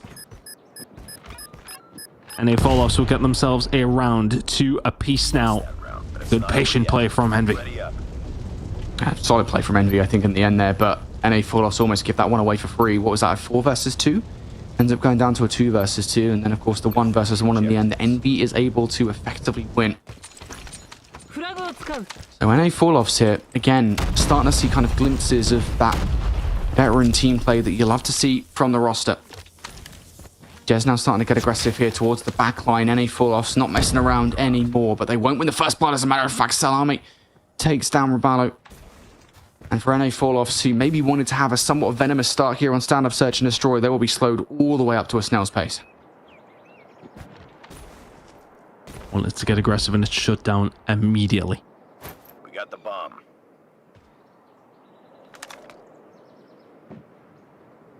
Slow and Steady is going to be winning the race here for one of these two teams because nobody is offering anything up. Indra only takes a couple of bullets and gets himself out. It's fine play.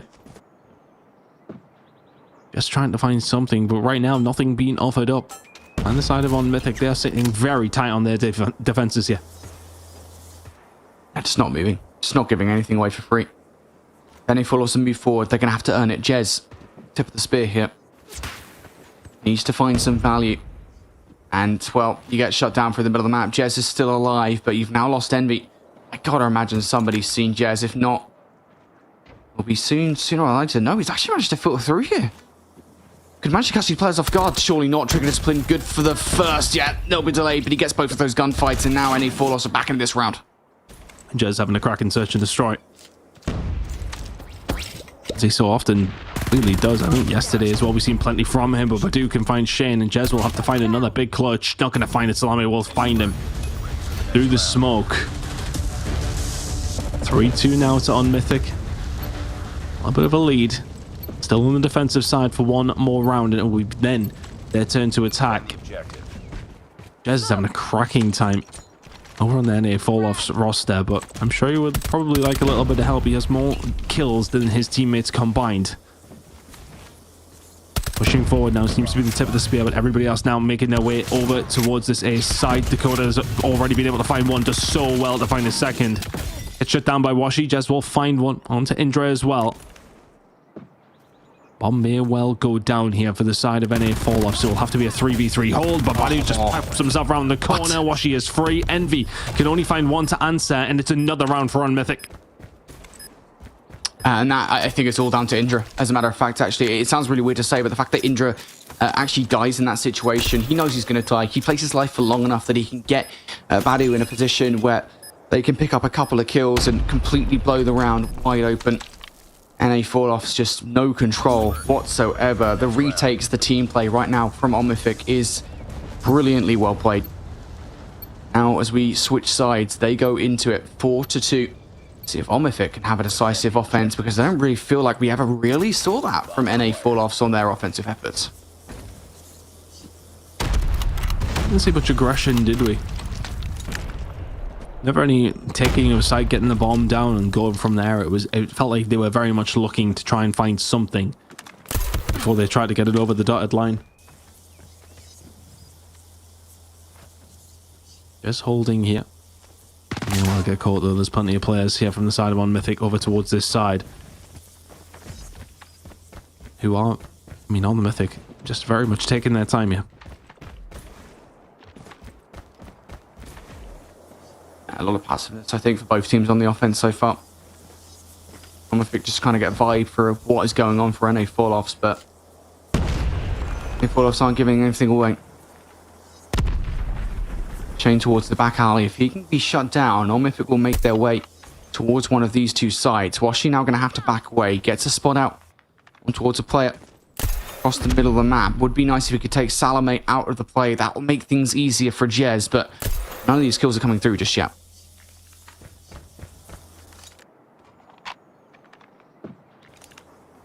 And the team's been able to make too much of a move yet. It's playing like a very nervous search and destroy. Playing like a grand finals one. Eldora ringing some shots out, not able to find a great deal on Mythic. Playing this one slowly, but Washi will eventually, with what, 28 seconds left to go, find a kill in this round. Watch out! Flash! Dakota trying to find something going now, but they've waited too long. It's taken far too long for them to even get anything going on this map. Badu left all on his own. It's a perfect round from NA Falloffs, but on Mythic, you only have a certain amount of time, buds. Yeah.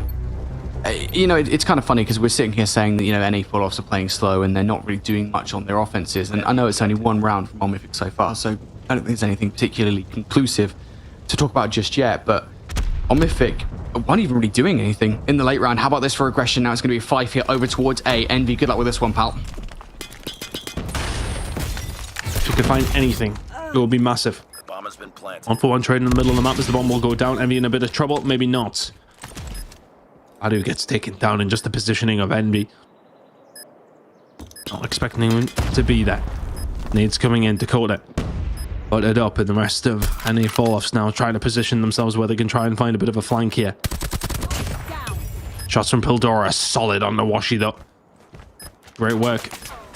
Dakota and Cole just continue to hold. If you're NA Falloffs, you need to get moving and get moving now. Envy can find one, Rabalo will find another, but it's all about Rabalo. Can he find it? No, he cannot. Shane and himself now falling to Dakota on Mythic. 2 rounds away from going 2-1 up in this grand final. And that's the aggression we wanted to see. We haven't seen that from either of these two teams so far in this search and destroy. NA Falloffs are weak on the defense. Envy had so much to do, and there's only so much you can ask somebody. And they're in a 1 versus 5 on site. Envy produces nothing. So Omifik now, good for the trades on the initial. Reinforcements made here from NA Falloffs on the defense, but Washi gets cut down. Omifik once again doing the right things in this situation. They've now removed NA Falloffs fully from the site. Oh, they found the angles as well. On Mythic have come roaring into this grand finals. This would now be 6-3 if they can find it. Advantages with them in numbers. The bomb is down.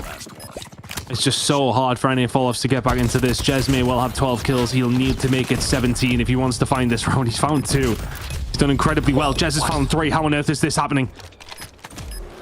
Now in a 1 versus 2. This will be a 1 versus 5 from Jez if he can pull it up, but he only has 14 seconds. He's got to go, and he's got to go now. They are back to back. Jez is going to pull off a minor miracle to find this one. Not going to happen. A valiant effort, but on Mythic will find it. It's a 6-3 lead here in map number 2. And even despite the adaptation there's from NA Falloffs, it's not enough. Defend the objective. Omifik doing so well on their offenses right now. And you got to win one more. They win their second map in this best of 7. It's aggression once again. This time, NA Falloffs have completely removed themselves from the site here, done. Back to all the way up for a potential look at mid-map control, but they're not even getting that. Envy can answer back. Is there maybe going to be something on the cards here for NA Falloffs? A 3 versus 3, but that bomb is down. They are somewhat surrounding them. Pildora just trying to stay alive. He's got Rabalo right in front of him. He can find this gunfight would be massive, but him and Washi combine well. Now Dakota left, all on his own, not able to find anything. It's a wonderful retake from Falloffs. 3 versus 4 from them.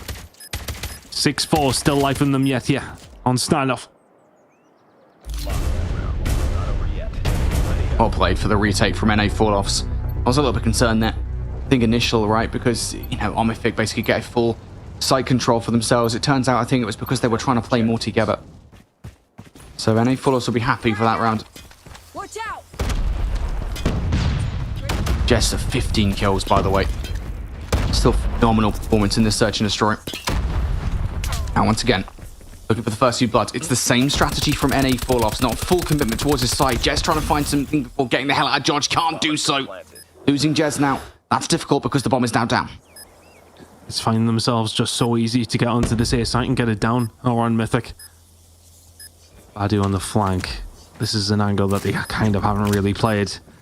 Washi will find Salame though, but Badu is slowly making his way into a position where he can cause absolute havoc.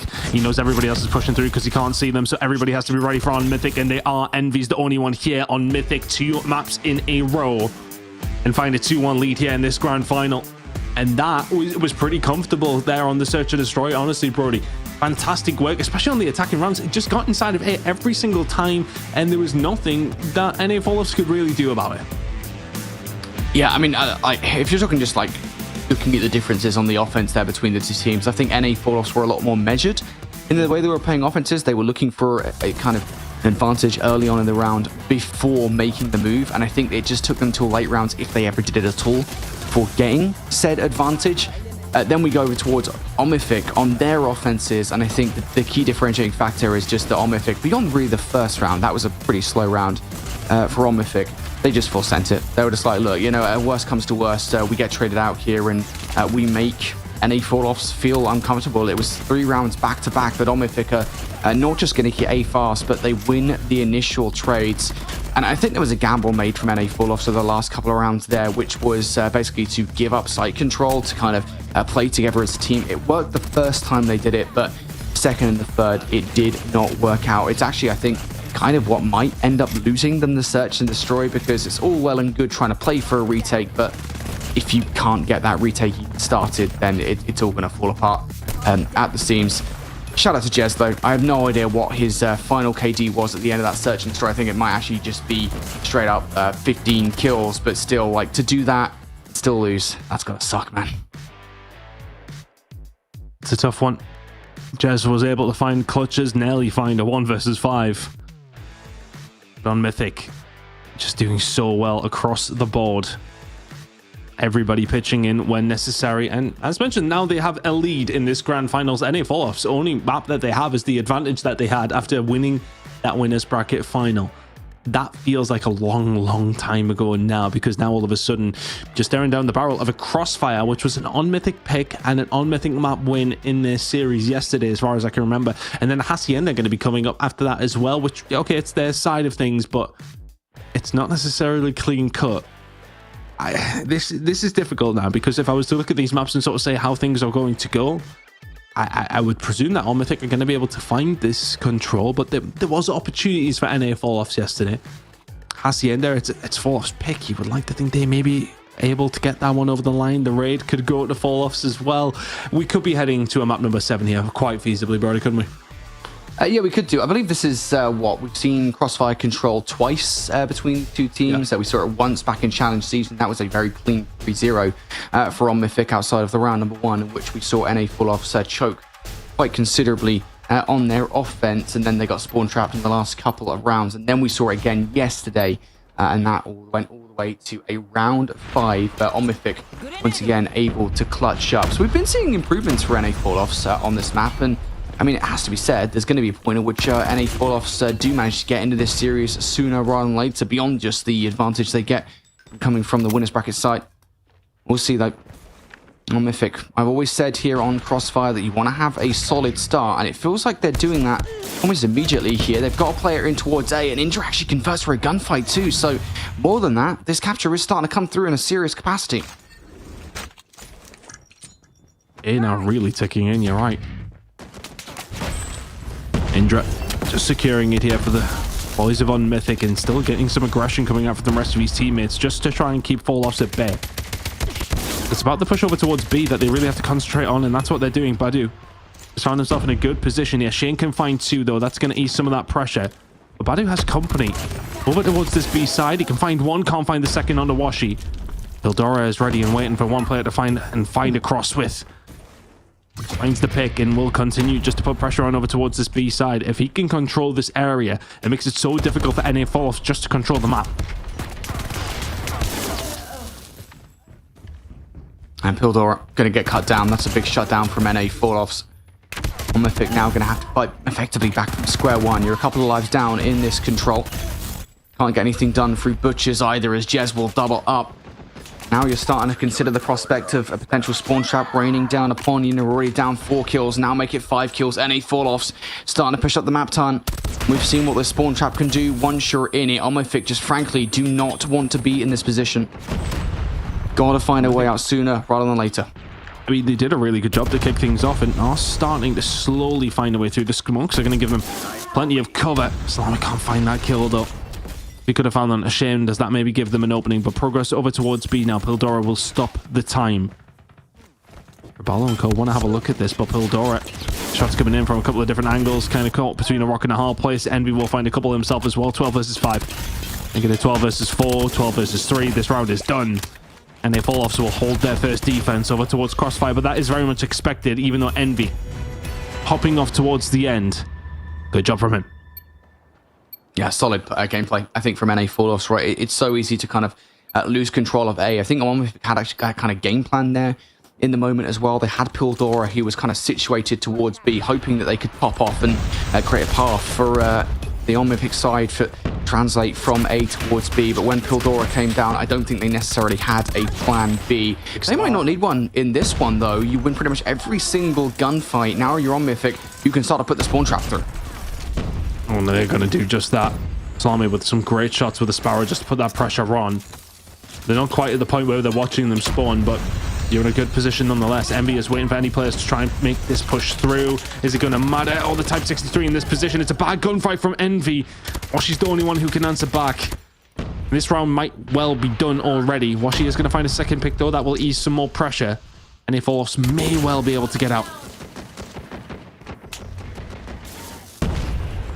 You need to really now, to be honest with you. There is a free path. Look at player number 1, Raballo. Oh, I was going to say free, but Badu is going to catch him. They do have to expend resources to take that player down. So an opportunity now with 30 seconds to the clock. It's finally going to stop. Badu doesn't want any part in that, though. Does not want to let them through. Kills now coming through from Omifik once again. The life differential still kind of dawning upon them. 5 life diff. And NA fall-off just cannot get players to any of these points right now. Ton. The Omifik map control has been exemplary. Finally, a couple of kills come through. Maybe this is the opportunity with 15 on the board. And Jess does get taken down. Raballo's going to call out the War Machine. You need to make sure they do get a hold of A here. A defense. Oh my god, Pildora. A defensive round number 5 if we do get that. It's definitely something that has to be considered from NA fall-offs. They're fully committing over towards this A side just to make sure they can get something. Big pressure coming in here from Envy. Actually, on Mythic, maybe smelling a little bit of trouble, but Badu, Dakota, shut it down. They backed up. They may well just give A. On Mythic still have that life advantage, but it's not a massive one. A's gone. No reason to go too heavy on it. It would have been nice if you could have held on towards A, but you've got a life advantage. Just hold on to it for the moment. Omifik will be fighting back for map control. You lose a couple of kills here.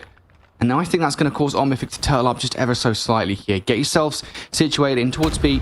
Get a double up on that door to make sure that any fall-offs cannot push through. Shane's going to bring the Predator missile down. And this is information for NA fall-offs. Now they know where everybody on the defense is located and they can act on that info.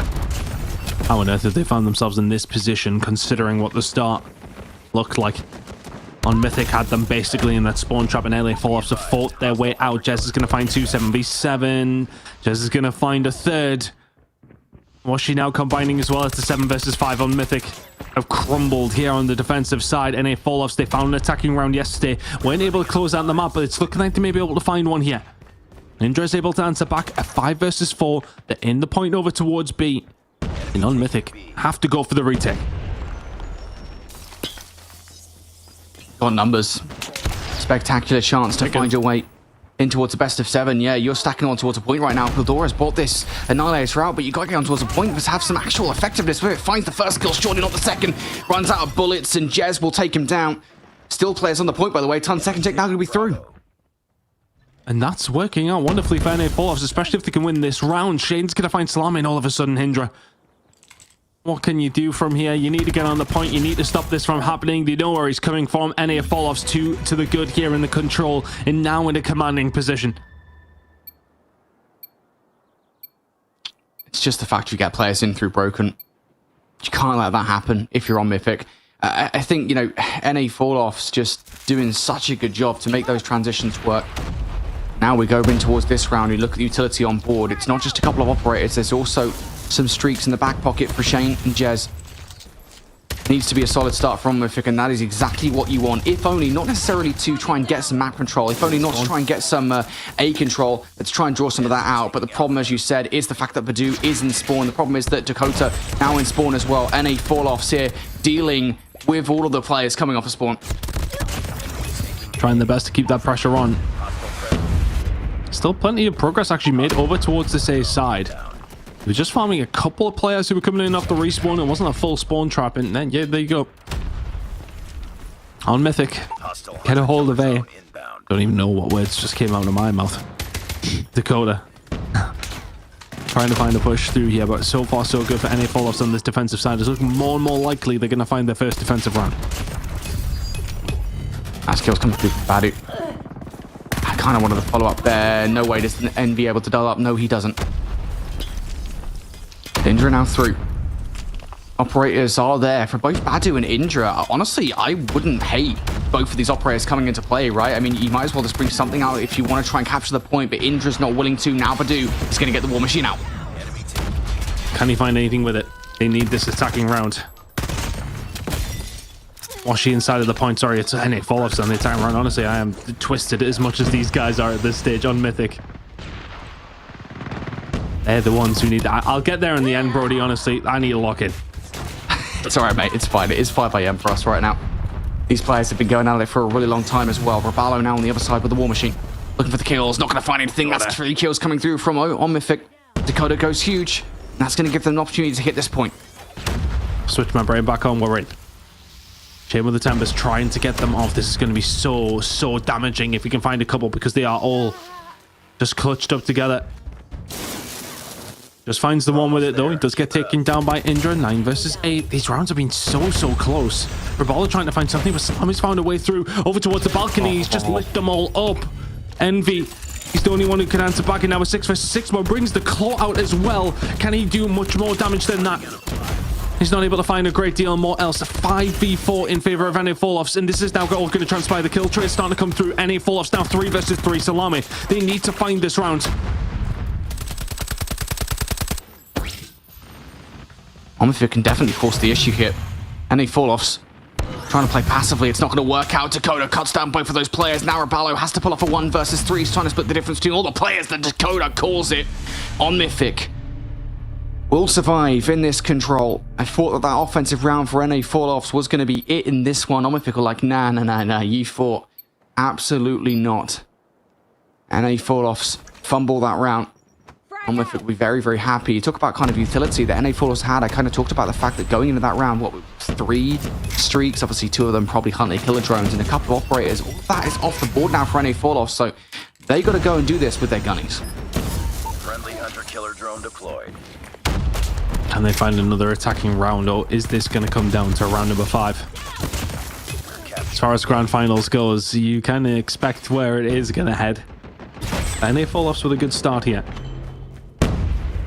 Trying to get something going over towards this A side. If they can lengthen the time pretty quickly, they'd be happy with that. 1 minute and 15 will be extended to that 2 minutes and 15. Not going to happen this time, though. NA Falloffs will be forced away. That's a good gunfight wins coming in from on Mythic. They can put them in the spawn trap. They can do it. Got operators to use as well. On Mythic, they want to get these players into a spawn trap. They want a convincing round of a victory. And reminder that A hasn't gone just yet. So if these kills continue to come through from Mythic, this is a round for on Mythic. I think this might guarantee them a defense round number 5 if my maths is correct. So, on Mythic, this is really important for them. 45 seconds for NA Falloffs to get the hell out of the spawn and get some progress on A, but it is not looking good right now. You are 5 lives down, and every bit of utility is sent your way. Seems to be the way to get out of these spawn traps is having a proficient sniper. NA Falloffs have got more than one. Adu on the point just trying to defend it. Everybody else on their way over. Washi's been really the tip of the spear to get them out. He's dealt with almost immediately. Envy is able to find something, so they might well get a touch over towards A. That's what they're working on. Just getting a hold of this. Is this going to guarantee them defense? I'm not too sure, but Salami will be able to find 2. Washi is once again there to answer the question. You can't make any more mistakes if you're NA Falloff in this round. So much so that the equalizer is being brought in. Is that going to be secure? Not quite. Washi eventually will get it underneath their belts. 12 versus 2. And I'm curious how that affects which way that round number 5 is going to go, because Shane, doesn't really matter what he can do here in a 1 versus 12. We're heading to a round number 5. I think they're even on ticks, I want to say. Not entirely sure if that's accurate, though, because obviously it is 5 a.m. for us, but I think they're even on ticks. Shane, though, does want to bring it home. 1 tick on towards B. This would be miraculous in the 1v12. Somebody stop him? Somebody stop him? All right, he jumped off the point. I think before that tick actually just about went through. So go to round 5 here. 2 has the defense. It is going to be NA fall-offs on the defense. Maybe he did finally get that tick through. However, it's transpired. This is where we are. Shane and Co have the opportunity to finally get themselves a map properly in this grand finals. Washi Jez starting well. That will pin on Mythic back, but we have seen on Mythic find an attacking round, as have NA fall-offs, so it is more than doable.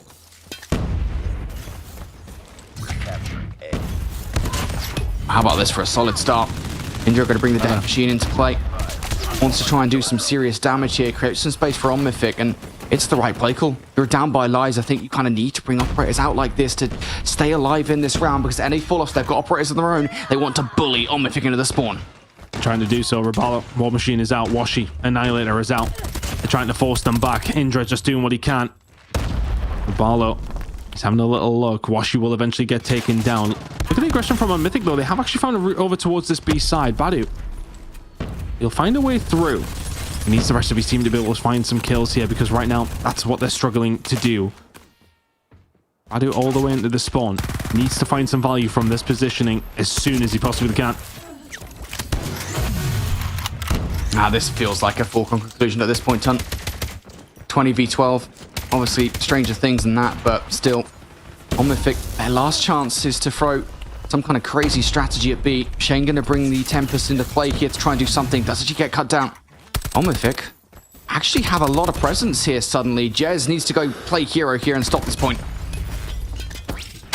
Able to do so. Time wasn't extended.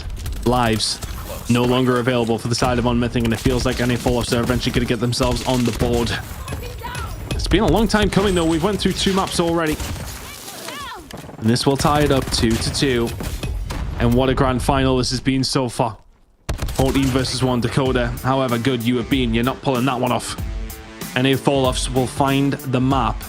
And one that, I mean, we didn't necessarily put in their camp, did we? We really thought that that one was looking more like an on-Mythic win, but it's NA fall-offs who find it. And now, it's the advantage lying with them as we head into their hardpoint and, of course, their control. Yeah, just a really back and forth control. And, you know, I almost felt like on Mythic, if they do have that defense, obviously, I mean, it is something for them, but any fall-offs do something they were not able to do in the past, which is, you know, talking about getting around 5, getting actually a victory. You know, we've seen them play Crossfire Control twice versus on Mythic, and finally, 3rd time's the charm. They are able to force a round number 5 defense, crucially, actually win said defense. Solid operator usage, I think, coming out from all the players as well. Very rarely do you see a wasted operator on the side of NA fall-offs, and individually you look at the likes of Shane and Jez that were constantly being nuisances, constantly slaying out round after round after round. On Mythic there, just not able to pull it off, and you know, you start to ask questions, right? I mean, if they do push for one more tick on towards B at any given point in that, things would look very, very different right now. But 2-2, we go. It's kind of beckoning us to that map number 7, isn't it? We're not too far away from it. NA fall-offs can tie things up here, and they do. 2 apiece now. We're going to be heading into another hard point, and this time around, are we feeling positive NA fall-offs? You know, map number 1 wasn't necessarily the hottest from them at all on Arsenal. Of course, it was the pick 4 on Mythic, so you've got to take that into consideration. We're now heading over towards NA fall-offs pick, which will be a Hacienda. You've got to be feeling positive for them on this one, surely, right, Brody? I don't know, dude. At this point, I don't know what to expect. I mean, yeah, sorry, mate. You've got me sweating. It's hard. It is difficult, right? I mean, what is it? We've got a Hacienda coming up. We've seen this before. Obviously, you know, we saw this as the first map in that upper bracket final. That was a 250-226 victory for NA fall-offs. And I think just, you know, just generally speaking, coming into the series, my kind of overarching expectations is that NA Falloffs should be better off on the hard points. Now they've got a foothold in this series. I think that's never been more true. It's also worth saying, by the way, something that's kind of flown under the radar. Prior to that map that we just saw, Unmythic hadn't lost a single control the entirety of this season. That is the first control loss that we see Unmythic take the entirety of this season. What a time to lose it as well, because you've now given a foothold towards NA Falloffs in towards this one. And I do go back to the fact that for whatever reason, Hardpoint seems to be where NA Falloffs have been strongest this season. It also happens to be, I believe, where Unmythic have been weakest. So just by virtue of that, surely you kind of imagine that this is going to be an NA Falloff victory, but we shall see. And now they're in this best of 7, and I think we saw kind of earlier on today with Exclusive almost making a comeback against Animus, what that can mean. Big positive map there for the side of NA Falloffs. It does well and truly put them into this series. Hacienda Hardpoint, we go. Feels like the billionth time of this season, right? We feel many ways about Hacienda. We get to see it so often. Very much blessed with the map set here in COD Mobile. And blessed with the ability to find those kills or NA Falloffs. Plenty of them fall their way. 30 seconds or so to go here over towards P1. NA Falloffs getting some good time. These are always mixy hard points to pick things off on Hacienda Hardpoint. More preoccupied to see kind of which team can take things away with a solid hold over by P2. NA Falloffs, they kind of actually do want to get a lot of time. The way that they're playing this right now is very much as a team. They're keeping an eye on each other's backs. Raballo having a solid start to this game with 5 kills already. And that's going to be a little bit of P1 time. Not dominant by any stretch of the imagination, but winning the vast majority of the gunfights their ton is going to give them early control over P2. Got a bit of a pinch to worry about. One player over towards the ramp side is going to be that guy trying to put the pressure on from the other side, but everybody else from the pushover through water is dealt with one by one. A little bit there from Unmythic, and NA Falloffs have some potential for some very, very good time here. Washi with a sniper out. Envy finding 4 though. Oh my word, out of nothing. Predator MSL comes in and just slams the door shut. NA Falloffs looking for some very good time here over towards P2. Well, they're going to get broken. Indra and Salami come through for a couple of kills. So just as you say for a moment there, the NA Falloffs might be able to get some time. They're now going to have to fight back in for the last 25 seconds. Split spawns do come through though from NA Falloffs. Opportunity now to break through, but it's not that well timed. Washi produces a double. Surely not number 3 from Washi. That is absolutely insane. NA Falloffs off the back of that will now get that time, but that is all down to Washi. Has to be said, by the way, just going to casually mention this. Envy continues to have a solid series. He's got 16 kills for the first 2 hardpoints. How on earth? An 8 kill average per hill is absolutely absurd. If Envy can keep this up, NA Falloffs are likely to take the lead here in this series. Eldora, Indra combining well though over towards the side of P3. NA Falloffs now spawning over only one side towards the well and not finding gunfights. Olaf's trying to find a way back through.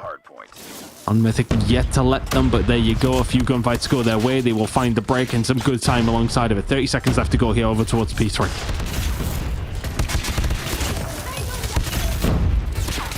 Unmythic trying to hold on towards this time. Not a lot of smokes, actually. I don't know, but did these guys do like a ban and protect before the game or something and smokes were off the board? Because I've not seen a lot of smokes from either of these two teams. Certainly would have helped opportunity to get in towards this hard point for either squads, but Unmythic not able to do so. Indra will find a couple of kills, and in the end, NA Falloffs have the final say. I'm genuinely confused. Why aren't we seeing smokes? Potentially G. Oh boy, don't. We're not doing that in COD Mobile. Operators out on 2 different sides of things. Purify through the middle of the map, not able to find a real good deal. Eldora, some really good shots coming through though, so Unmythic doing a sensational job so far, but Raballo Shane combining well and just finding absolutely everything. NA Falloffs with the lead, and now starting to find a little bit more. Feels like the gear that they needed to be in to beat Unmythic has somewhat been found now. First 2 maps wasn't necessarily too great from them, but Jez is going to find 3, doesn't find the 4th. Equalizers come out from Pildora. He's trying to hold this down all on his own. This is the operator you want. I don't even think he really needs to do it on his own. He's got a lot of help from his teammates. Pildora still alive, by the way. Finally loses those equalizers. Does enough, though. Washi now moving forward, flanking play that they don't necessarily expect, but it's not good enough. He only finds one, so the rest of the squad here from NA Falloffs now looking to try and get in towards time. There's those smokes back on the hard point here for both of these rosters. Is it good enough for NA Falloffs to get in towards the time? Does not look like it. So we hit the end of the first set, and I would actually say this is slightly lower scoring than I would normally expect. I think owing to the fact that neither team really able to get a foothold on that last hard point. NA Falloffs, though, do just about have an advantage. Just about. If only a little one. On Mythic getting some really good time over towards P1 here. 42 seconds remaining on this hill, and they are getting pretty much farmed off the respawn here. Jez, Rebalo, and Shadno can combine well. And now some good time for the side of NA Falloffs to try and get a hold of if they can. Goldora answers back with one against Rebalo. Salami finds one into Jez as well. It just feels like this kill feed is scrappy and never really feels like there's a huge flurry that goes in one direction. It's a very, very even match. Yeah, but I think, you know, to be fair, credit to both teams at the moment, because it does feel like they're doing a good job at making each other feel uneasy, right? I think that's kind of so obvious, the way in which both teams are kind of playing around the minimap. NA Falloffs kind of bunched up in towards P1 to try and do their best for P1 control. That does actually work out, because they get the better look of P1. Now they've got a 25 or so point advantage over on Mythic. Now move in towards New. Opportunity here for them to get control. Rebalo over the top, getting kills with War Machine. Managed to find one. Oh, you would have expected a little bit more, but Dakota can just find three in the blink of an eye. USS 9 defeats War Machine, apparently. Shane can find two. Adu now bringing in his War Machine to try and keep them at bay. Just needs the information. There's two, there's three. Washi's the only one who can answer back. Great job from the side of on Mythic. 35 seconds remaining on this hill, and this will put them in a nice little lead if they can hold on to the rest of it. It's just been such a solid hard point from Mythic, despite all the operators that NA Falloffs was sent in their direction. Alame gets caught off guard. Rebalo wants to try and find his way through. Oh, it would have been nice if he could have found that one. That could have been some time for NA Falloffs. And I was going to say, despite everything that NA Falloffs have kind of sent towards that hard point, Mythic still come out on top. I mean, it should be said that they have also kind of invested into that. I think we at the very least saw a Sparrow and a Death Machine there from Mythic. But still, they look better for it. We went from, what was it, a 30-point advantage to NA Falloffs to now a 15-point lead from Mythic. So swinging back in favor here of the challengers from the lower bracket. Look over towards New and NA Falloffs here. The veterans touch first once again. This really is anybody's game. Raid coming up on Control next. Who's going to have the advantage going into that one? Could be a huge, huge game. As mentioned, on Mythic had only lost one singular game of Control all season long. Oh, it hadn't lost any. Sorry, they have only lost one game of Control all season long, and that was literally just 5 minutes ago. The very first one. They'll still feel and remain confident heading into any sort of Control that they can get the job done. So if they can find the map here and put themselves on match point and championship point, heading over towards a raid Control, that's going to be a nice place to be. Contestation coming through from both these two teams over towards P3 for the majority, but then there you go. Both dead momentarily. NA Falloffs will get some really good time, and on the have to back off to over towards P4. Capture the Mythic still maintaining that 20-point or so advantage, now going in towards this next hill. There's always a mixy one.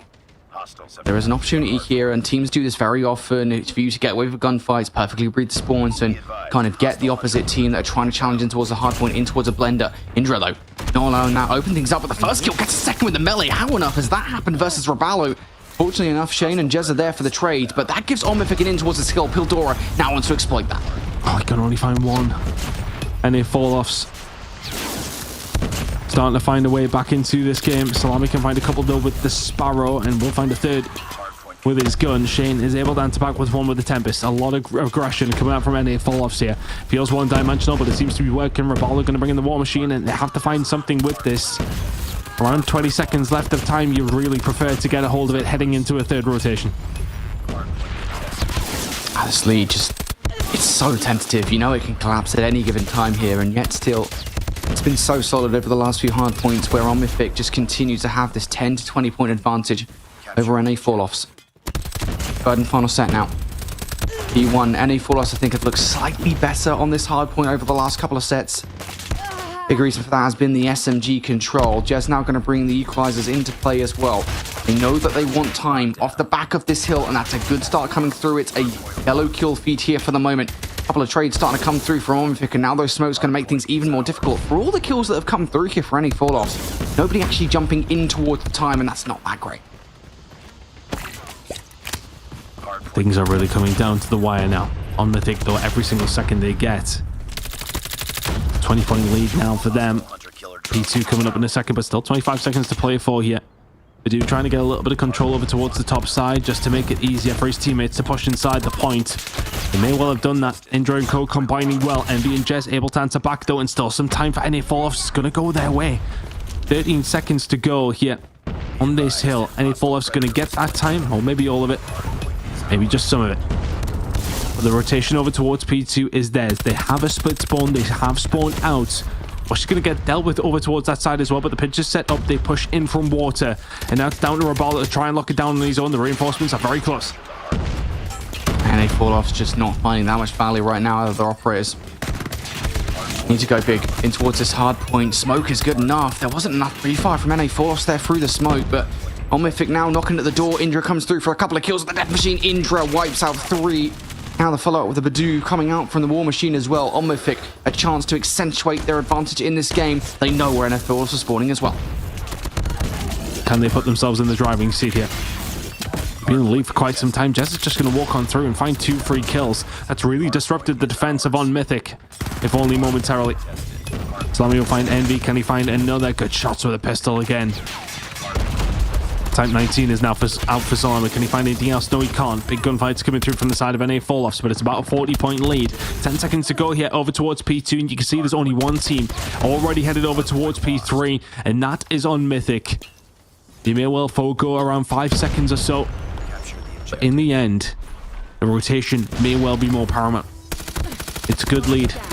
Oh, nice. Well, it's 40 or 50-point lead at this moment in time, and they need to hold on to it if you're On Mythic. Good read of the spawns here from Omifik. Know exactly where NA Fallouts are going to get this hill from. Operators kind of coming out. It's 3 for NA Fallouts. They know how important getting control of this hill is, and all of them being used to great effect as well. NA Fallouts looking for all of this time. Now those operators are out of the play, and it's going to enable on Omifik a chance towards this hill once again. We know it's Mixie. They're going to throw themselves at it. Looking for the operators. Who's going to have anything on the table? It's only going to be Poldora, but I say it's only going to be Poldora. There, the equalizers, and here they come. Finds 1, finds 2, and now starts to get aggressive. On Mythic can still win it here. He's stay on the point for the points to head over towards his team, but he's trying to put the pressure on the people coming in off the respawn. 2 have got by down the right-hand side. Is that going to be enough of a contention to stop this from happening? It looks that way. It's going to be about heading over towards P4, which is where both these 2 teams are going to be sprinting towards. There we go. Omifik just needs 8 seconds. This is a hard point, though, where you can get a 460 if you manipulate the spawns correctly. Got to win the first few wave of gunfights, though, and really, I think you just need a kind of a team wipe to get this one going. Pildora stacks up a 3, though, and that might be it. That may well be it. On Mythic could be taking the lead in this series for the very first time. 3 seconds to go. Don't know if they're going to get the touch. They are through the middle door. Washi going to try and slow it down. Not going to happen on Mythic. Find themselves now in the lead in this grand final. It's a 3-2 lead. They are 1 round away from being crowned champions up against NA Fallouts. Man, just phenomenal hardpoint between those 2 teams. Absolutely crazy. And, you know, it was a tentative advantage, right? It wasn't like Omifik walking away with it throughout the entirety of that game. I would say for like, I want to say it was like 4 or 5 hardpoints pretty much straight that Omifik had this 20-point advantage that no matter what NA Fallouts did, no matter how many operators they threw at any given hardpoint, they just could not rub away at that lead. Never went away, and it held, I think, all the way pretty much through to the penultimate hardpoint. It was that garage hill, that garage final hold coming through from Omifik, where they finally actually pull away from NA Fallouts. The worst possible time for NA Fallouts to not be able to hold strong. So 1 last little effort there as well on the penultimate hardpoint from NA Fallouts. I think it's 3 operators towards Spencer's to try and get some modicum of control, and even that just was not enough. So, I mean, really fair play to one Mythic right now. I mean, just the way that they're playing as a team, just continuing to hold hard point after hard point after hard point and brace for the storm. It's not easy to take down any fall-offs when they are that mechanically talented, yet still they're able to do it. I want to say as well, like on the whole, they might actually have gotten out slayed for the win there. They absolutely did. Holy moly, that's bad. And I think for any fall-off stat, is a hard thing to see. 47 and 29 from MB, 49 and 29 from, I think it was Washi over towards the top side. But you find those kills, you find those moments, but you don't find the time, and that is what's important. They now find themselves behind here in this grand final due to NA fall-offs, and they need to find back-to-back maps, but they'll have to find it after this very quick break. Don't go anywhere. We'll be back in just a few.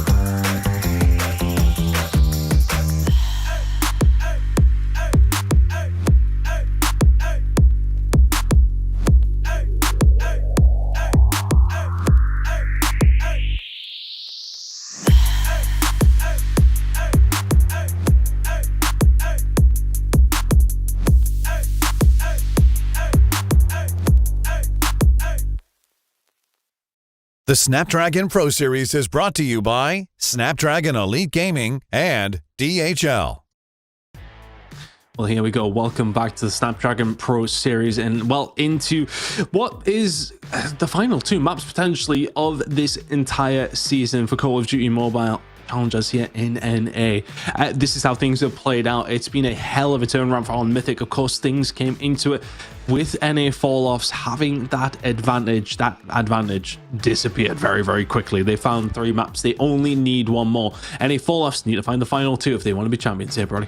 I honestly think the wild thing about this entire series, right, is that you go back to that Crossfire Control and one segment of progression goes On Mythic's way, and we're looking at a round 5 defense for On Mythics, and to be frank about it, we're probably not looking at a map 5 right now. This series would be done in technically 5, but obviously 4 with the winners map advantage in as well. But it doesn't matter, we are going to be seeing a raid control now, and this is something I believe that we didn't see from these guys in the challenge final matchup at the very least. Obviously we didn't see it in the challenge season matchup either, because both of those controls were crossfire. So just purely speaking from a head-to-head perspective, these teams haven't played each other on raid control in this season.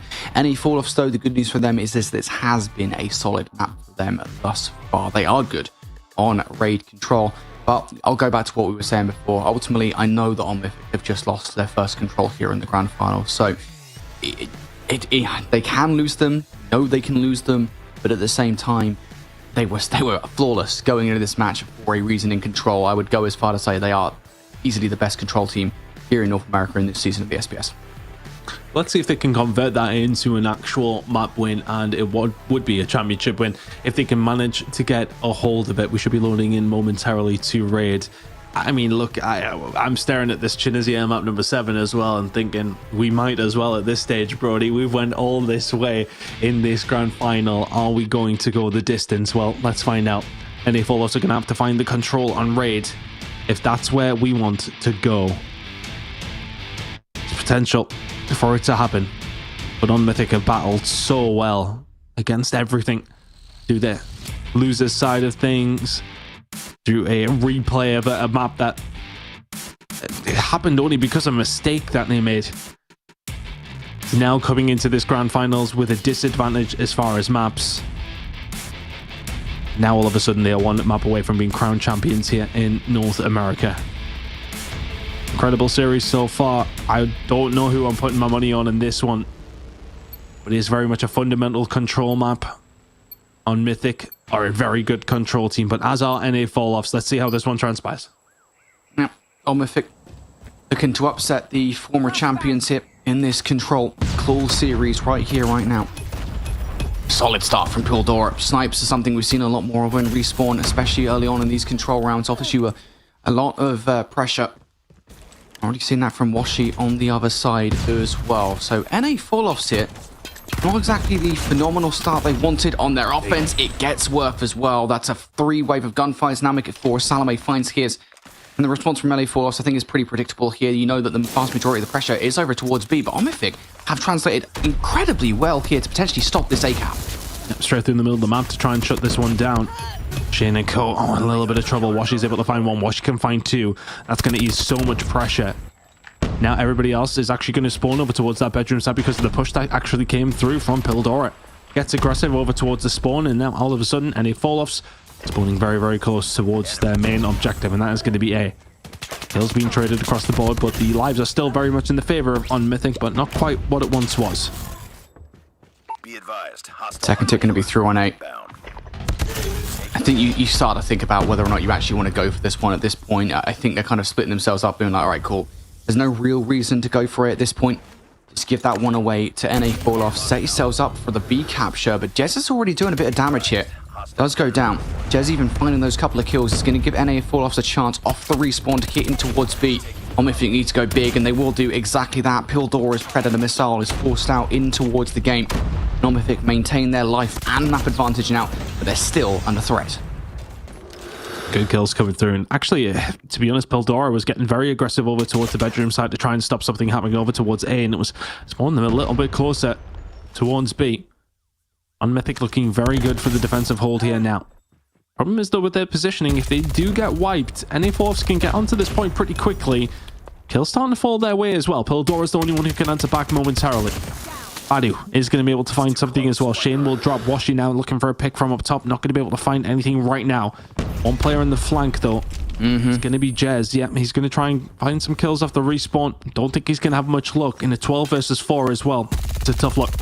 Yeah, you can play for that respawn, though, with a minute on the clock. Like, yeah, all right, not having their lives is probably the biggest issue here for Jez, but you could definitely have played that one. Jez actually finds 2 kills. Yeah, definitely. Oh, in this situation, you take Jez down. 8 versus 3, though, is not going to matter too much. If they stack the point, they're going to get 2 players on. Shane is very far removed from this situation, so you need to do this in basically a 2 versus 3 here for the moment. Barlow. Oh, he called in the War Machine. He gets taken down. He's killed himself after Shane finds another kill. There was some potential there. Shane can keep going, though. Now in a 1 versus 4. Momentarily, just a 1v1 on the site. Pildora will find it. And Mythic will find the round, but not without their trials and tribulations. That's so unfortunate for Barlow to bring his streak out, or bring his operator out, excuse me, and then almost immediately take himself out of the play. Gotta imagine if he, fires that in anywhere, but he's basically at his own feet.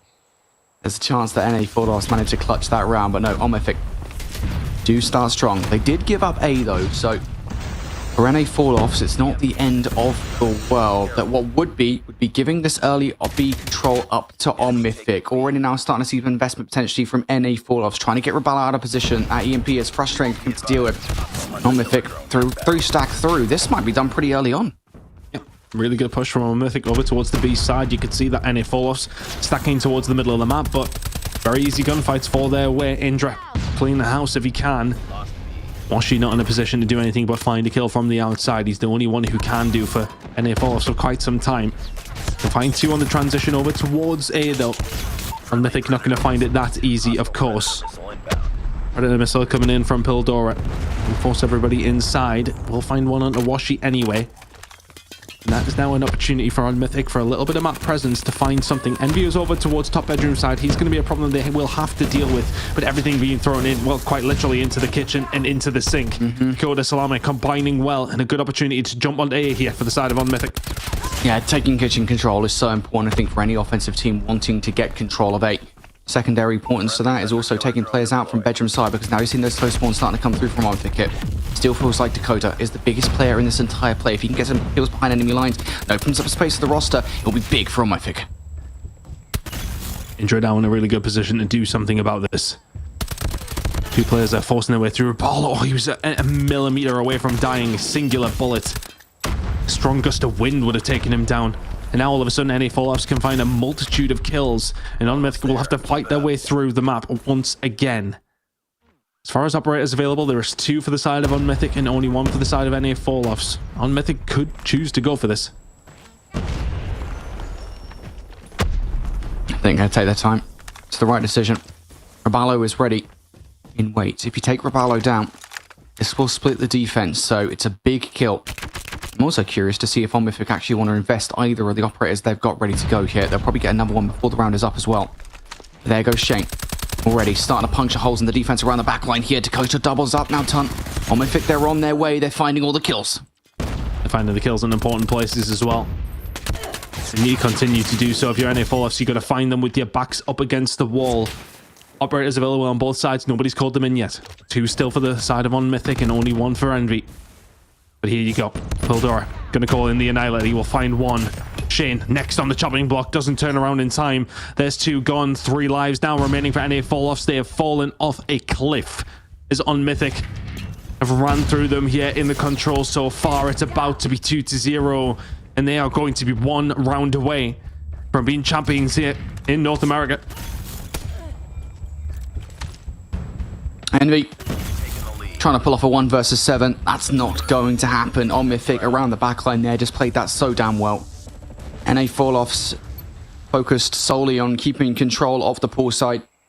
And Mythic manipulate that to their advantage. They get all of the kills around the flank. Win the trades for site control. So Mythic now 2-0 up. Surely we don't see a reverse sweep. The ultimate comeback and forcing us into a Game 7. I think if you're an Mythic fan, you're cursing Brody if he's cursed them just like that. The dude did bring out the War Machine to kick things off. Didn't find a great deal with it. Does get taken down. Washi and Co. trying to get something going over towards this B side. It has been pretty much a free capture. Rabala will find a kill on the Salami, and now all of a sudden, and they fall off with a little bit of life here in the control. Can't quite find that kill over towards the kitchen side. There's the fight coming in over towards B. It's too little too late to stop anything from happening as Rabala will find the snap. Brilliant start for the side of Falloffs. Mythic, I'm not being here whatsoever in round number 3 so far.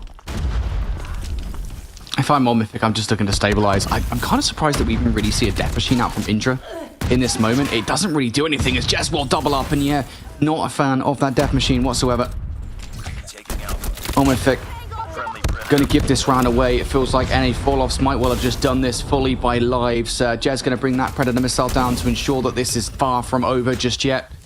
This is done. 22 versus 7 with over 2 minutes on the clock. It would take a bloody miracle for Mythic to win this now. They just don't have the map control. They don't have the kills at this point. Any operators that you have, just save them for the next round. And I'll go back ahead and say that that death machine from Indra is a terrible play call. Why did he call it in? Just, I don't know. It just doesn't make sense because I think, you know, when you're in a situation like this and you kind of know you've lost map control, already down by a wealth of flies. I think it was down by like 6 or 7 by that point as well. Like a death machine isn't going to save you, especially in the position that he was in. NA Falloffs now will have one operator to the good as well going in towards this round. I feel like the start of this round is going to dictate how the rest of this control goes. On Mythic need to have a solid start. Just trying to find something down the side, cannot find it. Rabala with the war machine, it's fully locked and loaded, as is Washi's Annihilator. Finds one, finds two, just so accurate with it. He's just not the man you want. Aiming downsides against you. Jez can find a kill on the way in here as well. Envy will find something else and finds two. How on earth has this happened? On Mythic now being forced back into their spawn. NA Falloffs. They needed to find something in the previous round. They found it. They found a little bit more in the next as well. The defensive hold so far, so good.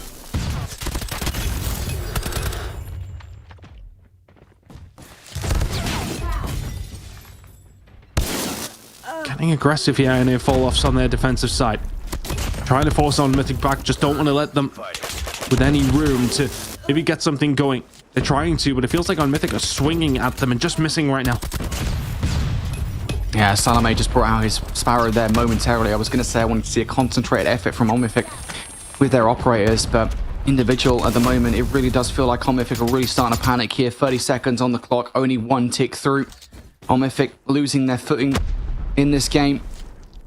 And they fall off a 7 life advantage. Surely this cannot go any other way now. Shane going to bring the Tempest out to try and hold on. And he has some freebie kills as well. Washi providing support through open stairs. Badu will trade for a couple of kills here. So we'll finally see a stoppage to the clock. But with 10 seconds left in a 5 versus 14, it's just too little. It's too late. We're going to a round 5 hit.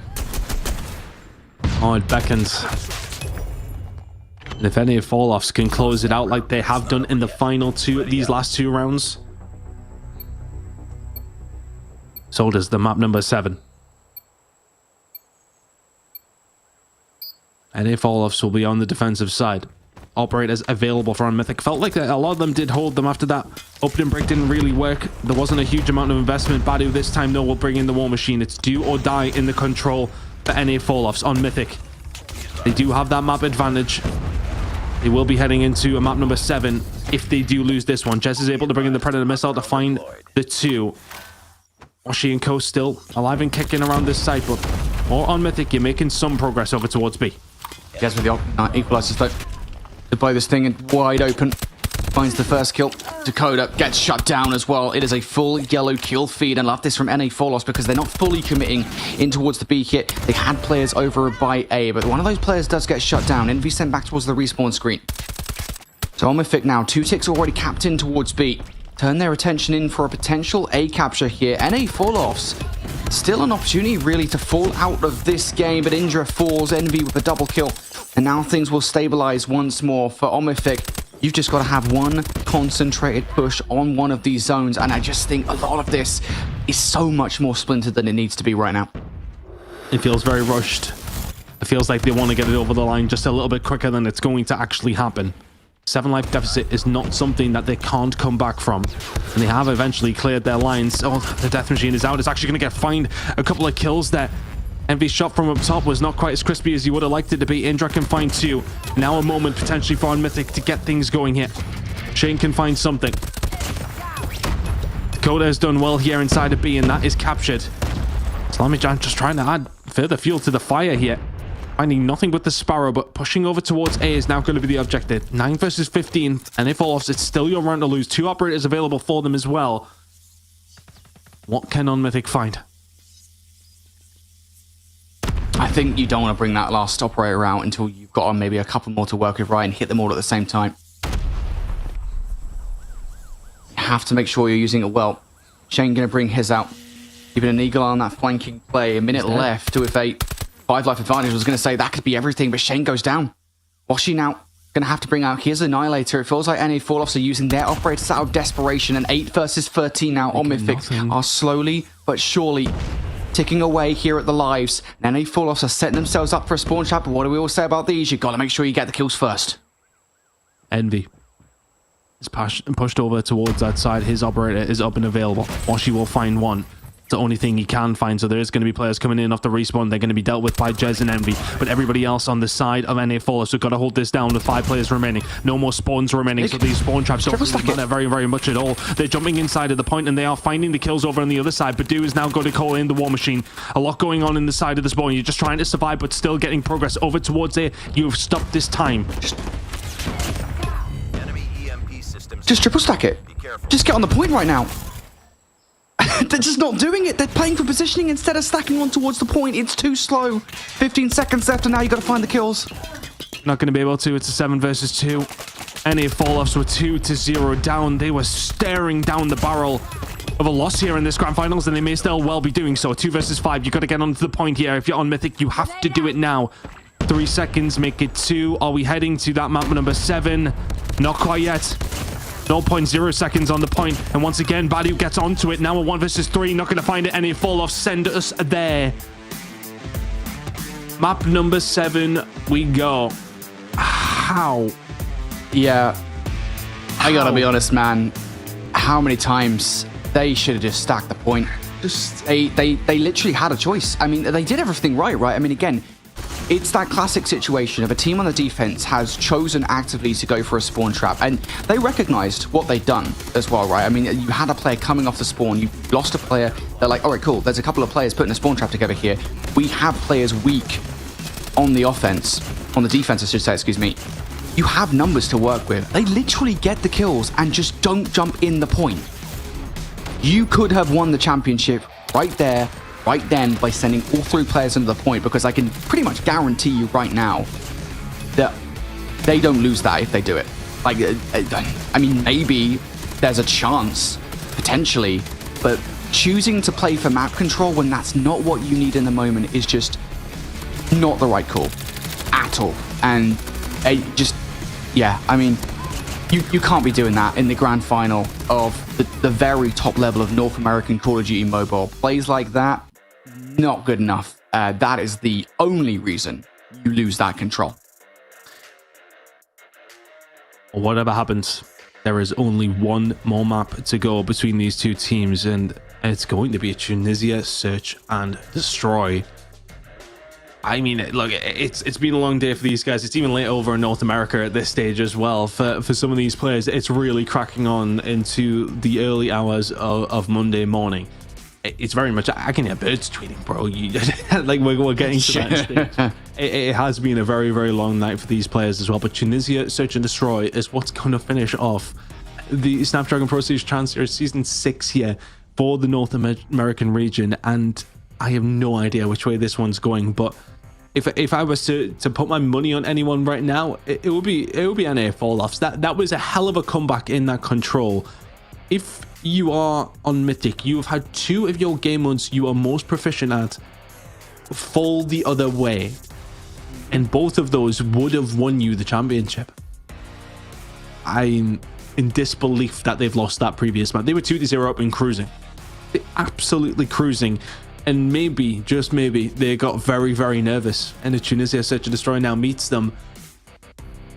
I have no idea which way this one goes. No idea. Neither do I. Honestly, straight up, neither do I. I can look at some stats here to kind of getting an idea of which way we think this is going to go. Just looking to see it. I mean, this is the map, right? This is the search and destroy that we saw between these two teams back in challenge season. It was a 10-8 victory there to Omifik, and this was that map where, to be frank about it, I mean, we were just kind of sitting here in disbelief at how NA Falloffs kind of were messing up in the ways that they were. I don't think they're going to do the same things again here.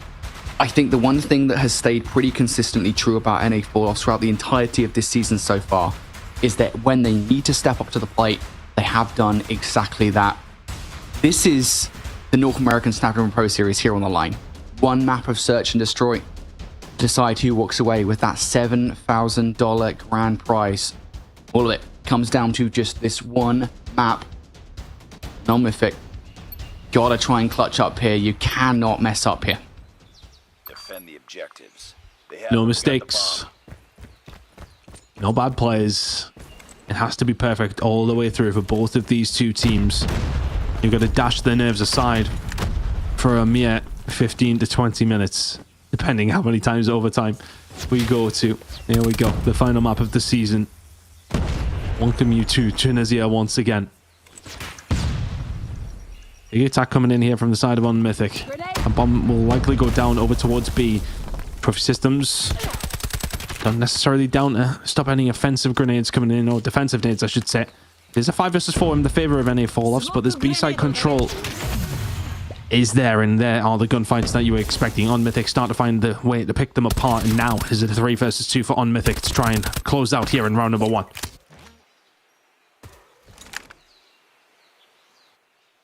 You've already got the numbers in your favor here if you're Mythic. NA Falloffs, though, still presence in the site. That's the biggest issue here for Mythic in this situation. Rabalo and Shane playing around this. I'm not even entirely sure with the way in which Mythic have dipped out of this site that NA Falloffs are sure what's going on. You can see Rabalo kind of checking urgently from the middle of the map. Maybe Mythic are changing tacts a little bit. With 40 seconds on the clock, this is going to be a double blind, potentially. Yep. Are we thinking about hitting this through? Mythic, yep, straight back towards B, but one player hasn't blinked, and that is going to be Shane towards the back of the map. Yep. You've seen players pushing on through as well. If we could find anything here, that would be massive. Indra will fall. Now Shane with the Odin in his hands is a dangerous proposition to try and deal with. 17 seconds, they're going to hunt him down. One player is in there. Pandora with the prize fighters out will find the shot. One player towards the middle of the map, though, who can upset this party is Rabalo. Do they know where he is? No, they do not. He finds the gunfight, but Pandora doesn't miss. It's such a long first round that Mythic will find. Yeah, they definitely double-guessed themselves there at the start of that round, but in the end, NA Falloffs do not have back site presence enough. You lose Envy, you lose Washi, and you kind of do have to start relying a little bit more on the Odins. Keep site control. Doesn't happen. So that's a strong start for Mythic here on the search and destroy. Pretty decisive start of that. So now what do they do here on the offense? Do we see a different look from them? It is going to be seemingly an A hit instead of a B hit. NA Falloffs have got a pretty bog standard approach it on the defense. Player down low. Jez keeping an eye on any potential push out from Winery side, but Mythic are definitely taking their time with this one, Ton. I wouldn't expect them to. I mean, we're in a map number 7 of a grand finals here. It's not just about the prize money, it's about the pride as well. For Mythic, this will be a massive, massive achievement. Envy holding his angles, and for all that Mythic are taking this slow, NA Falloffs are offering nothing up to them either. What had been slow is now going to burst into life. Badu through the middle of the map is going to probably get caught out here, but just managed to survive for a moment longer than he probably should have. Is that going to offer anything up towards the side of Mythic? Not quite. They can't hit their shot. Salam not going to be able to find anything, and after all of that, he needs to find a 1 versus 3. Finds one more, cannot find it. Washi finds another kill. Ready for the next round. Comes in through the middle of the map with the pistol. That has already found 1 or 2 more. Then in Falloffs will get their first round on the board. Defend the objective. Just solid team play there on the defense from NA Falloffs. They will answer back from what happened in round number 1. And kind of slow start here from Mythic. They do have a read now for what the defense actually looks like over by A. They should, of course, know. They've played these guys on Tunisia search and destroy before. So utility going over the top here for Mythic. Not actually a lot of it actually landing. You get information as to where the players are not, and that's the crucial thing. I think the fact that Jez isn't playing the exact same position, he's playing a little bit further forward towards the site itself, means now they know down to that utility where Jez, or at least where Jez is not playing. Here we go though, initial hit from Mythic. Now Dakota goes down for the count. That's going to make things awkward here. What's the play for Mythic? You can see already Indra is back in the spawn, just ready to make a move in any which way that he can. And I think it may well be over towards B after that kill goes through onto Salami by Jez over towards A. Badu's got very, very aggressive here, and he's going to catch Shane completely off guard. That's B control, and that's B going to be going down. And they need to get here pretty quickly, but as do everybody else. Badu got aggressive. The bomb does indeed go down. Does it? Am I tripping? Now it's going down. I thought he put it down. I'm locked in, I swear. The bomb has been planted. Bomb now down. I'm now down. Was looking pretty good hit for NA fall-offs. On the retake. Mythic will have to split the forces to keep an eye on both sides. The reaction has to be fast. The comm from Pildora has to be fast. As soon as he sees his playoffs, Indra needs to help him out. Gonna be a big hit over towards the backside. Smoke will come out. Robalo now onto the site, and he will cause issue, as will the rest of NA fall-offs. Jez will find Pildora. This should be just written in the stars which way this one's going to run through. An absolute run through on Mythic, to be honest with you. A really nice retake from the side of NA fall-offs. Yes, okay, they did have the advantage. Well, they get aggressive, they find the gunfights, and they find the lead here in map number 7 of this grand finals. I mean, ultimately, that is just a pretty standard retake from them. It is easy to mess up, I think, at times. Maybe you get overzealous and a bit of bad timing, but nope, fundamentally solid. 3v2. Mythic had a little bit too much to do there about the numbers. Aggression now on this round from Mythic. NA fall-offs trying to get up in their face here. It's a bit of a different position from Wasi on towards the site, and honestly, I'm not sure I'm necessarily a fan of it. NA fall-offs now trying to install players towards the point. It's all going all right, though. Robalo in a position where perhaps he can catch a player off guard, will do so, but is that actually enough to get back in towards the round? Gets taken down. Jez now left in a 1 versus 4. This is just not happening. They're not going to offer anything up here, and Mythic are going to be rewarded for their aggression. You may well find one, but yeah, he's not going to be given the opportunity. You see all those arrows start to move as soon as he crosses it. Mythic will find themselves another round. 2 apiece. No idea where this one's going. No idea at all. Yeah. I think if I'm anybody at this moment in time and happier, it's Mythic with 2 attacking rounds. Yeah, I will say in that round, I think NA Fall is just playing things a little bit too wacky. There's no real reason to have Washi be playing up close and personal there. He's generally speaking a player at the back of the site with that sniper rifle. Don't do anything too crazy. I know you can try to change things up just a little bit, but there's no real reason to do that in that round, and things are a lot more standard this time around. First map blood going the way of Envy. Mythic will now be significantly slower here in the play and get some kind of modicum of A control. The defense hasn't really changed that much, though, for NA fall-offs. I think the only difference in this situation is Robalo is playing slightly edged towards A. NA fall-offs have numbers, so to reinforce this A site. Shin holding the angles. Momentarily does give it up, and you can see on the minimap, Salame putting himself in a position. Pildora bringing the shots out up against Robalo. He isn't able to make it count. Robalo now very, very cautious about trying to do anything about an angle here. Everybody backing up from the side of Mythic. Minus the side of Salame, who's now going to still be in and around Winery. Will cause issue over towards that side. He can be looking to try and just find picks as they exit. If Mythic can find a way through. She is going to be here to try and stop them doing that, though. If her B plan goes down, it could be disastrous for the 4 players over towards A and F-Offs. She will find one, though. Pildora gets taken down, and now they can start to kick into gear. Need to get over here for Salame pretty quickly. Love this reaction from Mythic. The only way you can actually win this round now is by getting yourself that bomb down on towards B. They want more kills, though. They're actually going to find them. Dakota goes for second helpings. Will not get that kill on towards Jez, but... or on towards the second player, excuse me, but will now get the bomb down. bring this down to a 2 versus 2. This has been miraculous conversion from the 3 versus 5. Indra now trying to escape, though. They know where he is, and I think Indra should be dead to rights here. Worth saying they do still have to challenge, though. 1 versus 2. This is doable from Indra.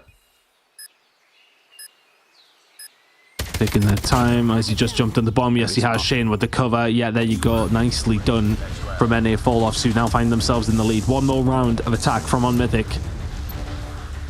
3 would be fantastic. 4-2 still not too bad. NA Falloffs really are the ones who could do with this round as well. Yeah, incredibly smart little play there. You're in a 2v1. Just use the audio cue to draw Indra out of the petition. Have the other player take him down. Fundamentals from NA Falloffs. Aggression from Unmythic this time around. Washi isn't in an unfavorable spot, and he will open up things with that first blood. A small adjustment like that can win rounds. Yeah, you get traded out, but you haven't given Unmythic full sight control just yet. You've still got Washi in a position to do something.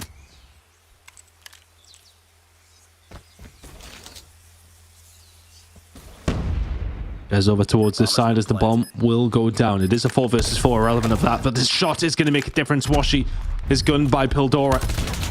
This needs to go your way if you're a baller. It doesn't. NA Falloffs looking to fall by the wayside here on this defensive side. Unmythic may well be carrying a very, very decent advantage into their defensive rounds unless Jez can pull this off. Now a 1 versus 2 makes it that from a 1 versus 4, but 20 seconds on the clock. It's going to be so difficult. One player is going to come from double doors. You need to search for Pildora.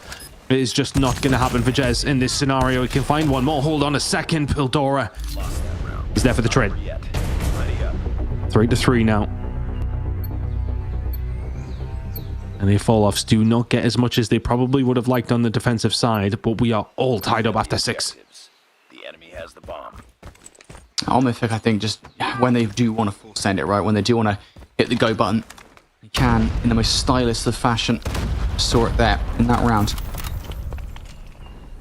I was kind of curious to see whether NA Falloffs would kind of barrel themselves with aggression straight in towards their first offensive effort, but I think they're kind of spending it trying to gather information, see what the defense actually looks like for Unmythic before making the move forward. Utility won't land on towards site. That initial bit of util coming out there is effectively just to try and make sure that nobody is looking to catch them off guard on that initial cut in towards A. So you're clearing out information piece by piece here for NA Falloffs. Jez now looking to be the first player. Tip of the spear here for NA Falloffs. Oh, Pildora finds the shot. Finds the opening for Unmythic, and that will make things very, very difficult for NA Falloffs because Unmythic ain't going to move. They do actually here. Uncharacteristically aggressive for Unmythic. He's the one who will find these positions. And NA Falloffs do not want to mess with the HS at that kind of range. Pildora getting aggressive himself as well, but this is a lovely setup from the side of Unmythic over towards this side of the map. Pildora now in a little bit of trouble. Could do with getting out the smoke as well placed, but Badu, how did Pildora find a kill there? Through the smoke, just sprayed it. And Lady Luck may well be on Mythic's side.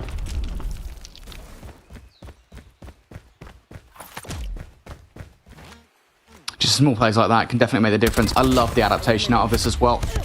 NA Falloffs might have found her way back into it, but Indra just doesn't let that happen. That is absolutely insane from Indra to close that round out. And yeah, I mean, Pildora is the one I think that sets that round off, but Unmythic shuts NA Falloffs out. They do try their best to adapt, but Unmythic is so damn fast right now.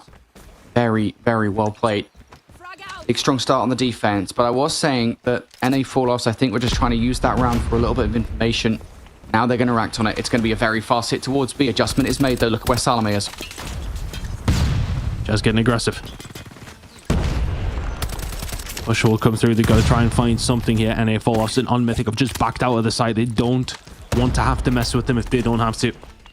They go for a retake. They're trying to pick them apart because when you're inside of B and everybody else is staring at you from the outside, it's not a good place to be in. Salome now here to give a little bit of backup. Envy and Washi, though, have made this a 3 versus 3. I'm going down, and this should be free. Salame can find it. Can he get out as well? Yes, he can. Takes a shot to the back, but it's not enough to do anything. Badu now on the flank as well. Good position for Unmythic to be in here on this defensive side. Yeah, they've gotten boxed in. The only real exit point for this, I was going to say, is through the middle of the map. Badu Now looking to put the hammer down onto the last remaining players. Yeah, you don't finish Shane off. He's down to 50% HP. He is not long for this world. And I just don't think that was a site clearance that NA Falloffs wanted, right? You have a player, I think it was Salome, right, that managed to get the bomb planter off. Reaction as well from Onwifik to send a player on the flank too. NA Falloffs just trapped in towards the position they'd put themselves in. 2 rounds on the bounce now. For Onwifik here on the defense, this has been a phenomenal start. And I think that was a cataclysmic round to lose it for NA Falloffs as well, because it was a more aggressive one than round number 1. That was your opportunity to really set the pace for the remainder of this search and destroy, and it goes wrong. Now NA Falloffs will be left double guessing themselves. What kind of strategy do you pull out of the playbook now? And Onwifik just getting a little braver as time goes on. Look at the positioning here from Badu. Can immediately flank. But not just that, he's giving his team so much information, because if he's seeing nothing there and they're seeing nothing in mid, it has to be a B push. Indra seeing nothing. Players over towards the backside. Well, they're starting to see players now because they're being gunned. Indra and Salami, you just need to win your ones there.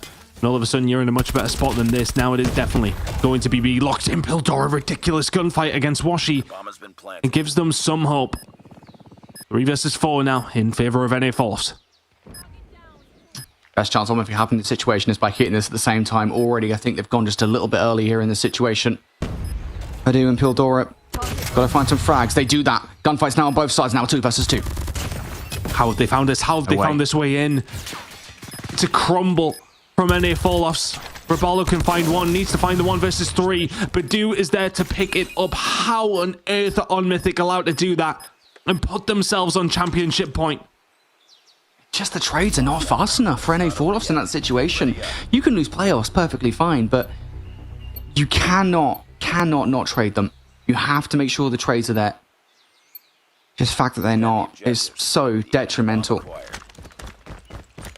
NA Falloffs, that's now 3 rounds in a row. The defense from Onwifik has been pretty much perfect. NA Falloffs, you are just 1 round away from falling short of the championship.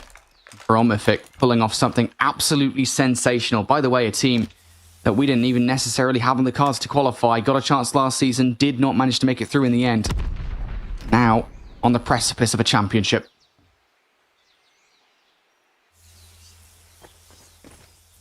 Washi and the boys of NA Falloffs will have to pull on every single bit of experience that they have here. They need to find 3 rounds in a row. All of this will have been for very, very little. Dakota can find the first blood for the side of Onwifik. And now for NA Falloffs.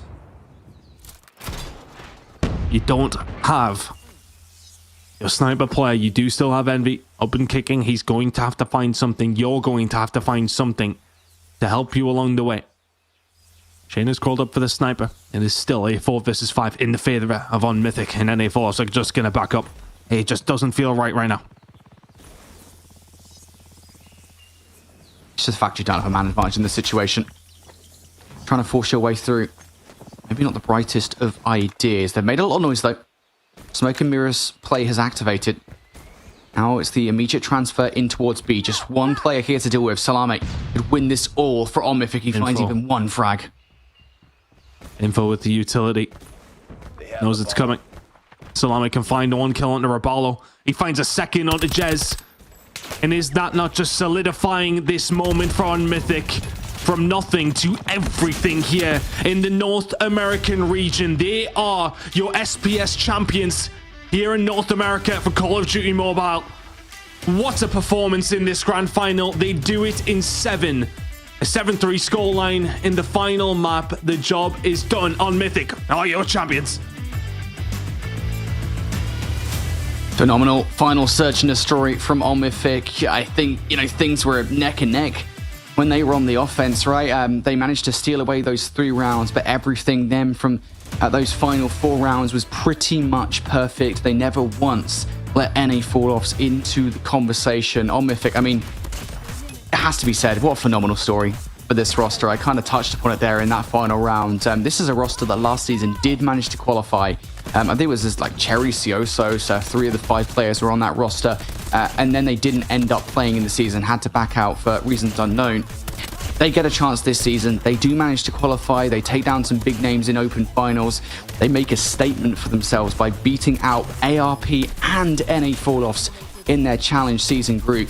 You expect that to kind of be the end of the story. You expect maybe, all right, cool, come playoffs, they're not going to do diddly squat, but no, absolutely not the case. They might well have been put into the lower bracket from the upper bracket finals by NA Falloffs, but Undream and NA Falloffs on the path to victory for On Mythic, as we have a new kid on the block, and they are something to be scared of.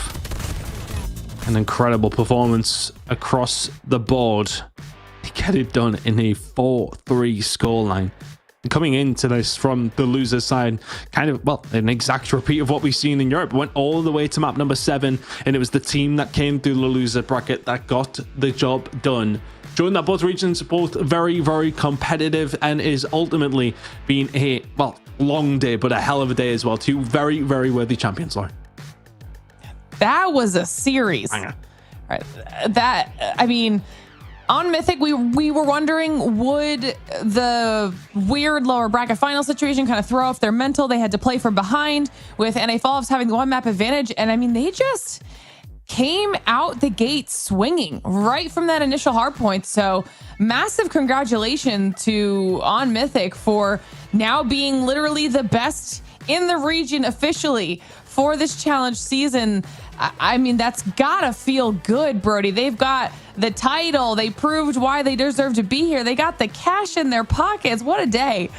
Yeah, I think it is it's the proving point, right? It's the fact that, you know, you come out here as total unknowns, and nobody has a clue what you're capable of. And how many times have we seen them be like, all right, cool, you guys should know who we are by now. You guys should know what we're capable of. And, you know, I mentioned it, you know, the fact that they're able to do that in open finals, in challenge season, then in challenge finals, every single step of the journey, they were constantly proving absolutely everybody wrong. I'm excited to see what the future, this On Mythic roster looks like. We are kind of in a transitionary period with North America, where we're seeing a lot of the talent kind of cycle in and out of the region. On Mythic, I think, are a solid future for North America. Looking forward to see what they can do. Well, it was an absolute banger of a weekend, a banger of a challenge season, really. It was a really fun last 5 weeks, if I do say so myself. But if you guys want to keep up with everything we've got going on throughout the rest of the year, even though this season's done, we still have so much more action for Call of Duty Mobile coming up on the calendar. Follow us on social media, X, Insta, and Facebook. That way you can stay up to date on everything that's coming up and around the corner. Or you can join our Discord at discord.gg/Snapdragon Pro Series. That way you can join our community, talk all things Call of Duty Mobile, and of course continue to get all of your updates. But that is it. It was a long, grueling day, like Tun said. They made it through to the end. Congratulations one more time to On Mythic on their win and being the champions here in North America. That was a weekend, to say the least. Really, really good job on behalf of all of our teams, honestly, that made it this far to this stage in the competition, because it was definitely an enjoyable season. They put on a show for everyone for the last 5 weeks, and we are very grateful for them. But it's time for us to say goodbye. Good night for our EU casters as well. So huge thank you to Snapdragon Elite Gaming and DHL for helping us make this whole season possible. And chat, you guys are awesome. Thank you for sticking with us the entire time. On behalf of myself, my co-casters, and everyone behind the scenes at ESL, thank you so much for watching. We'll see you all next season.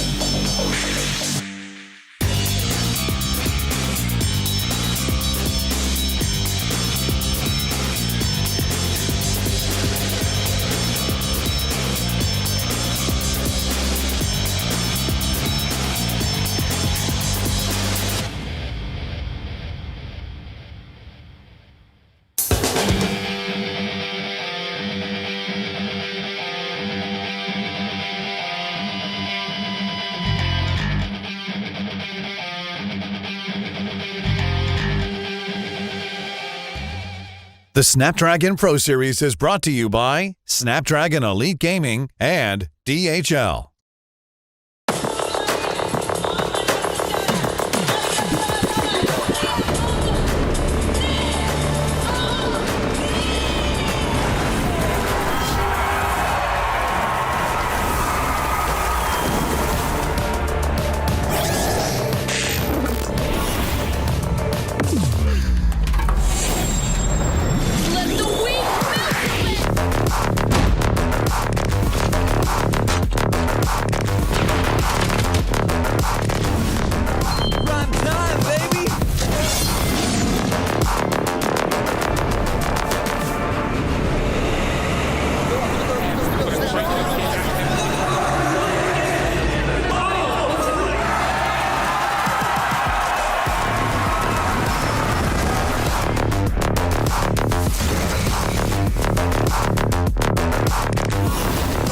Looks like the